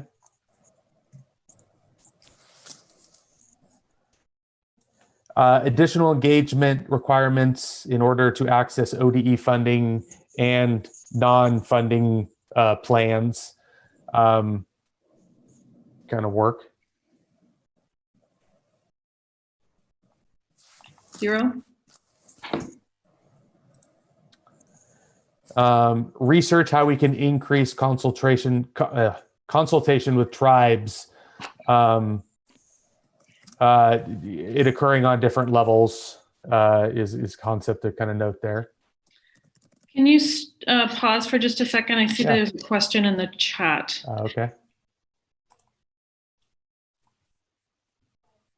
The question is it inclusive of all, and or restricted to voting members for the record? And I see that it's inclusive of all for the purpose of refining. Yeah. Everyone comfortable with that? I'm sorry, for clarification, does that mean non-voting members get to vote on this? Yeah, we're just getting, it's a straw poll. It's not a vote. So it's not a formal action you're taking. You're just trying to gauge excitement around some of these initiatives. Okay, Well, I great. need Thank to you. apologize to our students because they'd asked me and I did give them incorrect information, so they might need to cast their votes. I do apologize for that. Okay. Okay. Our representative students, have you been casting votes? Is there one you want to add to? I just want to double check there. I think you're going to need to start over, Chris, from the beginning and define who's voting here. This is really out of our norm. Okay. So maybe I should clarify, since I was the one who suggested it. It's a way of getting a pulse from the entire group that has been discussing this on what we feel is rising to the top. Ultimately, the recommendation on what we put into our plan will come to the board and have to be voted on and approved then by the voting members. But this gives us a sense of everyone that's been involved in the conversation weighing in on what feels like the highest priorities. When we are finished with this, there's a couple of things that I feel like I can also further clarify that I will try to help us define or refine before we adjourn. Is that helpful for everyone? A quick pulse check is really all this is. I know in your world, voting can mean something very formal. I don't think this should be perceived as very formal. With that, does it feel like we need to go back or comfortable going? I think we might need to start over and go through. And I saw a question, can we vote early and often? And the answer is yes, but you can only vote 3 times. Yeah. All right, I'm gonna go back. Is everyone comfortable with that? All right, we're learning, that's good. Supporting rulemaking, lawmaking as it relates to hate symbols. 1, keep them up. 8. 8. Develop standards for compulsory bilingual education.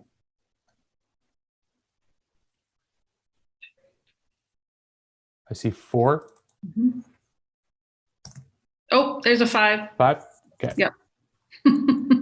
Research develop plan for addressing assessments in Div 22 OARs, this kind of disaggregated data program. I don't see any. I see 1. Oh, sorry, 1. Okay. Connectivity. You have another question in the chat about the voting. Yeah, 3 times total. 3 times total. 3 times over all total. 3 goals, not total over all 3 goals. Everyone good with that? All right, connectivity. I think I saw 3 at least. 1. 3. Review policy standards related to IEPs 504s. 1.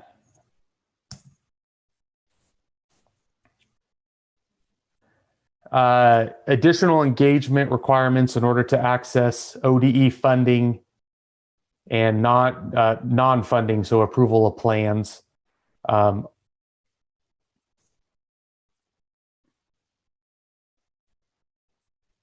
0. Research. How can we increase consultation with tribes? Are there existing channels? So this is kind of a research effort.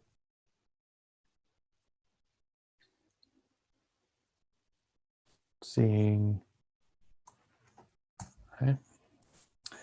Research identified best practices for non-digital CDL learning methods with the idea that ODE is working on that. So really honing in on what's the additive role the State Board of Education could play in that process. 0. Okay. Research and develop best practices to require support local school boards in adopting equity committees?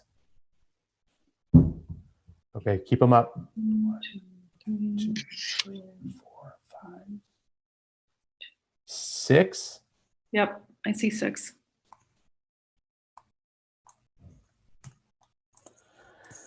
Support EAC for hiring retention of BIPOC LGBTQ plus classroom educators, admins, specialists, acknowledging that that may also come with baselining and some kind of better understanding information and data.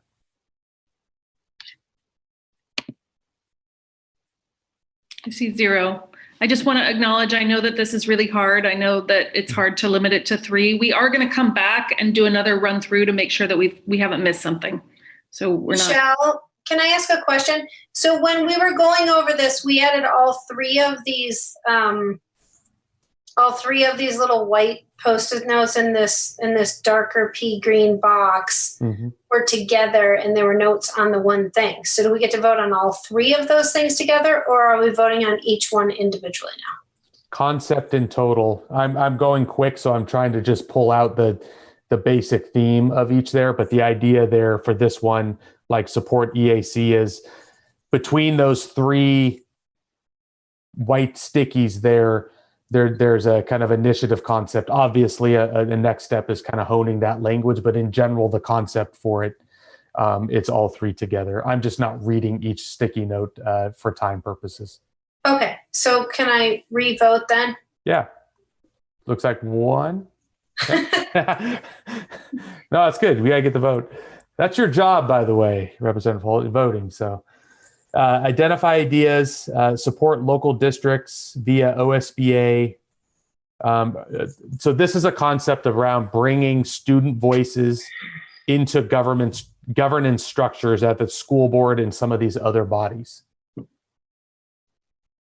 See 1, 3. 2, 3. Okay.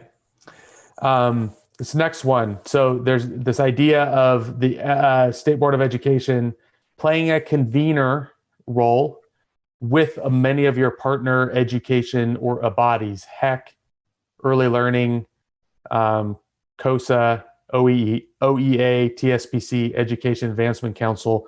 And it's about convening and alignment and deepening relationships. I think earlier, partnership, how do we build those partnerships and cohesiveness together?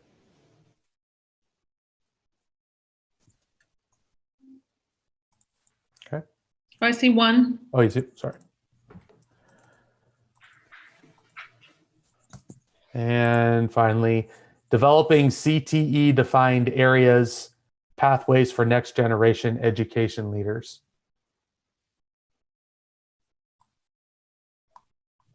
Is that a 0? Yes, we're watching you, Vice Chair. Okay. So again, not an official vote, you're not casting anything in stone. It was just more of a gut check, kind of how you're feeling as we went through this big brainstorm and starting to narrow down. And it doesn't mean this is what you have to live with.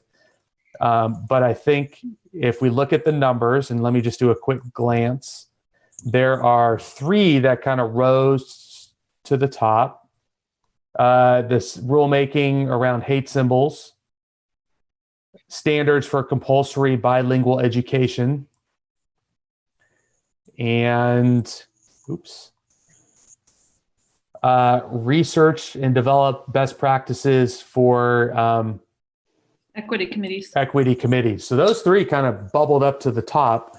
And then you kind of have this second tier, which depending on how much you want to kind of take on, and again, when this isn't necessarily formally saying you're doing all this, is governance, student voices on different governance levels had a 3, and connectivity had a 3. So those seem like 2 additional ones that kind of separated themselves as well. Other ones were 0s and 1s. And it's not to suggest those other things aren't important. It just may mean as a, what do you focus on first? What do you kind of concept? So that's where we landed. And I'm going to, at this point, I'm going to stop as a facilitator and let Chair Howard kind of jump in here. And I know she wanted to provide some additional kind of clarity and context as what next steps could be. First of all, I wanted to acknowledge that, yes, that was a very hard process to try to narrow down to 3 votes. And we appreciate everyone doing it. 3 is a magic number. And as you saw, that it did give us the opportunity to have 3 sort of rise up. And that was our underlying goal, to be able to focus on a manageable amount of things. Now, that being said, there's a couple of observations that I made that I want to share, and then I also want to talk about sort of next steps in the process. So observations are that of the things that we talked about, the ones that all ended up in that gray down at the bottom, or that green. There were some other things like assessment and like additional community engagement and student voice on school boards that we could put on a plan that says these are things that we will prioritize in year 2 of the plan. So they don't have to get lost. And that doesn't mean that we don't do some minor work or actions taken this year to get us teed up in order to begin that deeper work next year. The other thing is we could decide to do 4 things, since I know assessment has been on our conversations with each other for a long time. And it is a lot about what we advise the staff to do. So that might be an easier thing for us to add as a fourth option. The other observation that I made is that there were a lot of things, especially in goal 2 and 3, that really overlapped with other agencies, things that the Department of Education is already doing, or involve us partnering. So in those cases, again, we don't have to lose those things. They just do not become the work of this board, but they are in our purview as far as influence. And those things are connectivity. Those things are comprehensive distance learning and communication in general, the tribal engagement, the CTE pathways, in particular pathways for growing our own and creating future educators. Those are really kind of in the department. They're either already working on them or they are in their purview. The BIPOC and LGBTQ plus teacher and administrator and staff, the numbers, the percentages, the goals, the retention, the hiring, that's really in the purview of the Educator Advancement Council. And we have opportunities to influence and or support that work, but that's really their work. And then this idea of convening, in order to do any of these things, we all need to be seeing the big picture. So I think that convening from time to time these other agencies and organizations could help us to achieve the goals that we have set out and the priorities or strategies we set for the coming year. So I just wanted to kind of paint that big picture to show that not a lot really gets lost. It just that it might end up getting assigned or given to another part of the community rather, and the other bodies to take care of. With that being said, Michelle and Chris suggested that we have, as a next step, that a smaller group of us take what they provide. So they're going to take this work and synthesize it for us, including some of the things that we've just said, into a draft plan of sorts. And it would be great that prior to our meeting in September, if a smaller subset of this group had a look at that plan and did some further refining and revising, and then made a recommendation to the board as in September that this is what we want to vote on as the things we're going to work on for 2020, 2021. So my question for you is who, at this late hour of the afternoon after staring at a screen all day, would like to volunteer? We probably just need at least 3 people, but not more than 3, right? Because then it becomes a meeting. 3 of us that will get together and do that revising. Who's really excited about this kind of work and wants to volunteer to do that? Chair Howard? Yes. 3 board members, but if you did have advisors and others you wanted to include, that would not count against your. Oh, perfect. Okay, so then that would be great. I saw Director Colonna's hand up, so we can put you down as a yes. Is there anyone else, advisors and representatives, that would also like to join in this? I am certainly interested, Kimberly or Chair Howard, but I'm not able to go beyond the time today. If there's any possibility of extending it to even next week, and I know that's a huge ask, I would be. No, that's a great, thank you for clarifying. We would be actually waiting, we'd have to wait for Chris and Michelle to give us something. So it wouldn't be until probably the 1st of September until we meet. Excellent, then I'm in. So I saw Student Representatives Arenas and Nova. Please tell me how to pronounce your name, Mahina. It's Mahina Novoa. Novoa? Novoa. Novoa. Thank you. Thank you. Both raised your hands, so you got that says that's a yes for that. And then Vice Chair Martinez Zapata.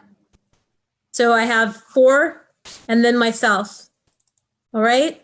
Does that sound good to people? Anyone else that really wants to jump in and do this? Can't wait. Okay. Chair Howard, can I make a suggestion?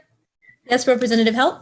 I'm wondering if having the ODE write a report on the goals and things that they think are measurable and work that they're doing, because a lot of times when we're doing work, it really nicely aligns with other work that's being done, and we can push harder and make more impact. And so when I was on my local school board, that was one of the things that was really important to me, is to get, it doesn't mean that when you're doing the work, you have to align with them, but it is nice to get the feedback of what's being done and what could nicely dovetail and move forward easier, so that you're working together instead of opposed. And if you are working on something new, you're well aware that it is something new, which is completely fine and acceptable. But it might be nice to have some thoughts from agency heads in OD on the work that you're looking at doing. That's really great feedback and input. The 3 things that rose to the top are all 3 things that we've already have had some conversations with staff about. And anything we bring to the board for vote in September, we'll go through them in terms of getting recommendations and make sure that it's exactly what you were saying, Representative Help. So thank you for that feedback and input. All right, so we are at 2:35, and I said that we would go 5 minutes over to make up for the 5 minutes we took that went into our lunchtime.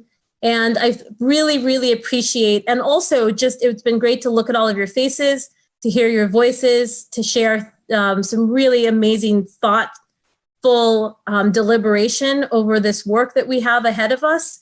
So thank you all for your time, for your energy on this electronic platform. Special thanks to our facilitators, Chris and Michelle, for guiding us today, this afternoon in particular. Thank you to the Oregon Department of Education staff for their reports, for information, for the key questions and the guiding principles for helping us navigate this work today. And to all of you, board directors, student representatives, representatives from the Secretary of State's office, Representative Health from Treasurer Reed's office, thank you for your service on behalf of our students of Oregon. And with that, at 2:36, so 6 minutes over, we are adjourned. Thank you. Thank you. Thank you, everyone. Thank you. Thank you, everyone. Thank you, Chair Howard, for doing such an amazing job. I hope you're enjoying